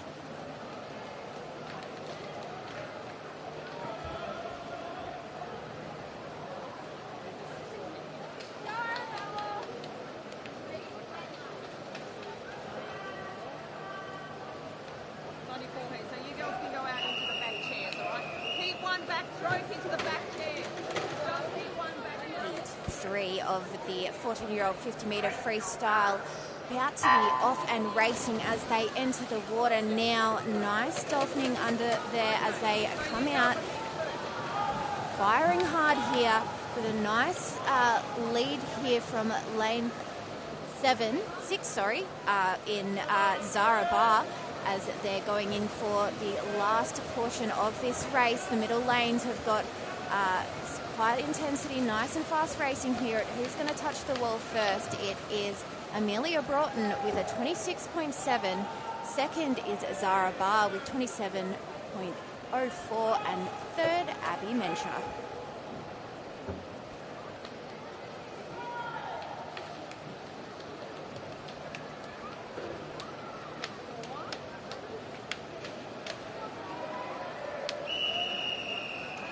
Now we're moving on to our 4th and final heat of the girls' 14 years 50 freestyle.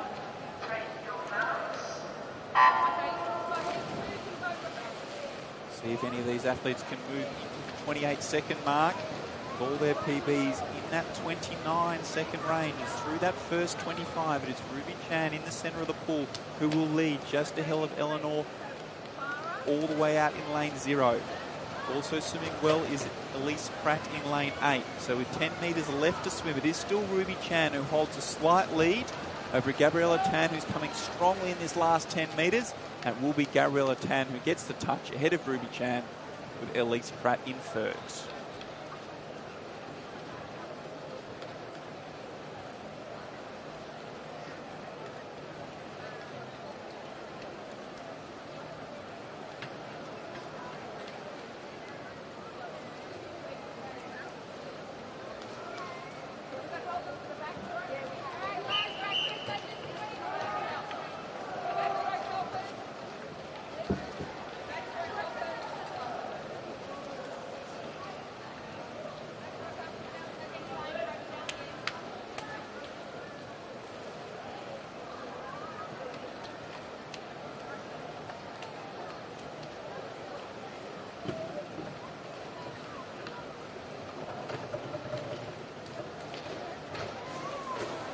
Event 50 now, the girls at 13 years, 100-metre backstroke, as we've got a full pool here.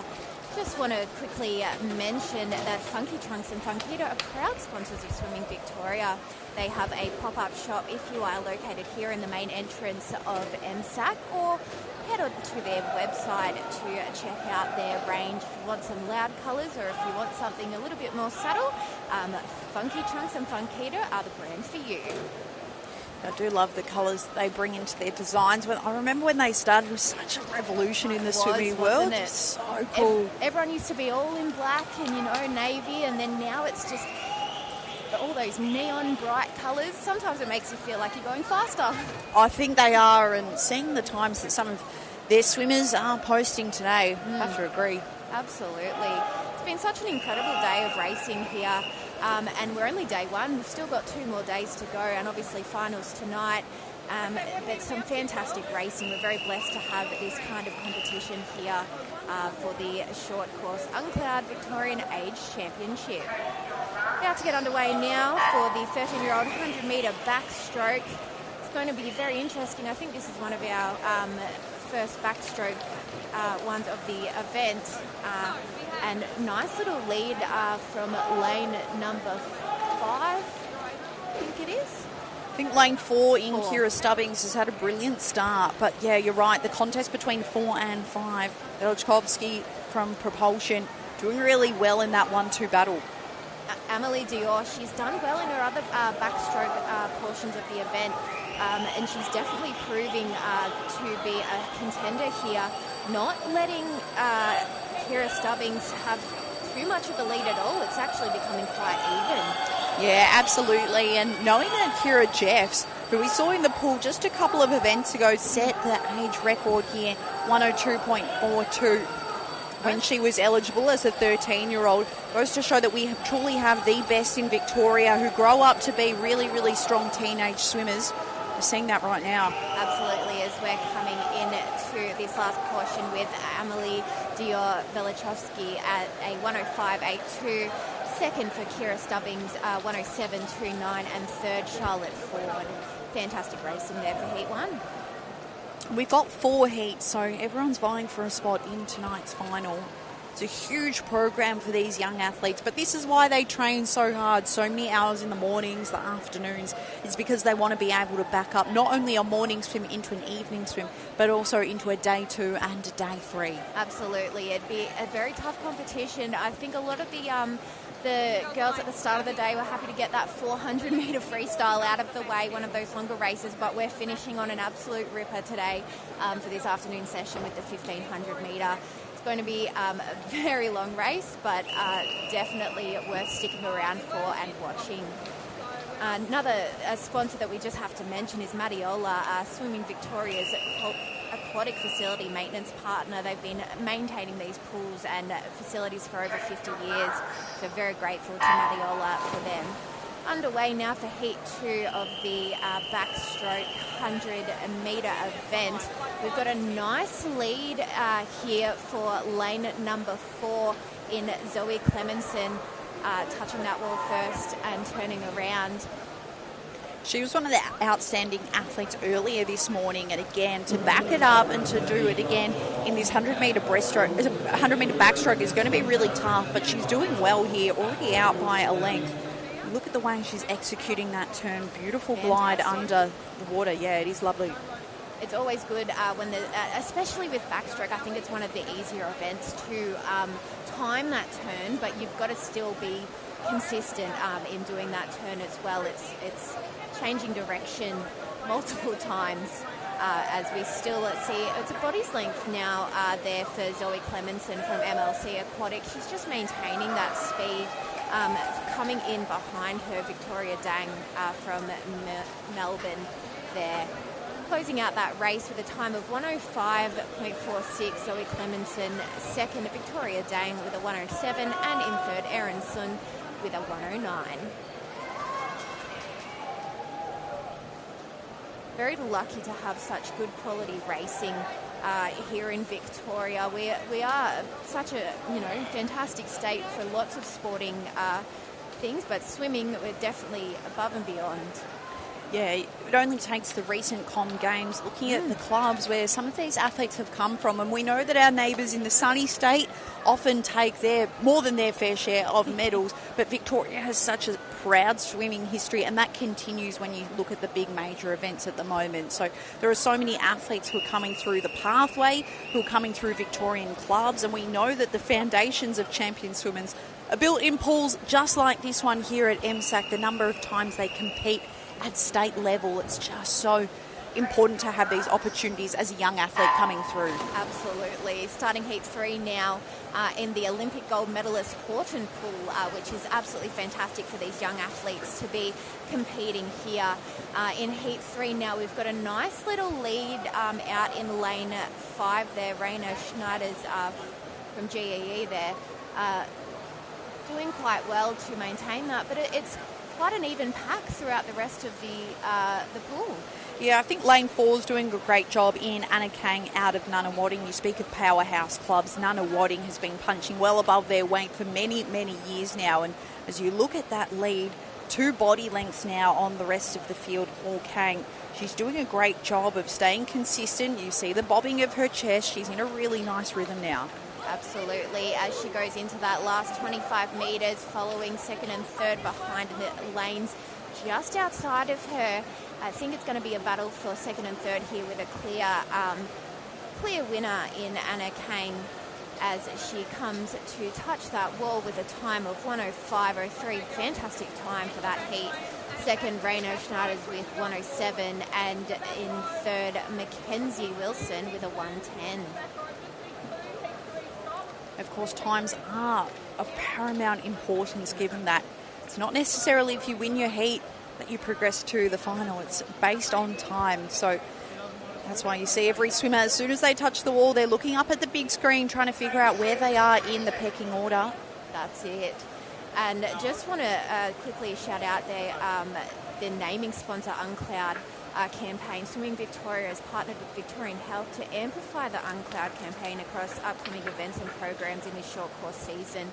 With more and more young people vaping every year, UNCLOUD creates space for young people to hear from their peers, to share experiences, thoughts and feelings, and to have a voice. It's a very, very important cause. Make sure you check out their website, uncloud.org, to find out more.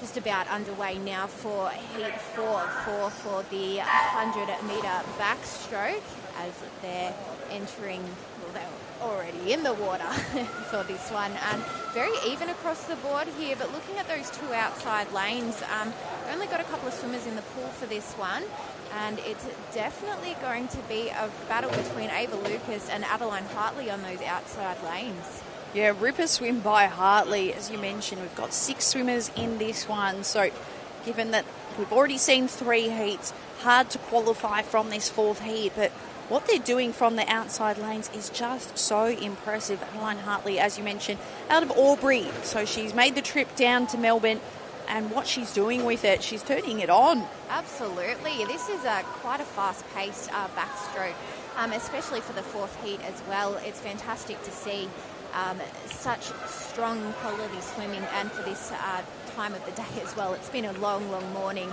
As we're going into this final 25 metres now, we're going to see Adeline Hartley to see if she can just hold on to get there. But it's going to be close again between Ava Lucas and Adeline. But as the wall is touched, it is 1:12.61 for Adeline Hartley. Coming in second, Cynthia Zhang with a 1:14, and third, Ali Chung with 1:14 as well. The good news is we've got Hawkeye with us, so they'll check out the time of Ava Lucas. I dare say she did a great job in her finish. So compelling work from all athletes in this 13-year-old 100-metre backstroke.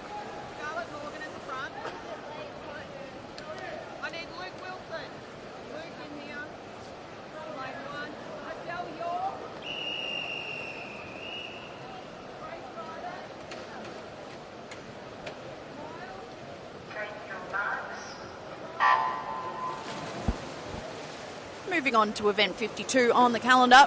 It's the girls' 12-year-olds 100-metre butterfly. Now, this age record was set by Zoe Clemenson, who we've already seen in the pool throughout the course of the morning. Her age record, 102.98. But right now, blistering ahead of the pack, Ellie Wang in lane 4. Gee, she's got half a body length on the field. She absolutely does. And for this event, the 100-metre butterfly, to have that length, it really is key, because a lot of the swimmers are quite even, as we've seen throughout the day when it comes to the butterfly portion. So to have this lead at this point in time, she'd be pretty stoked with herself. She came in with a seat time of 105.31. That first 50-metre split, 32.4. So tracking nicely now. That length increasing to 2 body lengths on the rest of the field. Look out for lane 5 in Sophie Lee to hopefully take second. Tighter contest for third. So coming under the flags now, it's still Ellie Wang. A comprehensive swim, 107.43. Nice finish there for Alyssa Kotsopoulos, sneaking in second, 111.22. And in third, Sophie Lee, 111.24. Absolutely didn't see that second place coming. It's hard with these types of events as well, because people just creep up when it's such an even race. And that was heat 1 of 3. Remembering these are only 12-year-old girls as well, so to be racing at these times, it's absolutely incredible. Absolutely, and the culmination of a lot of short course efforts. Of course, we'll go into the long course season soon. Swimming truly never stops. It feels like as soon as you get into the short course events, you know that racing is such a thrilling part, and it makes all those early mornings really feel worthwhile. Events such as this one, the UNCLOUD Victorian Age Short Course Championship. Absolutely. The long course starting off in Mildura, which is going to be a really exciting event out in the 50-metre pool there. That's my local hometown, and it's such a great pool, such a great environment, so definitely looking forward to that long course season too. With many of these athletes hailing from regional communities, we just saw Sophie Lee, who finished third in that heat, hails from Kangaroo Flat. We had Ruby Dimitrios from Traralgon in lane 8. Nice to be able to get out to those home clubs for those athletes. Less travel time, but also to embrace the thrill that is short course and long course swimming. Absolutely, and I think with a lot of city racing, it's mostly indoors. So to head to a club like Mildura where it's outdoors, it definitely changes the trajectory of the racing as well. And those country swimmers do get a little bit of a leg up and advantage. We're underway now with heat 2 of 3 here of the 12-year-old 100-metre butterflies. Great start by all. It's very even across the board. These middle lanes, though, are just that little bit fraction in front as we see lanes, I think it's 4 and 5, hitting those at the wall first and going into the second 50 metres. Some really nice pace here from Amber Liu.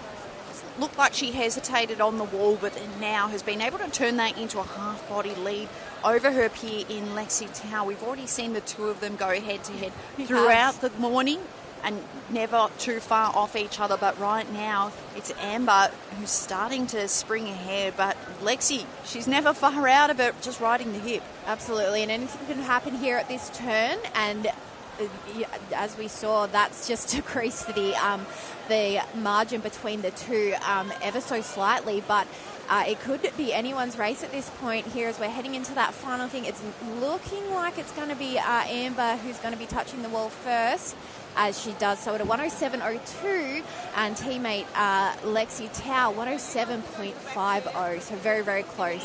Alicia Quinn in third with 114. Fantastic racing there from those girls. And how lucky for Amber and Lexi to have each other as teammates at Yarra Plenty. When you get that type of head-to-head practice at training, I mean, they would know each other's race strategy so well. They'd understand each other's strengths and weaknesses really well, and as 12-year-olds it's nice to have that sense of friendship that if you're feeling nervous on the blocks, you can just look over to your training mate who you see virtually every day anyway, which can reassure you in these big state championship moments. Absolutely. It's always good to have a friend next to you when you're swimming and, you know, have some comfortability in events like that. Heat 3 now as they've hit the water and coming up now at that halfway point. Nice strokes here. Good little lead again by lanes 4 and 5. It just seems to be the lucky lanes at the moment in this race. But lane 4 touching first, Zia Lee ahead of Niam Jeffs there as they're going into the second 50 metres. That's right. So Julie, she hails from Surrey Park, came into this one with a seed time of 107.97.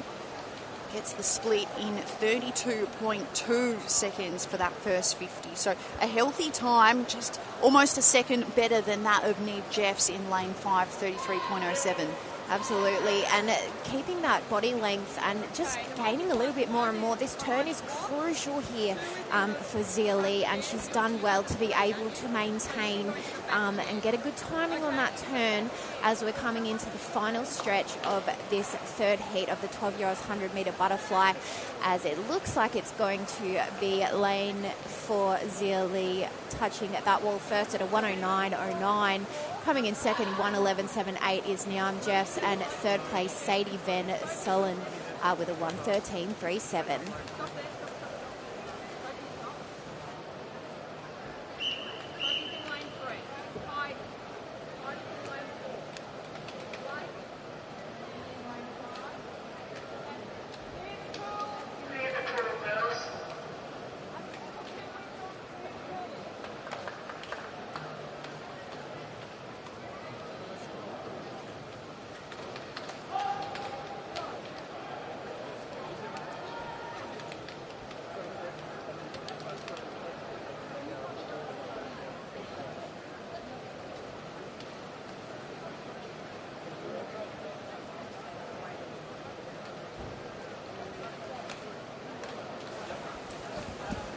It is time for event 54. We're just closing in on the end of our program for this morning's session. We've got the mixed 12 to 18 50-metre freestyle multi-class. So we've got a mix of S9, S14 and S19 in this race coming up for this heat. 4 heats in this one. With the multi-class, it's all about our point system and getting the best time for each individual class and situation. So all races are ready to go now. It's also mixed men and women as well. So it's one of those, we're just having a restart at the moment.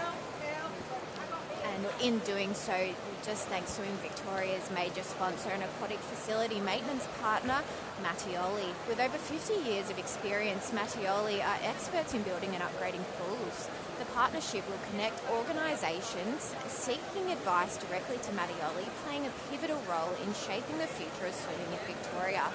This collaboration not only enhances the support and resources available, but also reinforces Swimming Victoria's position as a leader in fostering better swimming facilities and opportunities across the region. It's a great step forward to ensure continued growth and improvement in Victorian swimming infrastructure. And to be quite fair with you, we are at one of the top facilities in this state, at the Horton pool here, which is named after the most recent Olympic gold medalist. And if you've got 2 pools going at the moment, and the Paralympic gold medalist McConnell is named after the second 25-metre pool here in the facility. And it's an incredible day with 1,298 athletes involved in this event, with representation as well from New South Wales and Tasmania, and 78 clubs, so it's an absolutely huge day. Just about to get underway for our event 54. So, you know, we just paused getting Tyra Jensen off the block, so she won't start in this one out of lane 7. But otherwise, we're as per the program. And they're often racing here for their 50-metre freestyle. It's a nice lead here for lane number 4 for Miles Parfitt, who's from Northcote there, 17 years of age, as they're turning around to do their second lap. He's got a nice lead here, like it is a point system, but it always is good to have that race feel in the multi-class section, as we're going to be seeing the wall touched in a time of 27.1 for Miles Parfitt. 28.51 Eli Kerr, who's been racing really well today. 30.8 for Grace Ryder, coming in third, and 33 for Adele York. We saw Miles dominate in an earlier event. He's such a strong swimmer, as you mentioned, hailing out of Northcote, the 17-year-old. What he's able to do, he's got such a tall, long frame, and he uses that really well through the pool. Absolutely does. Sometimes it's not all about height, but when you've got those longer strides, it's the same thing in running as well. It always is a bit of an advantage in how you use it. Absolutely. You've got to use what you've got.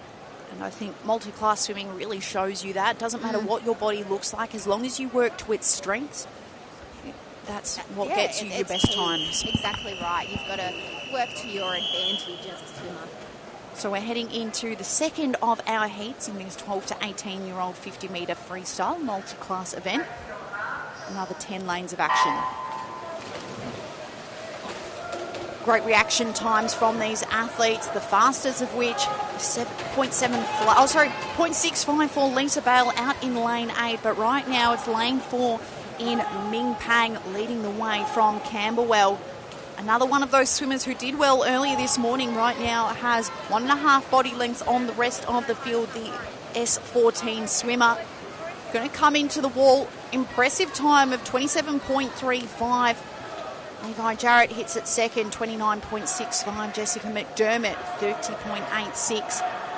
Now our last swimmer touching the wall, Hannah Mearns, 37.47, the S8 swimmer from the Peninsula. So great to see again. Lots of different classifications in that event. S8 swimmer, as we mentioned, with Hannah. S14, S19 swimmers, and one S13 in Patrick Chichi, who is in lane 0. So again, different classifications, different genders. Each of these athletes has to hit their time, hit their optimum amount of points. It's not as simple as head-to-head racing. Exactly right, but it's still nice to be racing in a full pool, to be able to get that race feel and to get the best potential out of each swimmer. And I love that the multi-class is done the way that it is, because it's so inclusive, and hats off to these guys for racing against athletes who are in different classes. We're about to get underway here for the third of fourth heat here for the 50-metre multi-class freestyle. We've got a multitude of classes in this event as well. Leading out at the moment is lane number 4, which is Lockie Bellion, who's had a really great day of racing as well in the multi-class section. He's doing well to maintain that lead. Nice quick pace freestyle here for the 50 metres, as he's coming in to touch the wall, Lockie Bellion, at a 27.72. Avea Dennis touching the wall at 29.15. Mackenzie Gibbs 32.7. And Phoenix Zhang at a 32.98. That's heat 3 of 4. One more heat to go before we're into the final event of this session. Right, Gemma Cook just touching the wall there, time of 44.60. Saw in the longer event before, just shaved like 12 seconds off her seed time, which is incredible. Yeah, some huge improvements we're seeing throughout the course of the short course season. And no doubt that form will continue well for these athletes should they continue into the long course season starting soon. So to culminate their season's hard work and off seasons and many, many years of hard work here at the Victorian Age Short Course Championships. Fantastic to see. Meanwhile, we're heading into the fourth and final heat of this mixed 12 to 18-year-old 50-metre freestyle multi-class. You can see getting ready for action. Staff officials having a chat to the athletes. Haven't they been doing a great job all day, these officials, making athletes feel so calm and prepared for these events? Right now we're just making sure that the pool is in good nick. And a huge thank you for Hawkeye technology, which is being used at this Swimming Victoria meet. Gives officials multi-angle camera views for accurate backup timing and fair calls. Fantastic to have Hawkeye here, getting all of those camera angles and what you're seeing at home here on the screen. Some fantastic work done by these guys. As well as our naming sponsor, UNCLOUD, Swimming Victoria and Vic Health's campaign, helping young people make informed choices about vaping. Visit uncloud.org for more information. So a nice moment of reprieve for these swimmers. Of course, there's still so much to look forward to in this morning's program. After this event, it's going to be the last event of the morning, and that's the 1500 metre freestyle. We have 3 heats, and we also have someone very special jumping into the commentary booth in Nick Sloman. Now, there's no better person to talk to us about long distance swimming. Of course, he's done it at the Olympics. He knows what it's like to compete at the high level, but also to have experience at things like this one, the Victorian Short Course Championships. Just takes on a whole other dimension when you get your heroes watching you race and their own thoughts. And who better, like you said, who better to tell it than someone with such experience, and as well with these longer races stemming from about 17 to 19 minutes, to be able to watch these races and hear from an expert in the field. It's exciting for all. We're so excited we might take a breath to catch up on our excitement. Just got a nice moment here before our fourth heat. Stick with us, we've got a huge end of the program to come.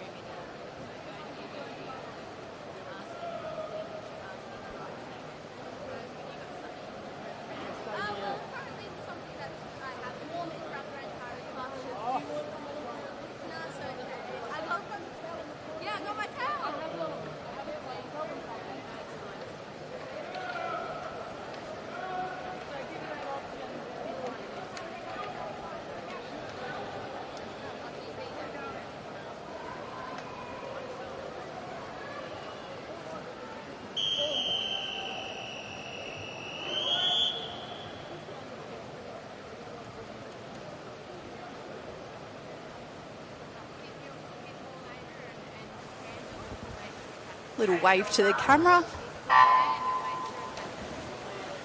Now time to focus on the pool. So we had a little break there because Tyra Jensen was seeing if she could suit up for this one. It was a race suit malfunction, but right now we are functioning beautifully through the middle of the pool.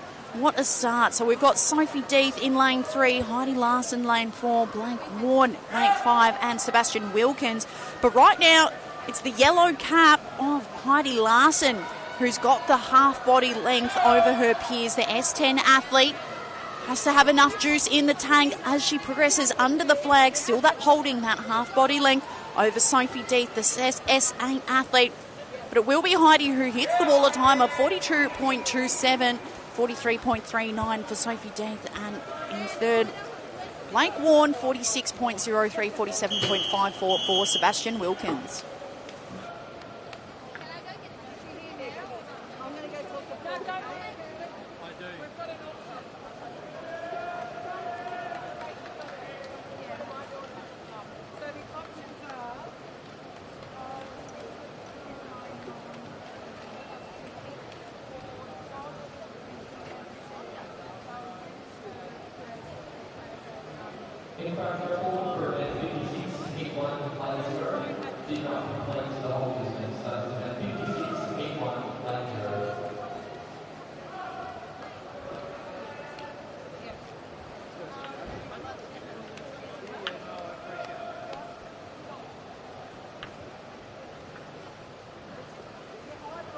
Are you marshalling for something?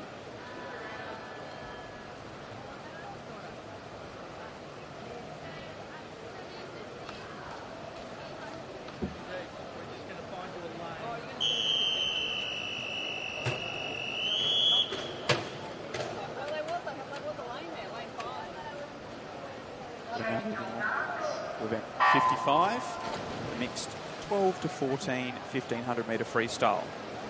And we're incredibly lucky to be joined in commentary by Australian Olympian and recent competitor at the Pan Pacs, Nick Sloman. So you've made your Australian pool debut. We know you're a specialist in the open water, but how was it to make an Australian team in the pool? It was pretty special. Like, obviously, I qualified through the open water, and I was lucky enough to get a ticket at the Pan Pacs because I was on the open water team, and to sort of experience it from the different side, the pool side, it was a good experience for me.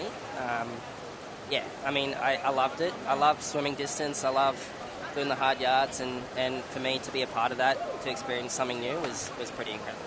What's it like being a dolphin? Oh, well, I mean, it's always been a dream of mine to represent my country, and to do that for, I think it's coming up to 8 years now. You know, I couldn't have asked for anything better, to be honest, and, you know, I'm still trying to improve myself.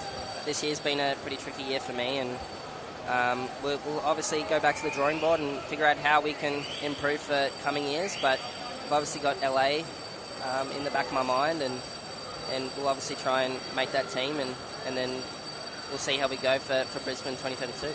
So you think for these young athletes, they're hoping to be in your shoes at some stage, and at the moment it's Jack Hayes who's got the early lead. Can you remember being this age, back to 12 to 14 years old? Funny thing is, when I was this age, I wasn't swimming the distance events. I was swimming the 50 breaststroke and the 100 breaststroke.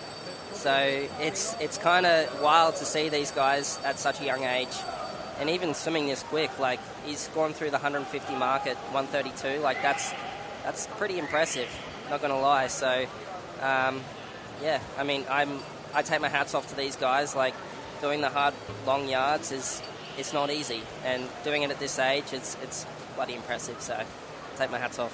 So you did say you had a challenging year. Last time we spoke to you was at Victorian Open Long Course Championships post the 1500s. You'd already had a challenging year up until that stage health-wise. Can you sort of give us fill us in a little bit what's happened post then? Because I think it's a really good story on that some of our younger athletes can learn that even if everything's not going the way you expect it to go, that you can still get in the pool and give it your best go when the major meet comes around. Yeah, I mean, this year's been rocky to say the least. In January, I came down with a batch of COVID, which put me out of the water for about 2 weeks, and that meant that, you know, I was on the back foot from the beginning, and a month later I was competing up at the Queensland Surf Champs and got in an accident and fractured my wrist, so that put me out for, you know, another 6 or 7 weeks, and then after that, just before trials actually, I was doing some cleaning up in the kitchen and lacerated my thumb. So all in all, I think it worked out to be something like 13 weeks of either out of the water or adapted training, either on the bike or other means in the gym, just trying to keep myself fit. I'm lucky enough that I have such an incredible team behind me. Like my physiologist, my coaches, my strength and conditioning, my physio, they all work seamlessly together, and they made a plan, despite it being limited, to put myself in the best position to qualify for the Pan Packs and put my best foot forward at the actual meet as well. It wasn't a fantastic year in the grand scheme of things, but I think all things considered, it was a pretty solid effort, and hopefully next year we can have a little bit more consistency and have a better result. And so when you tackle that 10K open water swim on, and obviously in the back of your head you're probably thinking hasn't been an ideal preparation, but how do you go into race day and go, I'm going to give it my best performance again, I'm going to focus on what's in front of me and not worry about what's happened in the lead up? Yeah, I mean, that's pretty much what I do. I don't think about what's happened in the past. I think that I've had the best prep I physically could, and I go in thinking that I can win. I think if you have that winner mentality, regardless of the end result, I know it potentially might hurt a little bit more if you go in thinking that you can win and you don't win, but that's something to reflect on in post-race. I think if you go in defeated, then you're going to get defeated, and that's the mentality that I've always lived by in my career. I think with this event, knowing that you've got 12, 13 and 14-year-olds going head-to-head, it's mixed gender, so it's a really wide open field. It's like what you're saying, sometimes you've had your own type of preparation and it's very different to everyone else, but at the end of the day you're thrown in, whether it's the open water or you're all thrown into the pool, and you have to come up with a result. It really is an endurance event of just staying your own course. Yeah, exactly. I mean, it's hard for these guys swimming against different ages and different genders, but it's all about just trying to get the best out of yourself. Like in these lanes, you almost want to have the blinders on and just think about hitting your marks every lap and just trying to get the best out of yourself. Like I'm not much of a short course swimmer myself. I hate doing the turns, but yeah, I honestly take my hats off to these guys. They're doing an incredible job. And Jack Hayes continues to lead here. He's gone through the 550 metre mark. He turned through the 500 and 525. So it's a nice, strong opening 500. Personal best time of 16:53. He's well and truly under that speed there. So good to see how he progresses through this next 500. If he can maintain this speed that he's setting, so those 33-second 50s, he's on for a big personal best time. Makes me think about when you're swimming in the open water, you do have to track where your competitors are. Of course, you might be slapping at their toes, you might be riding their hip. What's your approach to staying in your own lane as opposed to focusing on what the rest of the field is doing, particularly in that open water environment? With the open water in particular, you're not worried about time. So you go in there with a strategy of, okay, I know what the good guys are doing. So you pick.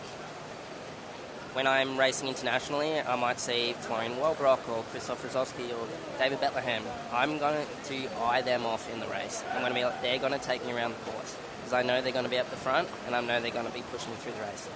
Here it's a little bit different because you're racing the clock and you're only racing yourself. So you've got to be composed. You've got to just go back to your training, keep your stroke rate the same, your length of stroke, and technically be strong, because once your technique falls apart, that's when your time starts slipping and you get off your times and stuff like that. Of course, the flat water conditions You sometimes look at these guys and say, you're doing it easy. I've got to deal with waves and people kicking me in the head. Yeah, well, I mean, that's true, but also I don't have to swim as hard as I can for full 15 minutes. I know my races can be up to 2 hours or even longer, but it's very tactical sometimes, and most of the time it's all about swimming the most efficient, not necessarily swimming the fastest. So whoever can conserve the most energy over that full 2 hours is most likely going to win at the end of the day. And when you're talking about conserving energy, I think that can relate back to in the pool here. So we're watching Jack in the centre of the pool there. He's doing a really good job of keeping a kick going, keeping his stroke nice and long. What are the types of things that he probably has been working on with his coaches to help him conserve energy so he can keep that tempo up? One of the most underrated things in swimming in particular is how strong your core is. And it's something that will go probably the earliest for me, and something that I'm always trying to work on, because just like a fish, the fish doesn't swim with its fins, it swims with its body. That's where all the muscle is. So exactly like here today, if you can have a solid core for the majority of the race, technically you're going to be far better and you're going to hold more water throughout the race.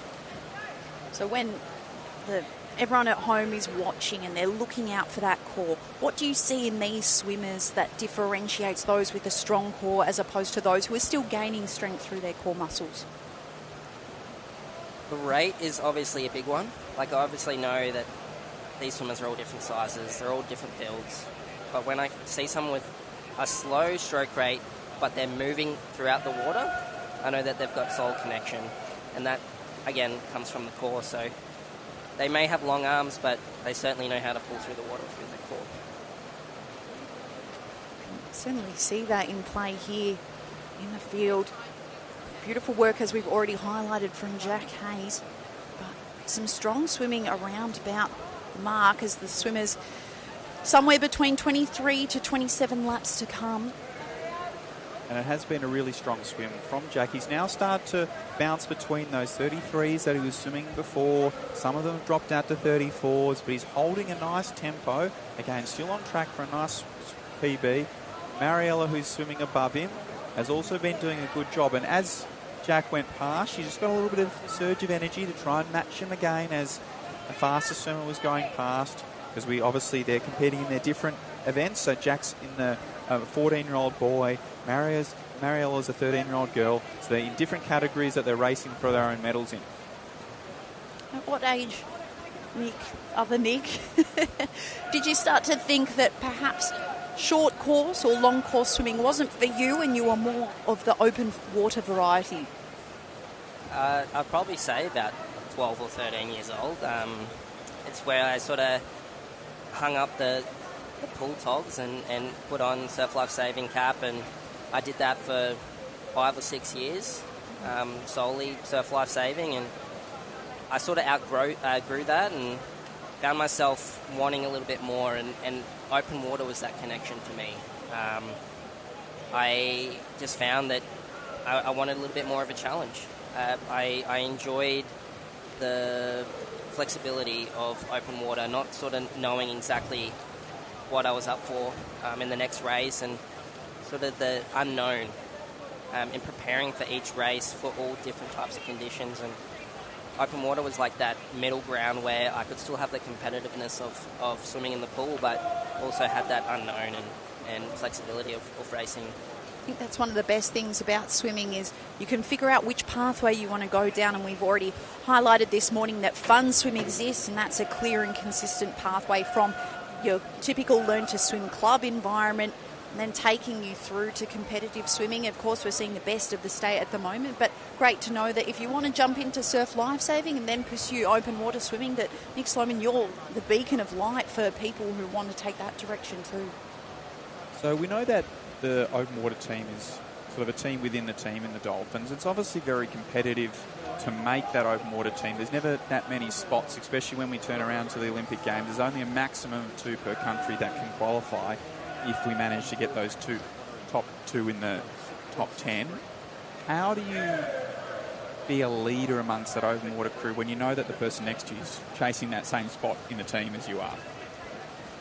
I mean, it's the open water team's like my second family. We're mates outside the water, but we're fierce competitors inside the water, and I think that relationship is what drives us forward. Like, we want to see Australian open water be the best country in the world, and you know, it's sort of hard to say this, but like in recent times, it's kind of been on the chopping block as a potential spot in the Olympic Games, and there's a petition going around. If you haven't seen it, I would invite everyone to sign that and try and get it on board for Brisbane 32. Like, it's for something like this, it's something to strive for, potentially, for these swimmers to try and make and to progress in their careers. And if that's taken out of the Olympic Games, then it's one less avenue that they could potentially try and go for. And like with the open water team, it is tough. We have about 6 guys that potentially make those 2 spots, and that's what pushes me every day, to try and be better than obviously myself, but to remain top of Australia and make those teams, because that's where I want to be.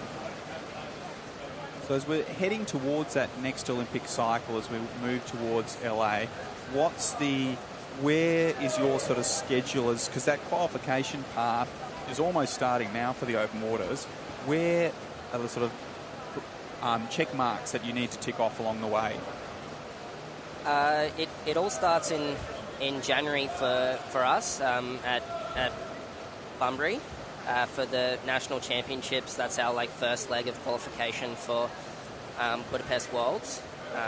So the Budapest Worlds will be the first selection for the Olympic Games. The top 3, with 1 spot being awarded to the highest ranked open water swimmer in the world outside of that top 3. And then there will be a separate qualification for the remaining spots later, sort of maybe 2028. So it's coming around very quickly, in other words, and that's one of the great things about that open water team is you're the first dolphin named on an Olympic spot, because that World Championships that are conducted the year before, or that selection meet that occurs normally early in the year. You sort of know so you're the first dolphin who ticks their name got their spot on the bus or on the plane to LA. Yeah, I mean, it's pretty cool. And if you can get that name spot next year, it doesn't matter if your country wants to take you or not. You're eligible for that spot. You get yourself a name ticket, which is pretty cool. If you qualify through the pool ranks, you always, with selectors trying to pick your name, and so there's always that uncertainty involved. So yeah, it's one of those special things, being an open water swimmer, and it allows you to grow and potentially do better when it comes to the Olympic Games time. So we've got 50 metres left here for Jack. He's now dropping down into those 32 mids, and he is on for a nice big personal best time that we thought he was. So he's turned through the 1,450 metre mark, right on that 16-minute mark. So he had an entry time of that 16:53.22. So he's well and truly going to be under that. He's going to set a personal best time by about 20 seconds as he comes down with 10 metres left to swim. Still looking nice and relaxed. That strong kick that he's had throughout, he comes into touch in a 16:33.62 there. Great swim there from Jack Hayes from Surf Coast Swimming to be first into the wall here in our mixed 12 to 14 1,500 metre freestyle. This is our first of 3 timed finals. So it hurts different, the 1,500. What's his kind of feeling now rather than like a 50 metres? He's taking a few deep breaths. How is he sort of feeling towards that end of that 1,500? Well, you're probably not feeling very sore in the muscles. It's all in the chest and in the core, as I said. Like, your heart almost feels like it's coming out of your chest. It's pumping that hard, and it's one of a weird feeling, because you feel like you can go harder, but you physically can't because you're capped out by your heart rate. So it's a grueling test of mental strength and fortitude, for sure. It's a bizarre sensation. Obviously, you mentioned the heart, the lungs, and what all of these athletes are feeling right now. Hear plenty more bells to indicate coming into that final 50. Some strong times across the board. Elijah Lamont touching in second, 16:56.67, and in third, Zara Barr, 17:31.31. Yeah, so both of them taking off huge chunks of time from their personal best times. So Elijah is sitting as our fastest 13-year-old boy now. Zara sitting as our fastest 13-year-old girl. Mariella Simmons will be sitting as our fastest 13-year-old girl as we move through to that second time final, which will be coming up very shortly. So far, those first three athletes were all well and truly under their personal best times. Mariella Simmons was right on her personal best time. We've got a couple of athletes coming into the wall to conclude this opening time final, with Nicholas Kalajas touching there down in lane 9, taking off 15 seconds from his personal best time, with Miller said including the action here in the opening heats. There's 3 time finals. There's a lot of athletes who are giving this 1,500 metres a go. That has to feel good for someone who's obvious. I think if we interviewed each of these athletes in the pool, I'm sure probably over half of them will go, yeah, I watch Nick swim and he inspires me. So it has to feel good that we've got a number of 3 heats worth of athletes competing in this 1,500, a number who've been inspired by your time after you've moved away from Queensland and come down to the good state in Victoria. Yeah, I mean, I look at these guys and I see myself as a young kid trying to get the best out of myself, and someone like myself, I feel very thankful that, you know, I have the opportunity to keep doing swimming, and especially down here, I've, you know, I had a 6-year hiatus of doing a PB, so coming down here changed that, and I'm swimming as fast as I've ever swum before, so, you know, I'm very fortunate that I can still keep doing this.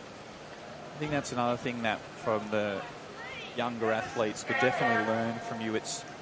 We always think that our journey to success is a just nice straight line that we go from one point to the next and we don't face any challenges along the way. But obviously 6 years is a substantial amount of time to not do a personal best. I know that when we look at the open water, that's a little bit harder to measure what is a personal best, but obviously in the pool it's a little bit easier. How do you manage to sort of navigate those challenges and go, no, I still love the sport of swimming and I still want to keep doing it, even when we might not be getting the results you want then and there? I think that's also one of the reasons why I do open water, is that you take that time element out of it. I've always struggled with that aspect of the sport, is to trying to get that extra 1%, and you train so hard 24 months of the year to over a span of 2 years to try and get a PB, and you don't get that. It's pretty hard, and one of the toughest things in the sport is to keep going when you're not improving. 6 years is certainly a long time to do that, but I was fortunate enough that I had that open water side of things where time was irrelevant and could just enjoy swimming, and that's kind of why I do open water, is because it's, you know, that time's irrelevant. Athletes have to have so much blind faith in the feeling of, I am improving, I know I'm improving, I know that this is more efficient, or you find your own metrics in the absence of the numbers reflecting it, I guess. How did you look to find improvement within that period to keep you keeping on? I think I just had to be confident in myself that I was doing the right thing.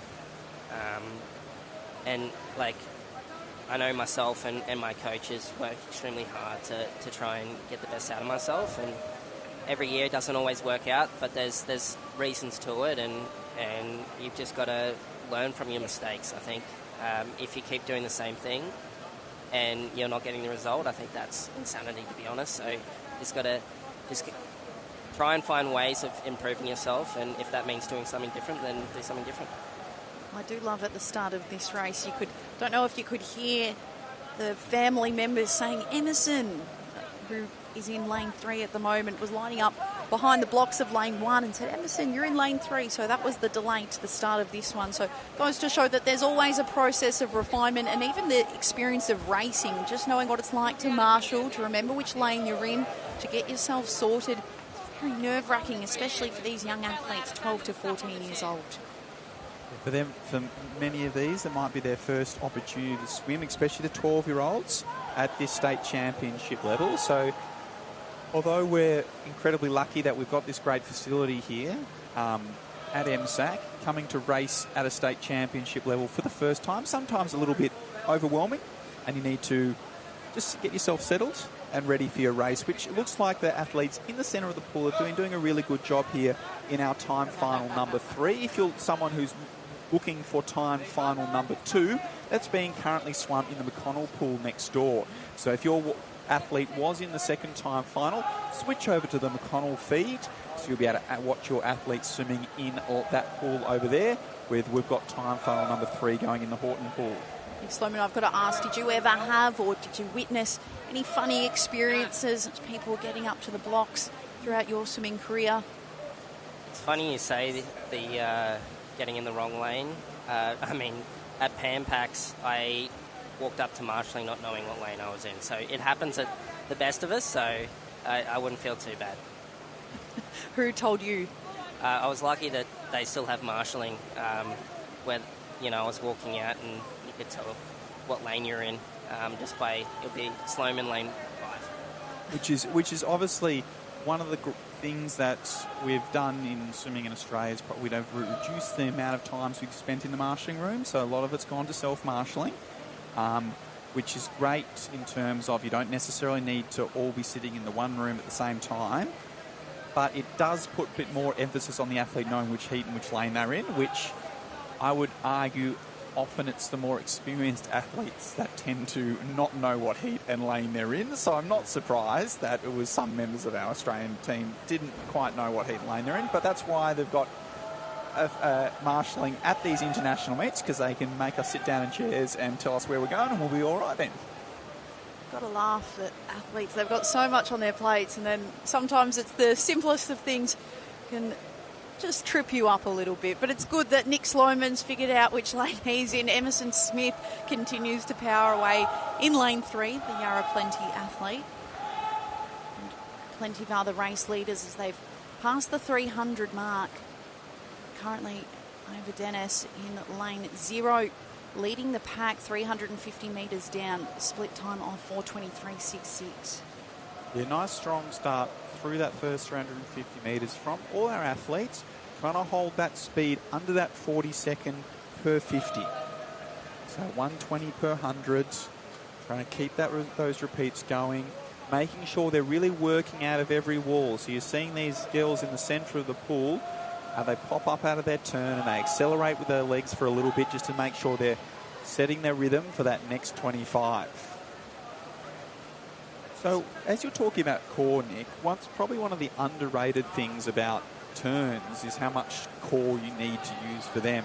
In a 1,500 metre short course, what does it feel like? Essentially, you're doing sit-up after sit-up every time you go through the turn. So is that some of the parts of your body that you start to feel a little bit earlier in the short course pool versus a long course pool? Yeah, absolutely. That's also one of the reasons why I don't like doing it, because swimming distance is such core demanding. So it's something that we train for all the time, try and have a strong core so that we don't lose technique and we don't lose efficiency. So Yushan sitting in second place in that centre of the pool under that 40-second barrier once again, with Jada and Eli just over. So those three having a really good battle in the centre of the pool. Ava Dennis also swimming really strongly and continues to lead out there in lane 0. Nick, you've spent a lot of your career in Queensland, but now we're calling you a Victorian. How have you found your experience here swimming in Victoria? It's fantastic. I think the whole Swimming Victoria community is sort of welcomed me with open arms, and I really appreciate that. Just being down here with world-class coaches and support staff, I've just been able to improve later on in my career, and I'm very grateful for that. Also, swimming in facilities like this, it's pretty incredible. I grew up in a council pool, and I made the Olympics out of a council pool, so swimming down here in such a high-performance centre, it's a little bit of a change, but, I'm enjoying every step of the way. And so in your training group, you've got athletes that specialise right across the spectrum, right from yourself at the 10K down to like Sam Williamson and 50 breaststroke. How does balancing those different training needs you have, but also how does it give you that excitement when you get to swim at the same time as Sam? You might be doing something else, but how does that add to your love of swimming? I think just mingling with all different personalities helps. Obviously not seeing Sam set on the board makes it easier, but just being a part of everyone and being a part of that community is pretty special. Like I've got my training buddy Hazza Hay, who does the miles with me, which makes carrying the pain that little bit easier. So I enjoy it. It's a very nice squad to be a part of, and it's a pretty good community. We obviously saw one of your squad members earlier with Lily Kosh swimming in the 100 backstroke. She swam in the heats earlier today, so probably not her favourite event, but she is fastest through in that 17, 18-year-old girls 100-metre backstroke. So she's put together a good performance, and we've seen her really come on over the last 12 months and getting very close to some pretty impressive marks in her specialised breaststroke events. So that's obviously one of those younger athletes that you've been training with. As a more senior athlete, how does you balance that sort of nurturing you have to do with those younger athletes that are in your training group? I think Lily's fitted into the group really well. Certainly giving a little bit of stick to Sam, which is always pleasant. For someone that he's a lively character, to have someone that sort of rivals that is something that we kind of need in the squad. So she's fitted in really well, and you can see that in her performances. Like she's been incredible. So sky's the limit for Lily, and I look forward to seeing what she can do in the future. So Ava Dennis continues to lead over in lane 0. Ava's swimming the 800-metre freestyle. That's why we're seeing her getting out nice and strongly. So she's about to get her whistle, whereas the other athletes are starting to work their way towards the halfway mark here of time final number 3. So she's getting the bell. Ava with 50 metres left to swim, putting together a really strong performance there. As in the centre of the pool, in first place in the 1500 is Yushan Gu. She's doing a really good job of that rhythm, maintaining nice and consistently as she works a strong dolphin kick and then into that flutter kicks as she accelerates off the wall. She's leading Eli Milligan and Jada sitting in second and third place, with Riley now in between them. Seeing such an array of clubs, not only in this event, but throughout the course of the weekend. Here, Riley, a Traralgon-based athlete, same as Ruby Demetrios, both from Traralgon. We've got Jada Nisi from Ballarat, Yarra Plenty, Southeast Vic Centre. Great to see opportunities for athletes of all different clubs, backgrounds and swimming journeys coming together. I think it's one of the best parts is the social element, that you get to meet swimmers from other clubs. Do you have any fond memories of the people that you met, swam against, swam with at this age group, and how those friendships have continued to where you are now, Nick? Well, most of the people I swam against have long retired. It's interesting to see that, it's generally the people that weren't as good as a junior managed to make it all the way through to the senior level, and it's the dedication, the enjoyment of the sport that probably gets us to this stage. I have a lot of people that I'm friends with sort of later in life that I've developed as we've progressed in age. So I couldn't say that I have any friends that I developed from this time, but that's going back like almost 20 years. So. Well, it is special to think about the growth of the journey. Hey, Nick, other Nick. There's no way you're that old, because if you're that old, then I must be older. So we're just going to say it's been 5 years, and it's happened very quickly. But as we make our way through the 900-metre mark, it is still Yushan who leads here in our time final number 3. As we can hear the bells ringing down from the other pool, in the McConnell pool, in that time final number 2. So if you have been watching this stream looking for time final number 2, please switch over to the McConnell stream so you can watch your athletes over there as we move into this second half of the race here in the Horton pool. Worth noting that Haikang Ka was the leader in the other pool, finishing the 1500 metre in 18:12:31. So keeping those eyes on the time, because obviously being a timed final, it was Jack Hayes who led in the first of the time finals, a time of 16:33.62.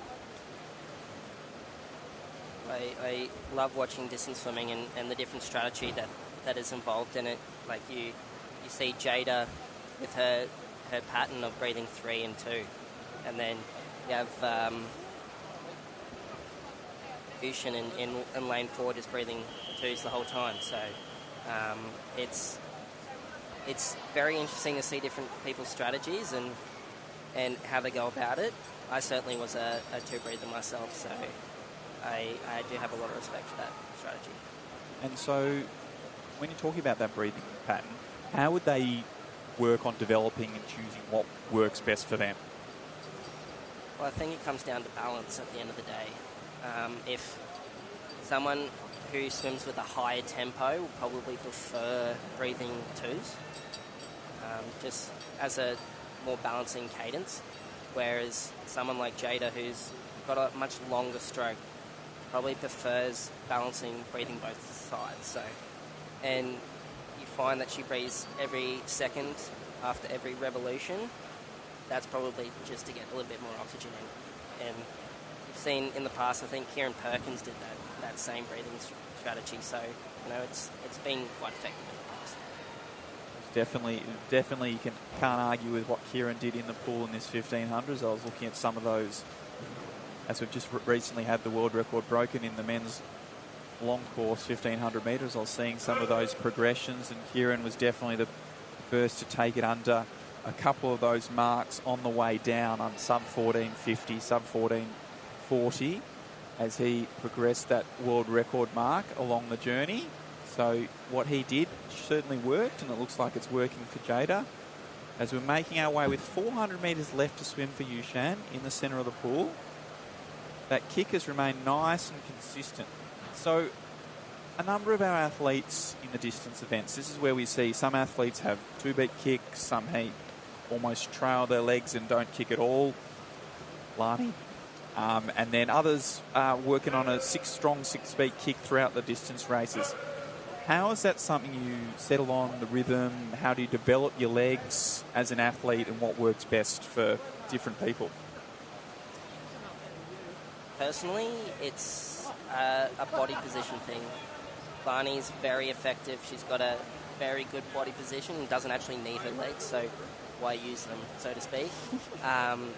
Whereas someone like myself finds that having a soft 6-beat gets me a little bit higher in the water, and therefore I can swim faster. So it comes down to energy efficiency and outweighing that. Do I swim faster by burning that much energy, or can I save myself and be a little bit more efficient and just use my arms? So obviously, because you're working those legs yourself at a soft, consistent kick throughout your races, how do you train your legs so that they're ready to go for those 1500s and 10K and always be kicking? We do a lot of cardio outside of swimming. Not only do we do a lot of kick sets throughout the week, but I personally do 3 one-hour bike sessions to sort of give myself strength in the legs, but also that endurance that's required.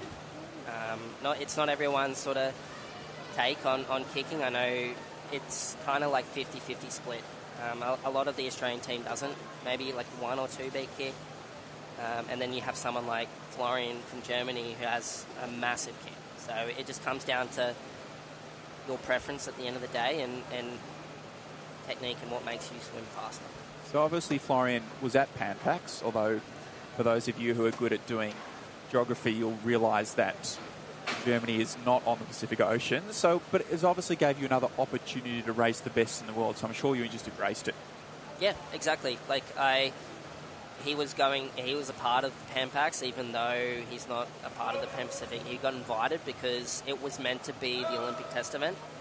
Unfortunately, it sort of clashed with Europeans, so not a lot of people turned up, but because he wasn't swimming the pool and he wanted a little bit of a holiday in the US, he came across and raced, and he's been in outstanding form lately. And I went into the game plan with trying to stick with him, and I got to about 9.8k, and I was looking pretty good, and then the lack of training and consistency throughout the year kind of hit me in the butt. So obviously having those people to race, especially in open water, it makes it a lot more fun, and obviously I want to race the best in the world, so more the merrier. And yeah, it's just one of those things. I'm trying to chase him, and he's trying to get further away. So Feels like a game of chess almost. You've set all your pieces up, and then it's just at the final hurdle, perhaps that last, small distance.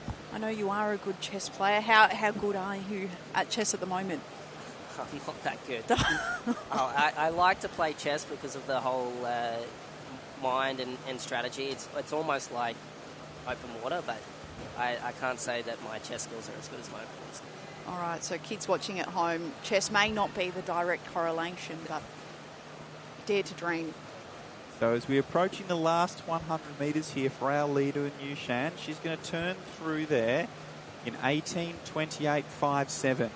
She had an entry time of 19:34, so it's going to have to be a swift last 100 to match that personal best time. She's done a really good job of holding on to that 39, 40-second 50s, but that's just going to probably leave her just short of her personal best time. Nevertheless, a really strong swim from our 13-year-old athlete from Southeast, as she's got 75 metres left to swim, holding on to a nice lead in this third of our time finals.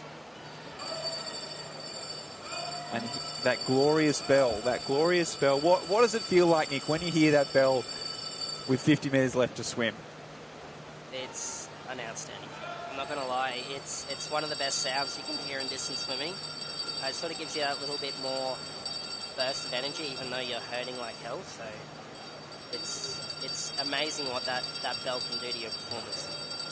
You can see that stroke rate starting to pick up. Put everything you've got, juice it out.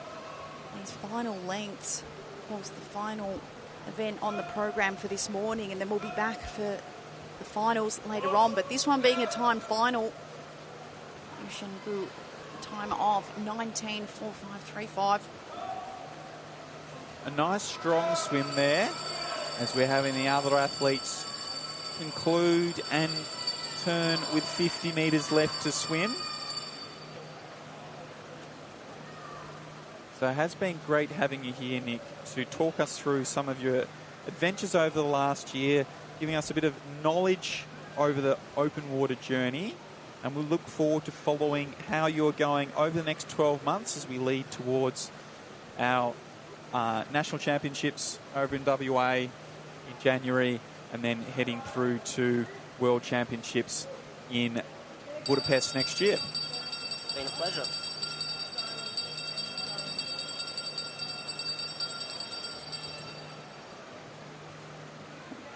So we're getting the bells for our final athletes in the field as they conclude their 1,500 metres, with Ruby making her way down with 25 metres left to swim.